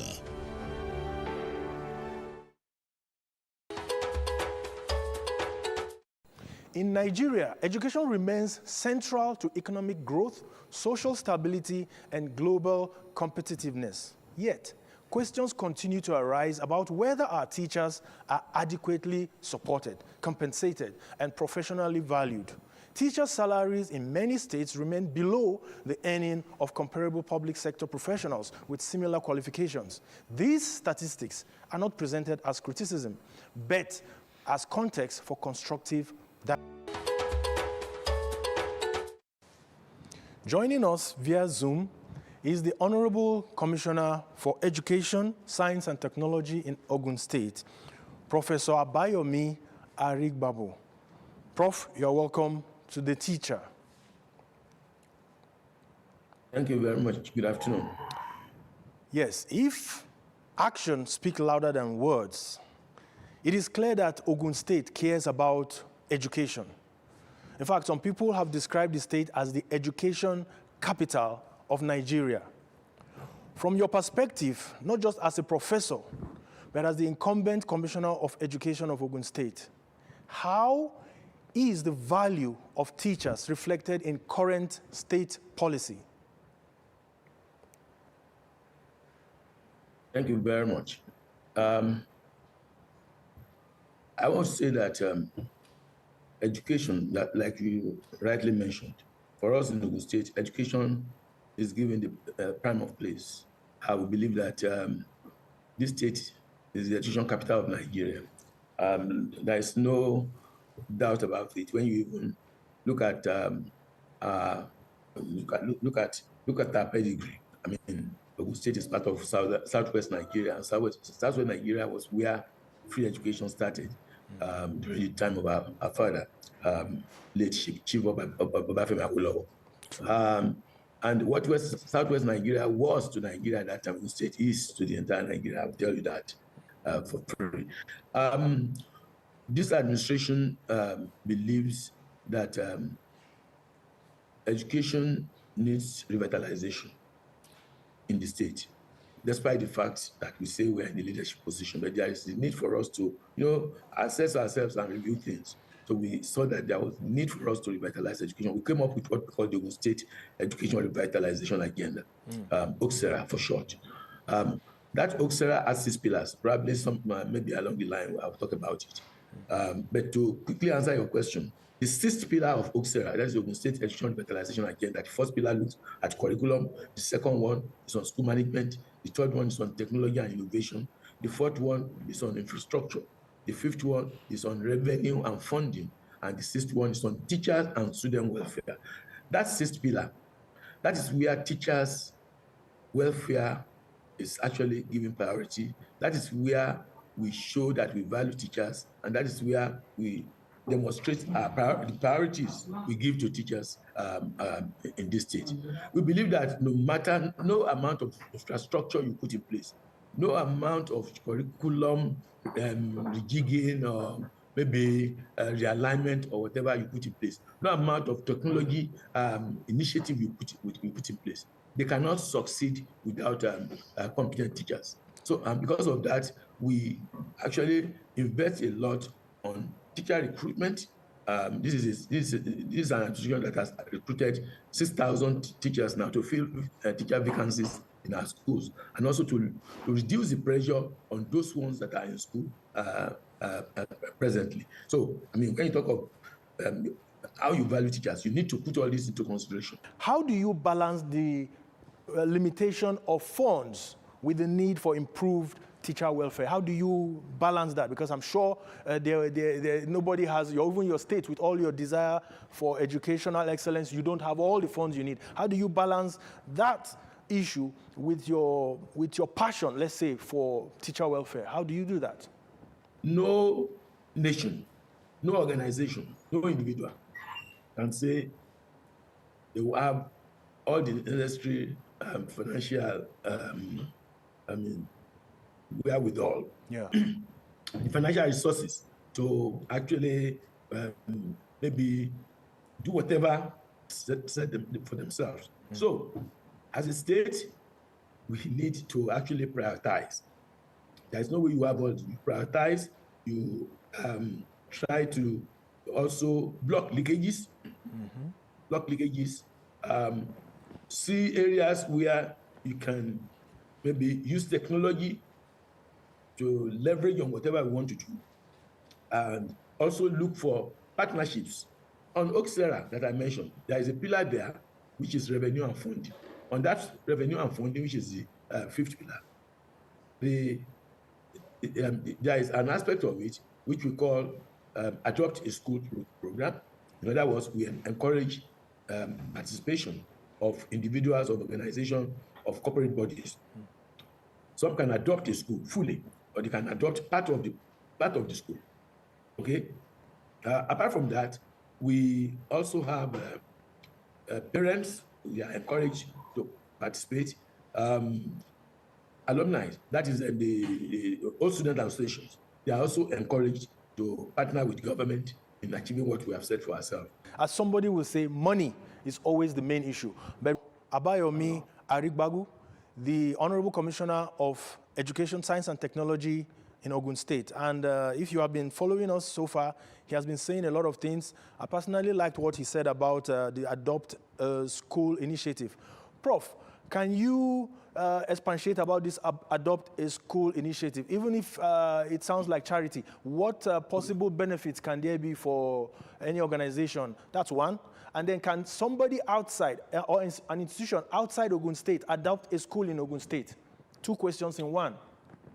Thank you very much. The Adopt a School program, it's not just something on paper. It has actually started. Okay. We have a group in the US, they call them BRG, that is Beyond Remittances. That group said, beyond just remitting funds home, people in diaspora, they send money home. So they call themselves BRG, Beyond Remittances. They actually adopted one of our schools, and they are working with us on the Shimawa High School in Remo. We have another school in Ijebu, in Agowe. They call it Omo Edumare Primary School, Model Primary School is there, and a number of others. So we encourage people to do that. You can adopt a whole school. In other words, you partner with us and you just write a letter, tell us the intention. Let's see the framework of what you want to do. We fine-tune it together. And like in the case of Omo Edumare, if you enter that school, you think you have just entered a primary school, maybe in the United States or maybe Europe. So, I mean, that's in Ijebu, in Agowe for that matter. So if you go to Shimawa, the adoption is in form of intervention at the level of teaching and learning, partnering with us in ensuring that those learners are supported through extra coaching class. They buy bags for them, they buy books for them, they even arrange some private teachers for them. They give them summer coaching. At the time, they try to introduce a bit of technology. partnering with us with what government is doing in that school. And the intention is to measure the impact of all this, maybe in another 1 year or so. So, you see, individuals can come in through that form and actually take over. I mean, not take over. I mean, the entire school in terms of physical structure, everything. Government will still continue to pay the teachers fee because that's actually is an heavy budget. Now, with the current economic realities impacting not just teachers, but virtually everybody knows what is going on. Don't you think, or do you think it is time for maybe some salary review or some special welfare package for teachers, or are you already doing that? Nobody, for me, I would say anybody who has the interest of this country at heart will clamor for special remuneration for teachers. I'm saying this with all sense of responsibility. At times, people tend to say that teachers are not well paid, like their counterparts in the ministries, their counterparts in other sectors. Apart from the private sector, if you work in the public sector, it's not as if their counterparts will be earning more than them. If somebody is on level 8, they're getting your level 8. But if you are talking of other things, maybe people who are in the office have access to people coming around to give them gifts and so on. But of course, people do give teachers gifts also. But talking in terms of their remuneration, I strongly believe that there is the need for teachers to be better remunerated. In other words, if I have my way, if somebody finishes as a degree holder in education, you have BSc, honors education degree, and you have to teach. If other counterparts are on level 8, teachers should start from level 10. That will make teaching attractive to very good graduates. Yeah. Very good graduates. I mean, if somebody finishes from the university, if you ask them, even when I go around, I get to schools, I maybe talk to them and I say, how many of you want to be engineers? You see many raising up their hand. How many want to be doctors? How many want to be lawyers and so on? How many want to be teachers? At times you don't see anybody. At times you just want to. Let me tell you, one of the areas we need to address to make sure that teaching profession is given the right pride of place and that teachers will continue to do their best is to, professionalizing of education, teaching is one hand. Continuous development of for teachers is also important. But the status and recognition of teachers is very important. We need to give them that status that is probably higher than what their contemporaries in other professions will have. Because there is no profession without a teacher. If you are a lawyer, you need a teacher to teach you. So I say that if I have my way, I will give teachers better salary than any other profession. Because whether you like it or not, every profession will need a teacher. True. For the profession to continue. If you are a lawyer, a good lawyer, you need to produce another good lawyer for us to continue to have good lawyers. And to produce another lawyer, you need a teacher to teach law. If it's engineering, there should be a teacher of engineering to teach engineering. Medicine, you need somebody to teach that medicine. So when that person stands in front, it might be a medical doctor, but when you stand in front of people and you are teaching them, you are a teacher. So anybody that is involved in teaching, in other words, teaching from the elementary level, most elementary level, to the university level, should be given a pride of place. True. And then the only way you can make teaching attractive and you can make teachers satisfied and will be happy to do the work is to give them something that can enhance their status and also something that will make them better recognized in the society. In those days, the recognition given to teachers, the status given to teachers, people would say that children should go and live with teachers because teachers were well respected. Now that we are discussing about this, Prof, your ability to put to pay for what you buy, your ability to be able to dip your hand in your pocket and do the needful if there is something within the family. Now that we are discussing these welfare issues, what progress has your state made, Ogun State, in the full implementation? Well, as a state, no, in the full implementation of TSS. Education is on concurrent legislative list. And when we say it's on concurrent legislative list, what it means is that federal government makes laws on education, state governments also make laws. But there are things that are actually the preserve of the federal government. But when we talk of curriculum, for instance, curriculum it's the same curriculum we are using. And some other things are actually in the purview of various states to improve the standard of education. So for us, apart from making sure we pay them promptly, we are not paying less than whatever any state is paying to teachers in this country. Then also, we have reward system for our teachers. If you monitor the news, about 3 weeks ago, or probably a month ago, the best teacher in Nigeria that was that got award during teachers conference in Abuja, which was actually presented by the First Lady. The best teacher in Nigeria came from Ogun State. Wow! Congratulations, teachers. Yes. Francis Sulanketaiwo. He was given 80 million naira, 30 million for being the best teacher in Southwest, and 50 million for being the best teacher in Nigeria. Wow. And Governor Zulu, that was present at that occasion, gave him a brand new Toyota Corolla. The car has been delivered. Our governor gave him a 2-bedroom bungalow. That same teacher has already emerged in our state as the best teacher in Ogun State during what we call the Dapo Abiodun Teachers Award. We do that every year. It's one of the things we put in place to encourage our teachers. We have a number of awards and programs to encourage our teachers beyond their salary. So those are the things we put in place, because salary is important, but we put other things in place. Also, don't forget, I talked about the digital initiatives that we have, which has reduced the burden on the teachers. For instance, when they finish marking, they just upload their scores, and the system will actually do every other thing for them.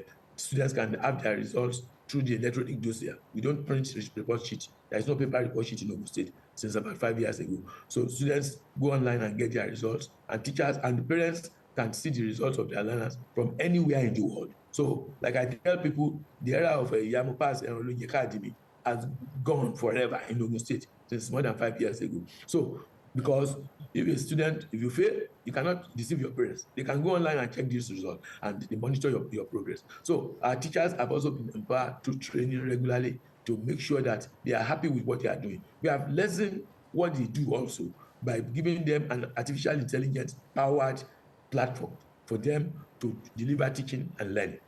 Okay, so now, what do you think teachers should be involved in curriculum discussion when curriculums are being designed, and then when educational reform is being discussed? Should teachers be part and parcel of such discussions? Exactly. Teachers should be involved. Teachers, we should use what we call the bottoms-up approach. A situation whereby those who are in the cold phase, the teachers are the ones in the cold phase. They are the ones in the classroom. They are the ones that teach every day. They see these students, they relate with these students. Yes, you start with them and then take it up to another level, and then to another level. You bring in experts to work with them, so that when you are bringing out the curriculum, it will be something that is based on realities. It will be something that is based on their own experiences, which they will have expressed. We cannot leave everything in their hands. I mean, there are people who are also maybe professors in this field who have done a lot of research. But we need to match practice and research. The reality and research. At times, you do research, certain things are happening. If you don't even interact with the people in the cold phase, you'll probably not be able to give the appropriate remedy to whatever situation you have found. So there should be a synergy where everybody in the education sector is involved. Teachers in the classroom, administrators, because when you even talk about teaching us, there are things that have to do with the administration, not necessarily what goes on in the classroom itself. So administration, maybe researchers, professors in the universities and research institutes, and all these bodies like the Nigeria Education Research and Development Council, and then various other bodies that can actually put in one thing or the other to improve whatever we have, what we put in place. Yes, Mr. Honorable Commissioner, I must confess to you that I am impressed with the things you are doing in Ogun State for teachers. So would you describe Ogun State teachers as happy and as prestigious? They feel prestigious teaching. Would you describe them as such? Even though generally we see teachers as a low-level career. What do you think about Ogun State teachers? Well, though I missed some parts of the question, but I think what you asked was that will I say our teachers are happy? Yes. Yes. I'll tell you that Ogun State teachers are happy. You will see that the type of crisis some states face with their schools, with their teachers, we don't have that type of crisis here. You hardly find our teachers going on strike. You hardly find workers generally in Ogun State. It has been very, very peaceful and harmonious. Because of all these things we have put in place, particularly, everything is not money at hand. You also have in place things that look at their welfare, that take care of their welfare. We talk about continuous training and retraining for them. We talk about things that make their workload less. There are only a few states in Nigeria as we speak that have either employed or are employing teachers. When you employ more teachers, you are easing the burden on those who are in school. True. If I'm a teacher in school and I'm teaching 40 periods in a week, if you employ another teacher to teach the same subject, then it will now be 20-20. So when you give me 20 hours instead of the 40 hours I was taking before, you have not given money directly, but you have actually given money indirectly because you have lessened my load, and that will go on to affect my welfare, my health. I will spend less on maybe trying to maintain my health. You see, also the training and retraining we do for them. When you train a teacher, the training you give to him, if the teacher is leaving your school, you are not going to scrape it off his head. It's for him. I mean, those who have learned things that has to do with technology, with artificial intelligence, with maybe all these modern tools of teaching, we train them on what we call the PMI, PSI, that is Progressive Mathematics Initiative, Progressive Science Initiative, which was actually delivered by the NJCTL, New Jersey Center for Teaching and Learning. It was a big project through which we train our teachers. Those who have participated in it are so happy, and we are now doing what we call cascade. They are training. I mean, those ones were the trainers. They are now doing training of those we have done training of the trainers. Those ones are now training their colleagues. Yes. So that thing is actually percolating, and because of that, our teachers are actually happy because they go for meetings, they go for conferences, they meet themselves, they compare notes, and they see that Ogun State is not doing badly at all. 30 seconds. You have 30 seconds to just send a message to teachers out there. Yes, I want to say that teachers should see themselves as the most important segment of this society, even if they are not valued now. I want them to look beyond whatever is up presently. Because if you talk about a country and you say the government is probably not doing well or is doing well and so on, it is because we have people who are managing that position who are doing well or not doing well. So which means the teachers are the ones that will produce those who will be in government. So there is no country that can rise beyond the quality of its teachers. And that's why I say Nigeria as a country should invest on its teachers so that we can actually have the right type of people to man this country and fix this country. Congratulations to Teacher Francis, who won 80 million and a car and all of that. Thank you to Professor Abayomi for his insights. In fact, we found it very, very useful, and I'm sure you enjoyed it too. Education is not solely about infrastructure or curriculum. It is also about people. Teachers remain the most important in-school factor influencing student achievement. Supporting them is not an expense, it is an investment. Constructive dialogue, sustainable policy, and measurable commitments will determine how effectively we reposition the teaching profession for the future. To every teacher watching, your contribution is seen, and it matters deeply. Thank you to our guests, and thank you for watching The Teacher. I am Joe Dauda.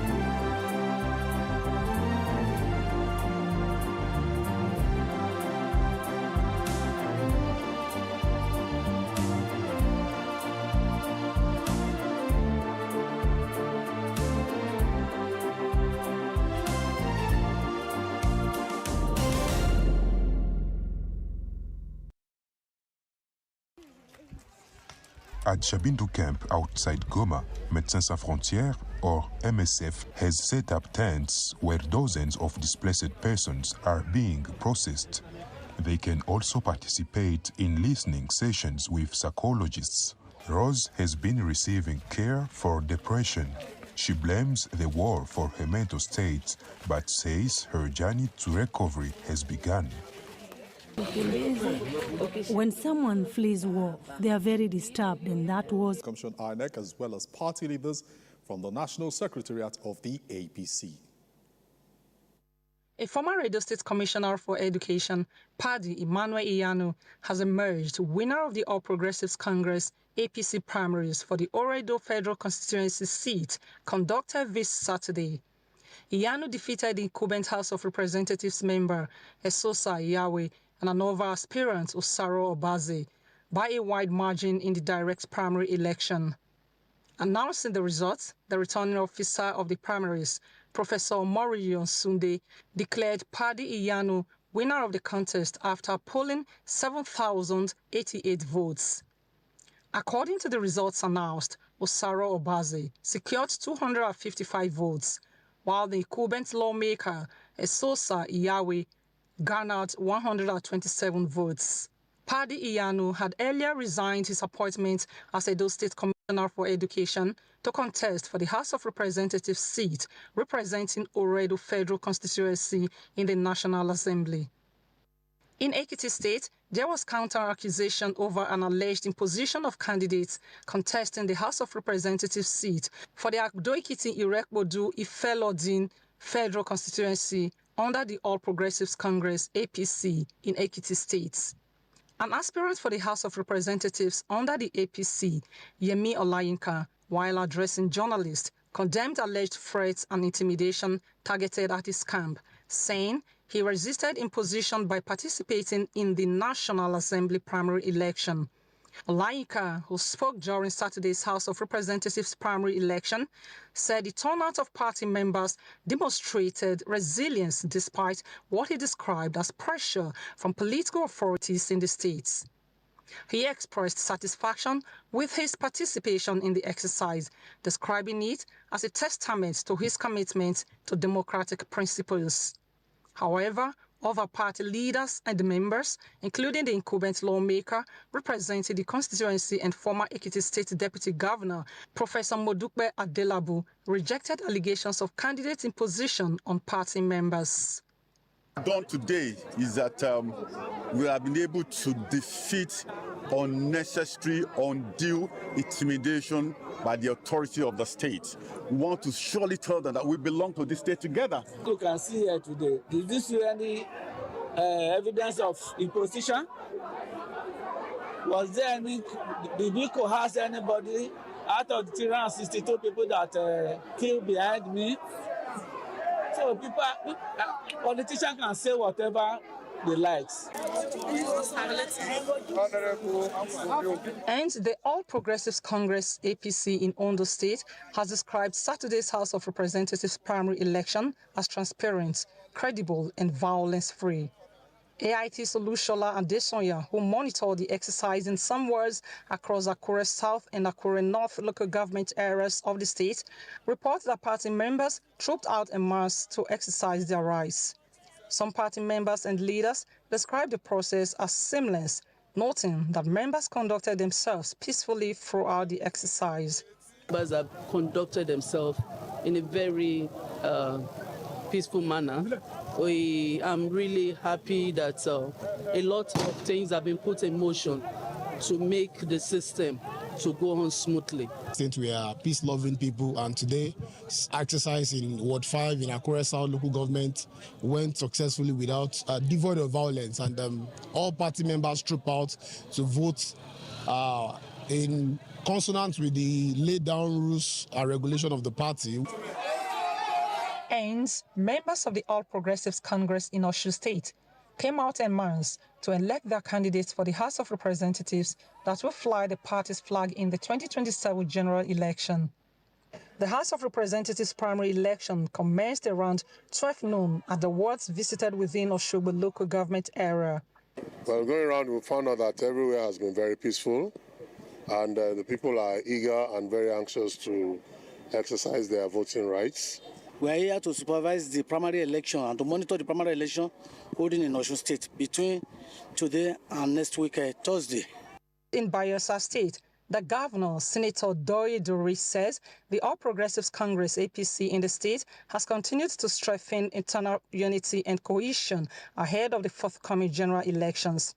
Governor Duri stated this shortly after participating in the APC direct primary election for the House of Representatives at Sakpao Kalama Ward 6 in Kolokuma Opokuma local government area. Party membership verification commences at exactly 11:40 a.m. at the ward to elect who flies the party's flag in the Yenagoa Kolokuma Opokuma federal constituency. The governor says the peaceful conduct of the exercise reflects the commitment of the party leadership to transparency, inclusiveness, and internal democracy. In Bayelsa, we have been able to get APC together, and we are acting more as a family. And what you are seeing here is what will be applicable in the other 4 federal constituencies. The leader of the party, so that together we can move forward. There can only be one person occupying this post. That is the instruction we are giving. Let me thank His Excellency the Governor, who is the head of our party, who has made today a reality.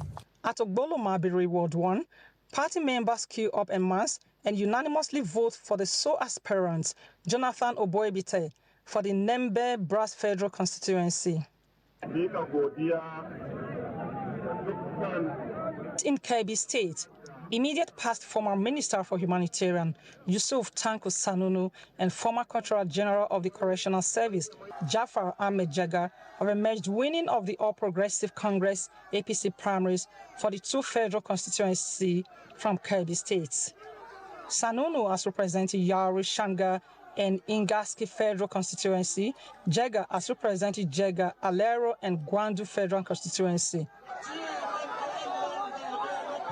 In Nasarawa State, Governor Sule Abdullahi described the All Progressives Congress APC primary elections for the Federal House of Representatives in the state as peaceful and hate-free.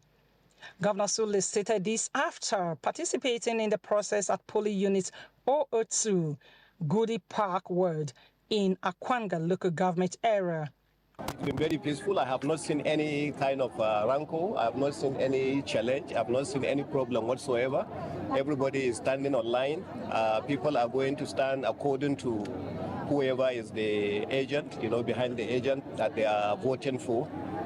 For us in Goody, we are a family.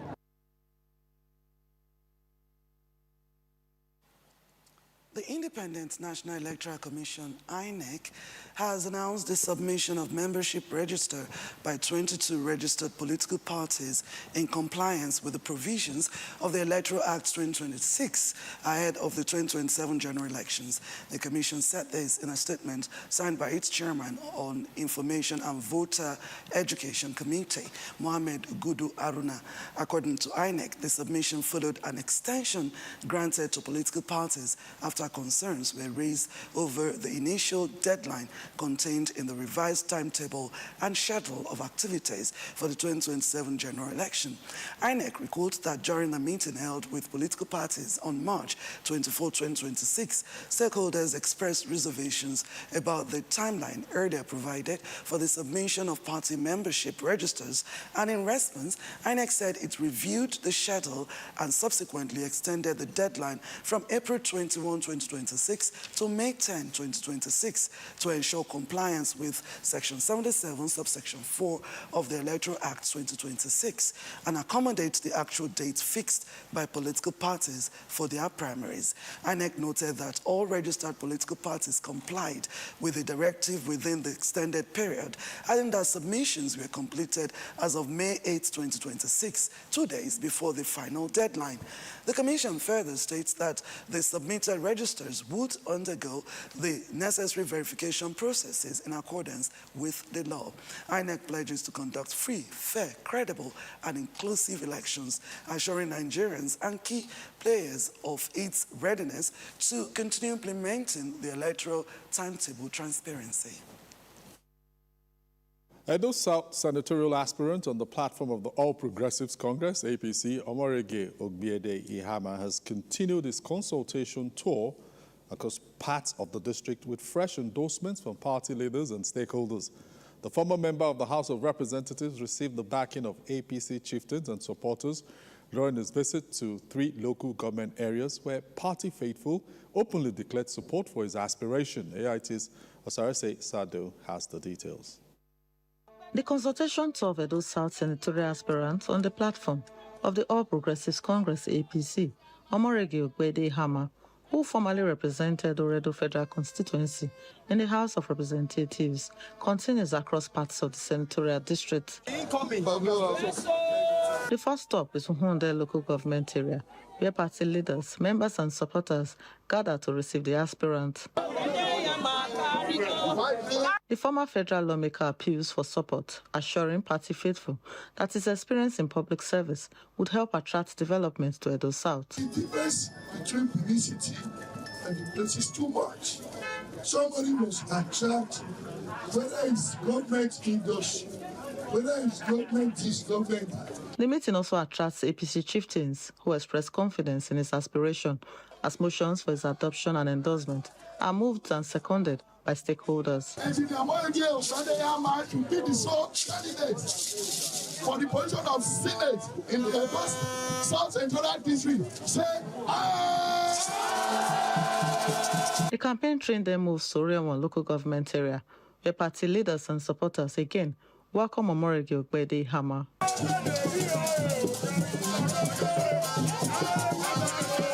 Party stalwarts describe him as a man with the experience and capacity needed to effectively represent Edo South at the National Assembly, as another motion for his endorsement is moved.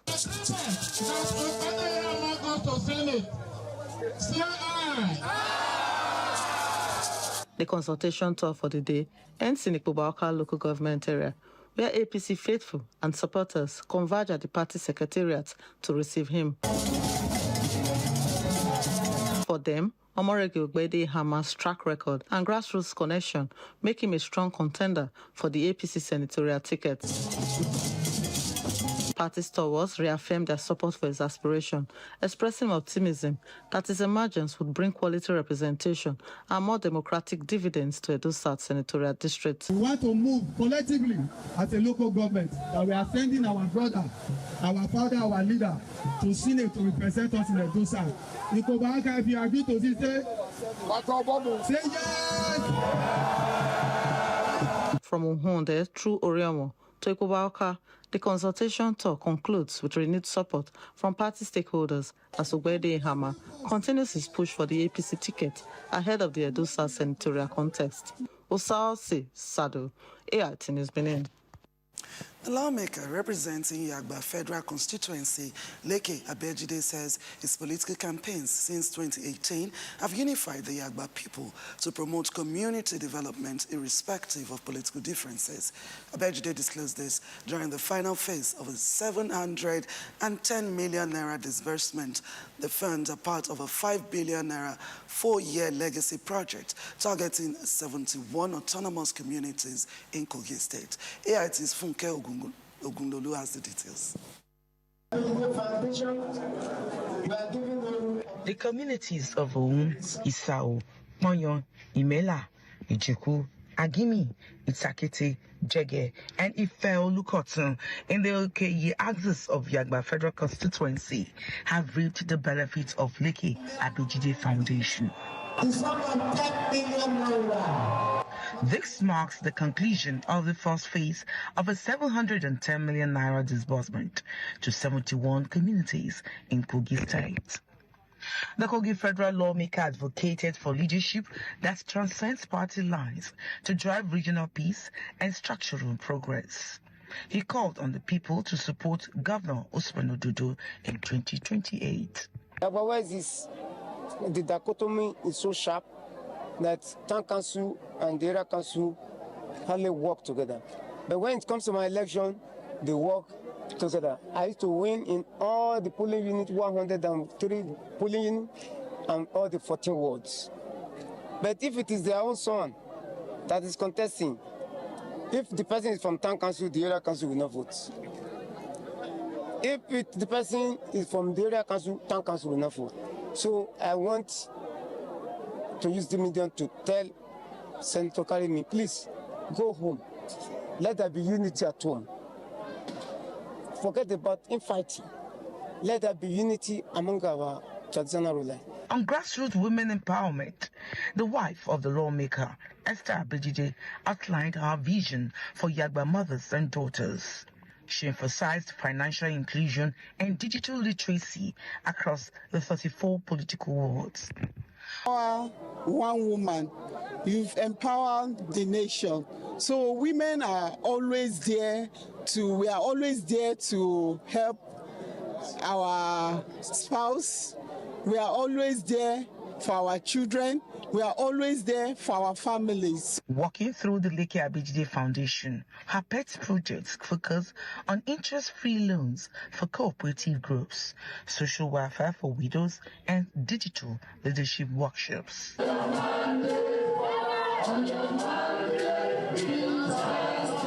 Funke Ogulolu, AIT News, Ife Olukotun. Nigeria's former Education Minister, Obi Ezekwesili, and the United Kingdom's Deputy High Commissioner, Gail Lever, are calling for stronger civil society institutions to safeguard democracy in Africa. Speaking at a book launch in Abuja, they argued that weak leadership and poor funding still cripple citizen advocacy.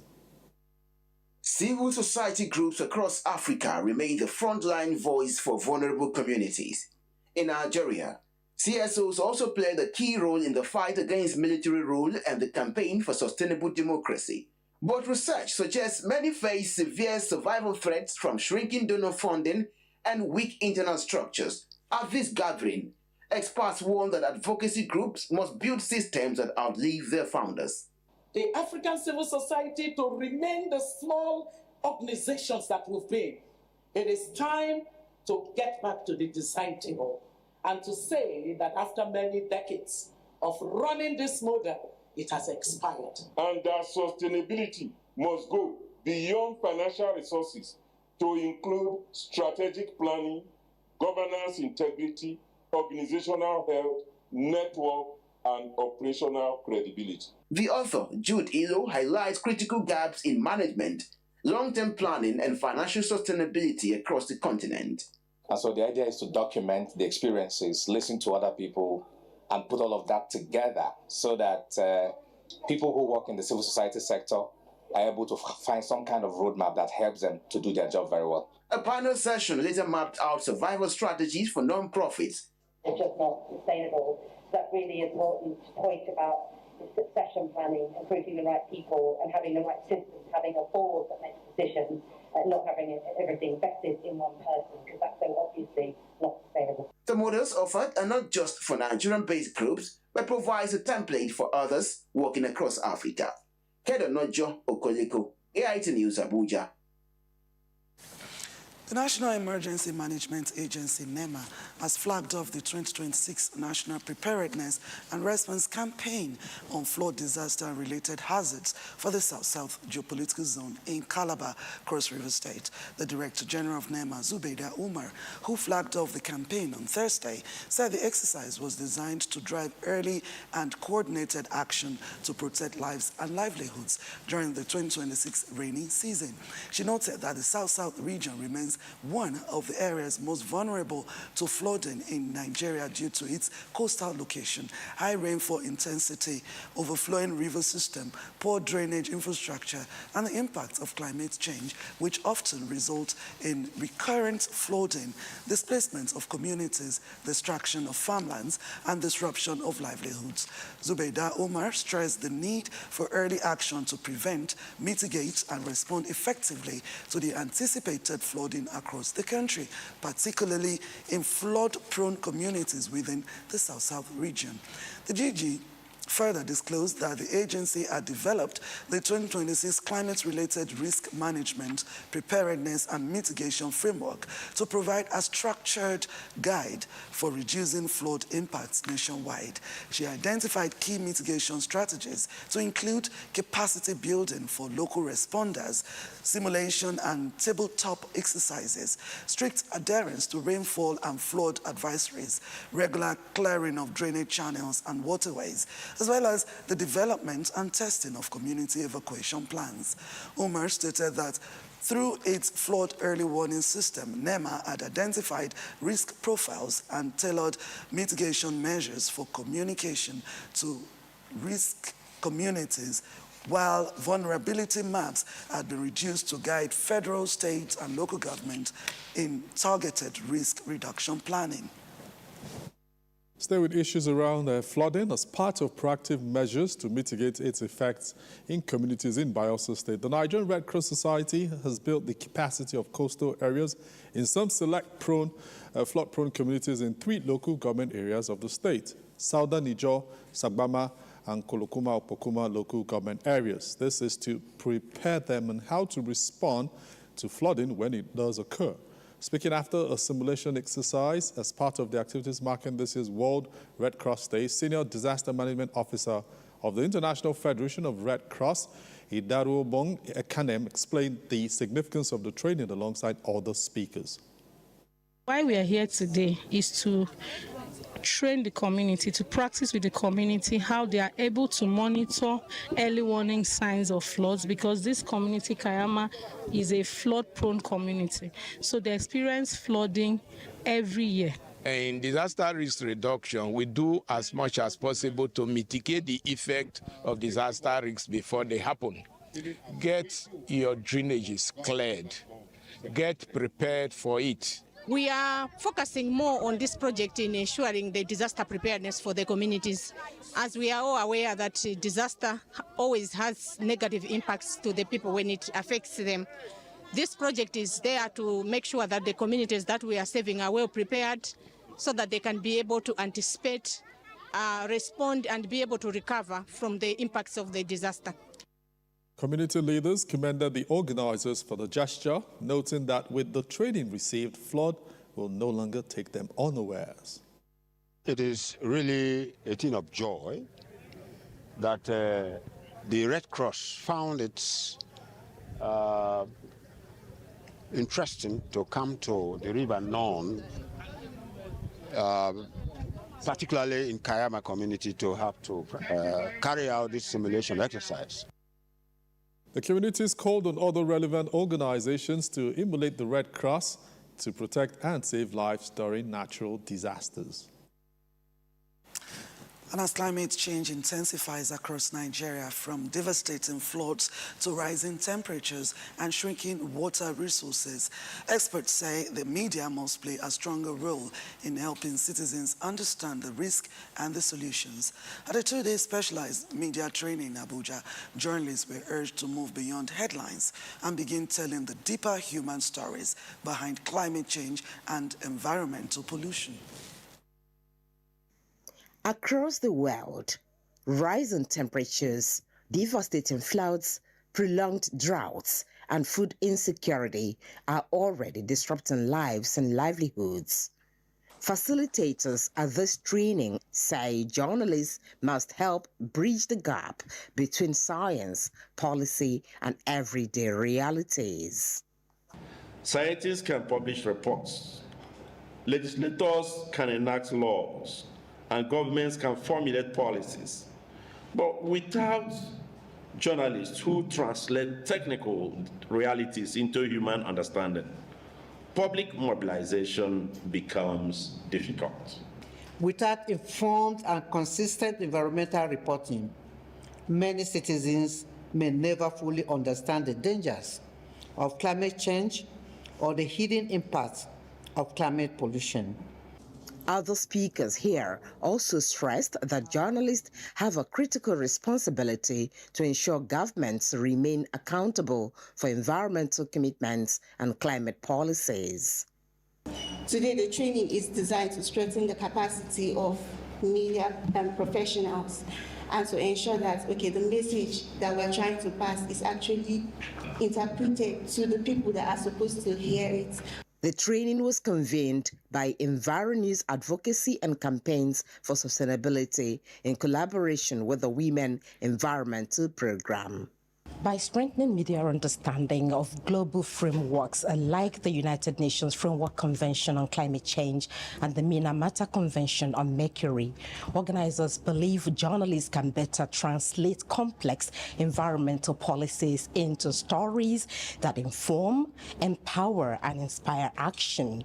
Because when the media gets the story right, then communities can be better equipped to demand solutions and also protect their environment for future generations. Nkoli Omodu, AIT News, Abuja.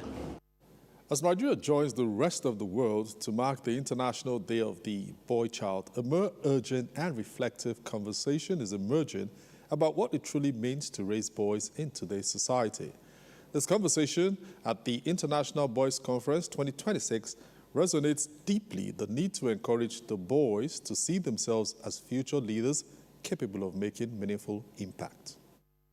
At a time when conversations around child development often focus on a girl child, more attention is now being drawn to the emotional, moral, and social well-being of boys. And while the celebrations and symbolic recognition goes on that a child born is a boy, the International Boy Conference 2026 emphasizing the growing need to understand the psychological and social reality shaping the boy-child development. The life of these boys matter, and when you have interaction with them, you realize that some of them are already feeling that, paying attention to the girl child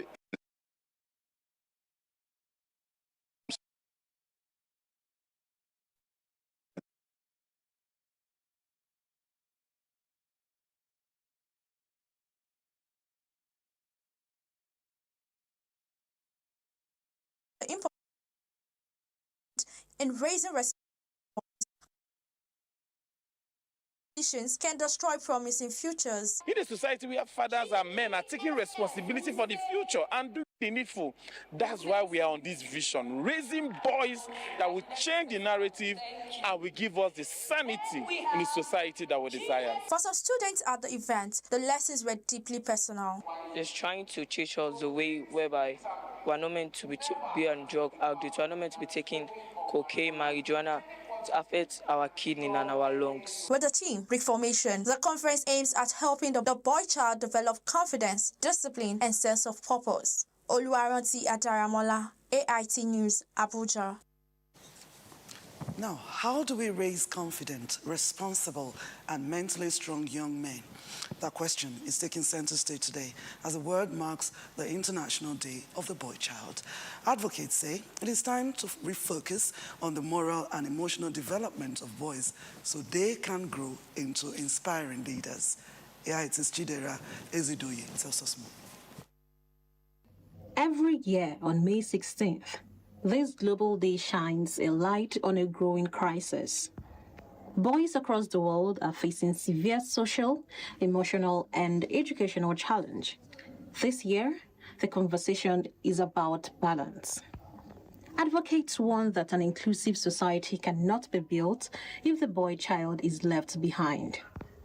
The first impact is beginning to shape them, to beginning to let the society know that, yes, the boy child has his own challenges, emotional problems that we'll need to begin to look into and putting them on the right path. The boy child is as important as the girl child because when you put an 80% effort in training the girl child, he will end up with the boy child that you neglected and you've not done anything. Train each and every one of them well so that the future will be better. Every single thing we think the girl child goes through, the boy child goes through same, even worse, ranging from abuse, rape, molestation. We're just killing them. We are doing them no good. So it is time to give them that space. We spoke to some young boys who tell us the pressure is real. Society expects them to always act tough and hide their pain. Because of this, many suffer in silence, unable to ask for help when they need it most. Boys, we thrive in silence suffering.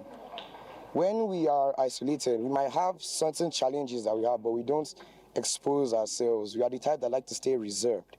We are always on our own. And as for girls, girls are always being encouraged. But in our homes and even in schools, the boy child is sometimes they can be abused because we are meant to be the man. We are meant to carry the torch. We are meant to be the pathway for the future. Male child are not given enough attention. That's what lead many of them to cultism, frauding, stealing, and all that. That is why teachers and counselors are calling for urgent change. They want more mentorship, better education, and real mental health support. Parents are also on the front lines. They are being urged to teach discipline, respect, and good values right from home. The Nigerian government is supposed to set up a ministry for family affairs. The ministry for children affairs. Our children need more assistance. They need more empowerment. For a man to have a child in Nigeria, there should be a law. You must have the capacity to adequately educate a child. If you have the capacity to train 2 children, why should you have 10 children? That's an abuse. I think we should do more of this program for boys. Gather them like this, talk to them, counsel them, and encourage them. You know, in our country, Nigeria, boys are not allowed to be vulnerable. They are not allowed to speak up. But it's not true. They want to talk to us. They also want to share their burdens with us. One key point is apparent, and it is that supporting boys does not mean tearing girls down. It is about creating healthy families and a balanced society. Chidera Isudwe, AIT News, Abuja.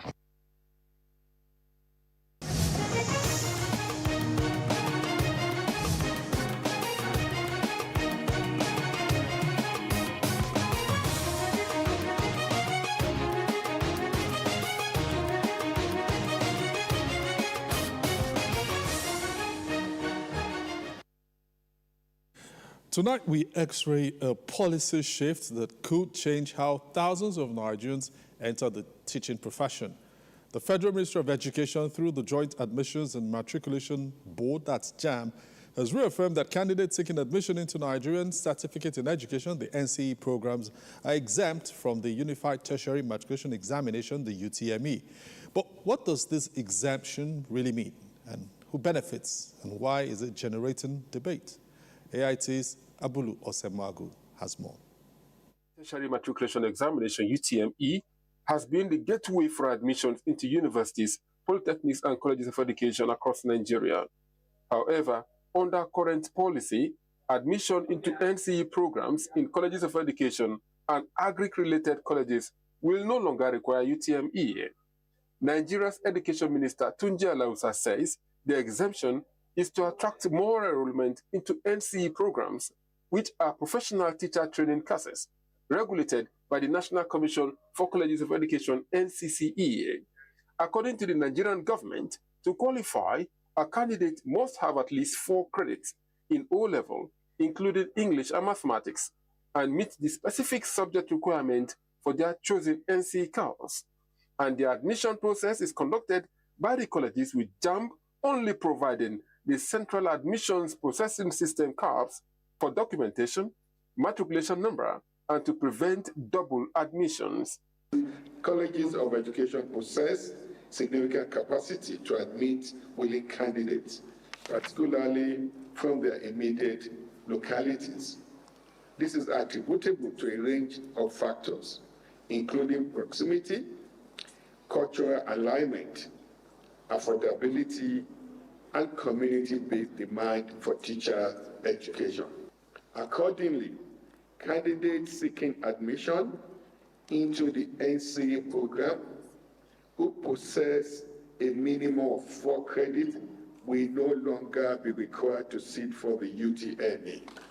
Supporters argue that the exemption will lower costs and stress for students and help address Nigeria's teacher shortage and also increase traffic to NCE programs. According to UBEC, Nigeria needs over 200,000 qualified teachers at the basic level. Critics, however, worry that bypassing UTME could affect quality and downgrade the teaching profession. They argue that without a standardized entrance exam colleges may admit unprepared candidates, weakening the standard of teacher education. So if today government observe by statistics or by data, and they observe that enrollment is poor in our colleges of education, should waiver of JAMB be a solution? If you are going for engineering course, give waiver to them. If you are going for any science courses, give waiver. Abolish the JAMB then. Let every graduate of secondary school, after graduating with your 5 credit, apply for any tertiary institution. But what we are saying, even if there are policies like that to exempt, it's not just enough. The apathy on teacher education is not about JAMB processes. It's about the incentives. It's about how a teacher is carried in Nigeria. So, in summary, the UTME exemption for NCE program is a deliberate policy to streamline teacher training, but it comes with the responsibility on colleges to maintain standards. The big question remains, will this policy help close Nigeria's teacher gap without compromising quality? Abulu Osemahu, AIT News, Abuja. Excitement filled the air in Gusau on Friday as Zamfara State recorded its first ever direct international flight departure under the administration of Governor Dauda Lawal. A MAX Air Boeing 777 successfully airlifted the state's inaugural batch of 2026 Hajj pilgrims directly to Saudi Arabia from the newly operational Gusau International Airport. Friday, May 15, 2026, marks a historic day for Zamfara State as it officially enters the global aviation space. Cheers erupted as the massive aircraft landed to pick up the first 415 pilgrims out of 1,451 state contingents registered for this year's Hajj exercise. Dressed in symbolic garments, the departing travelers could not hide their joy as they boarded the flight directly from their home soil. Once aircraft big like this, 777 to land in Gusau International Airport, it means we are good to go. A mixed feeling of excitement, fulfillment as well, because it is an opportunity that will naturally spring up sectors of our economy. It will improve our security. Addressing the gathering, Governor Dauda Lawal called the flight a crowning achievement for his administration and a major economic gateway for the state. Since the beginning of this construction, nothing has stopped until today, when the first pilgrims are leaving Gusau International Airport to the holy city of Jeddah. The governor confirmed that the runway and vital infrastructure are fully ready to support continuous domestic and international flight operation. Local residents believe this infrastructure boost will permanently break Zamfara's isolation and accelerate regional trades. Damina Yusuf, AIT News, Gusau. The Nigerian Customs Service and the Customs Officers' Wives Association have intensified efforts to promote environmental stability through Green Borders Initiative, aimed at restoring ecosystems and improving public health across border communities and major cities in Nigeria. During a climate awareness walk in Abuja, the Comptroller General of Customs was represented by a Deputy Comptroller General, Timi Bomodi, explained that the service work goes beyond trade facilitation and revenue generation, as the initiative aims to address environmental challenges affecting communities along Nigeria's borders and beyond. It begins with environmental sustainability, the fact that we can have within our borders and even in our cities and ecological self-sustaining ecology. It's great for the customs because You know, as you look at trade, you can't look at trade in isolation. You have to look at trade in association with the individuals that participate in trade. And the health and well-being of these individuals are of great importance to us too. Working for climate awareness is something that Colombia is extremely concerned and passionate about. And we continue to grow hope, we continue to grow awareness, and we continue to jointly, as countries of the global south, to push for a more resilient and better safe planet for all. The president of the Customs Officers' Wives Association, Kike Lomo-Adeni, explained that the advocacy campaign is already being carried out in border communities, with plans on the way to extend the program to all 36 states. Climate issue is not just for people abroad. It affects all of us, people at the border area, in the city. And so we have done this at the border area. We've been to Ilela border, to Ufom, to Idiroko, to Seme. So we're doing this in the city so that people in the city will also know that it's not only border area, it affects all of us. Beyond restoring our environment, we are planting economic trees that will be beneficial to our generations to come to. I think I would love to see more collaboration from the government side to support really what COA is doing, and from even NGOs, especially even the United Nations. I think there is an opportunity for partnership with COA to expand what they're doing. The association also called for stronger collaboration amongst government agencies, non-governmental organizations, and international institutions to mobilize more women and communities in support of climate action and environmental stability across vulnerable areas. Just joined us, you're watching the News RNA IT. Coming up next is business. Stay with us.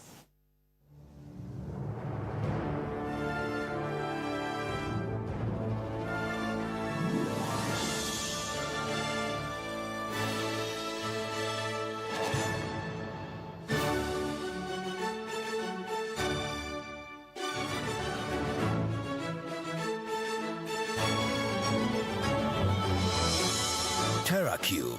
Unwrap joy, unleash taste. Give more strength to your hair with Mega Growth Leave-In Strengthener. It's infused with nourishing oils and conditioning proteins so you can say goodbye to hair breakage. Wow! Mega Growth Leave-In Strengthener. Confidence is important in life's little moments. Strong teeth can help, even if they get her into trouble sometimes. A great smile is useful to break the ice, and making friends is easier when you know you have fresh breath. I give my family confidence with Pepsodent Triple Protection 123. Its antibacterial action formula gives them cavity protection, white teeth, and fresh breath. Get whiter teeth with a new Pepsodent Natural Charcoal Toothpaste. Oh, remember how mom used to wake up before everybody to make breakfast, iron our uniform, and surprise that woman with something special. Treasure Mom this 2026 with a trip to Zanzibar in the 3 Crowns Mom of the Year competition. Write a note using each letter in your mom's name and upload with a photo of 5,000 Naira worth of 3 Crowns products on our website or at any of our collection centers. T's and C's apply. 3 Crowns Milk. Healthy moms, happy families. Calm down. Calm down. What if I ruin everything? Auntie Amina is coming. Just pass the beef and dawa cubes. No awesome. With Mr. Chef, it's a 2-finger crush.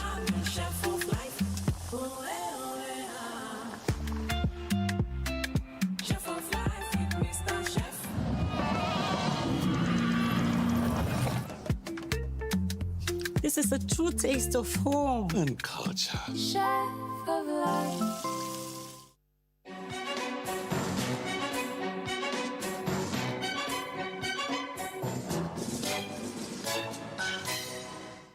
Yes, business news now. The federal government says the upgrade of Nigeria's sovereign credit rating by S&P Global Ratings reflects growing confidence in the country's economic reforms and fiscal management. In a statement posted on his X handle, the Minister of Finance, who is also the coordinating Minister of the Economy, Taiwo Oyedele, welcomed the upgrade of Nigeria's rating from B- to B with a stable outlook. He said the development follows similar positive assessments by Fitch Ratings and Moody's Ratings earlier this year. According to the statement, S&P cited improvement in Nigeria's external reserves, oil production, balance of payments, and ongoing fiscal reforms. The government also reaffirmed its commitment to market-driven reforms and its opposition to the return of fuel subsidy. Reacting to the development, some Nigerians questioned the impact of the ratings upgrade on daily living conditions, saying businesses are still struggling amid high food prices, unemployment, and poor power supply. The minister, however, said the improved rating should strengthen investor confidence and attract more investments into the economy.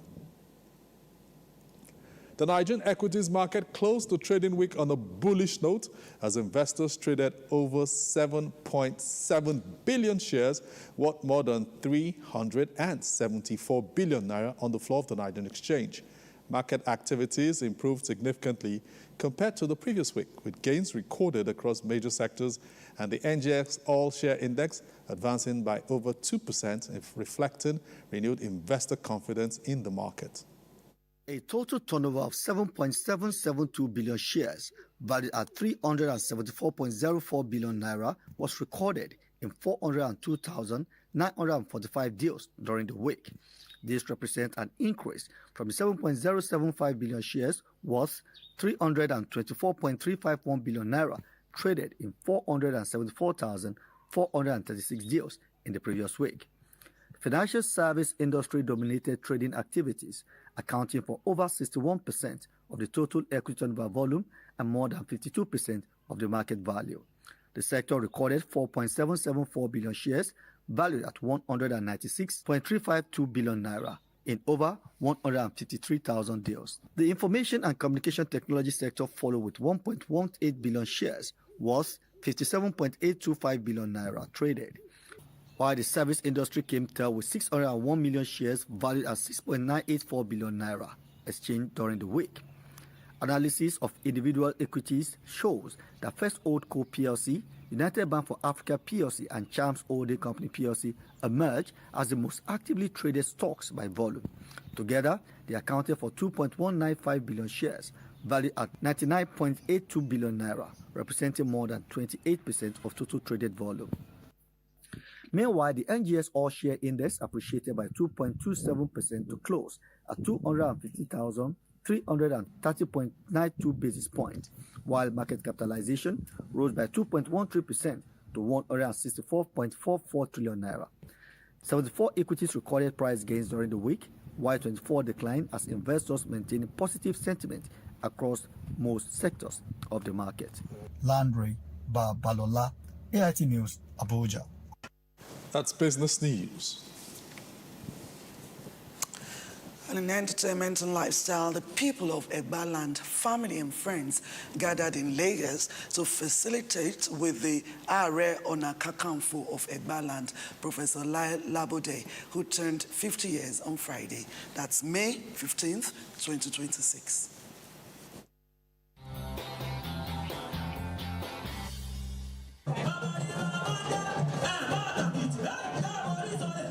The Golden Jubilee celebration of the Are Ona Kakanfo of Egbaland, Professor Lai Labode, the youngest Are Ona Kakanfo of Egbaland, a financial expert, a tech innovator, fashion icon, and visionary of the Egbaliganza Cultural Showcase, was a convergence of culture ambassadors, the political class, captains of industry, associates, family, and friends, who gathered at the Madison Place, Lekki, Lagos, to honor his birthday, as well as celebrate culture and tradition at its best. He's very innovative, very hardworking. As you mark this milestone of your Golden Jubilee, I pray for continued good health, wisdom, and strength to pursue your impactful work. For you to cross from 1 to 50, is the grace of God. Therefore, the grace of God is upon Lai Labode. He's done very well for himself in the last 50 years. He has accomplished great things, and everybody is very proud of him. I mean, he's doing a lot already in the humanitarian service. He's giving back to the community, he's doing a lot for being capital. I wish him well.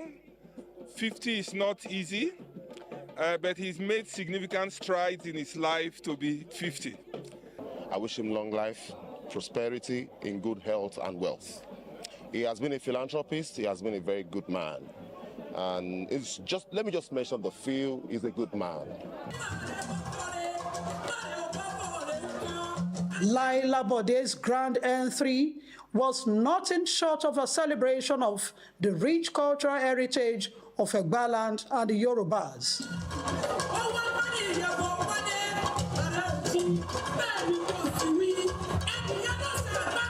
The Golden Guy, Are Laila Bode, a brainy gentleman whose love for fashion, culture, and tradition was depicted in his all-white traditional regalia, reflected on life at 50.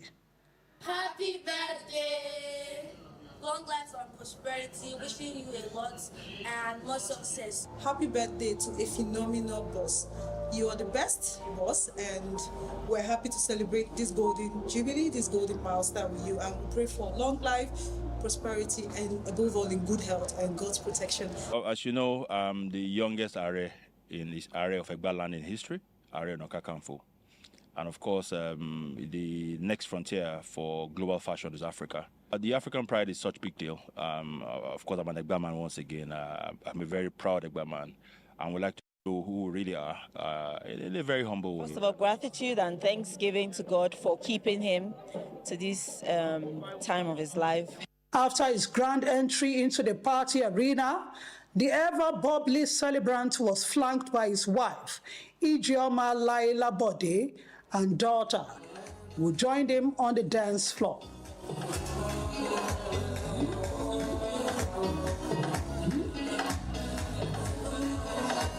Now to the entertainment of guests in the colorful and serene party room. The celebrant then changed his outfit into an eagle-like traditional attire before getting on the fashion runway to do the Egba dance with his family and friends.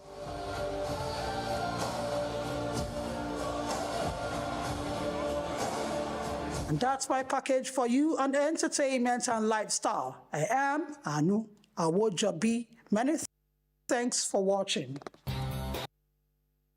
Thank you, Anu. That was quite interesting. Coming up next now is Sports Track.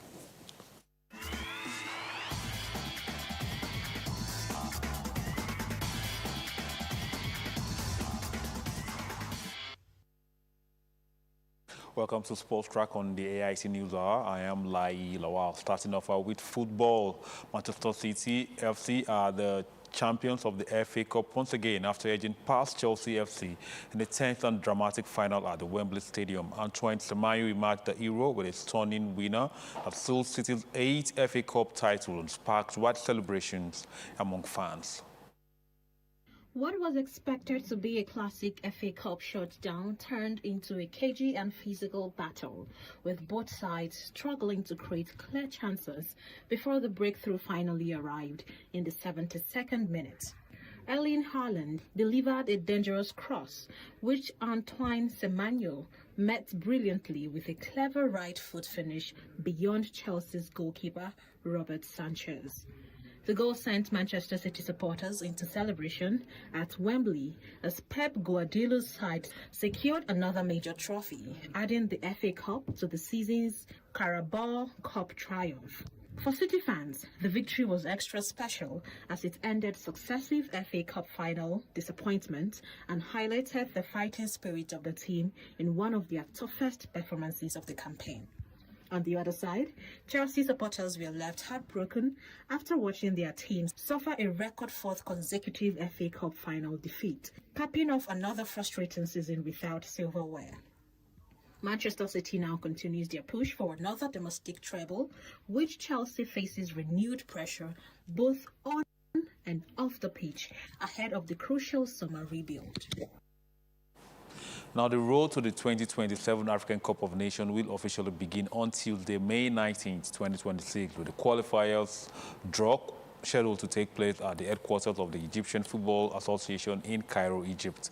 The draw ceremony is set for 3 p.m. local time in Egypt, which is at 12 noon GMT, and will determine the qualification pathway for continent's biggest football tournament. A total of 48 teams, including co-hosts Kenya, Tanzania, and Uganda, will participate in the qualifiers. The team will be drawn into 12 groups of 4, with the top 2 teams in each group qualifying for the final. In groups featuring one of the co-host nations, an additional team will also advance. The qualifiers will be played across the 3 FIFA international windows between September 2026 and March 2027, ahead of the tournament scheduled to run from June 19 to July 17, 2027. And now the power of football as a tool for social awareness and integration was once again highlighted as Nigerians joined the rest of the world to celebrate the International Day of the Boy Child. More than 100 boys from 4 government secondary schools participated in a mini football competition in Abuja. All right, we'll bring you the details of that reporter in our subsequent bulletin. That's it for sports. Many thanks for watching. I am Lai Lawal. And that's it on the AIT News Hour. I am Shola Jayesimi. I'm Hadiza Audu. Thanks for staying with us.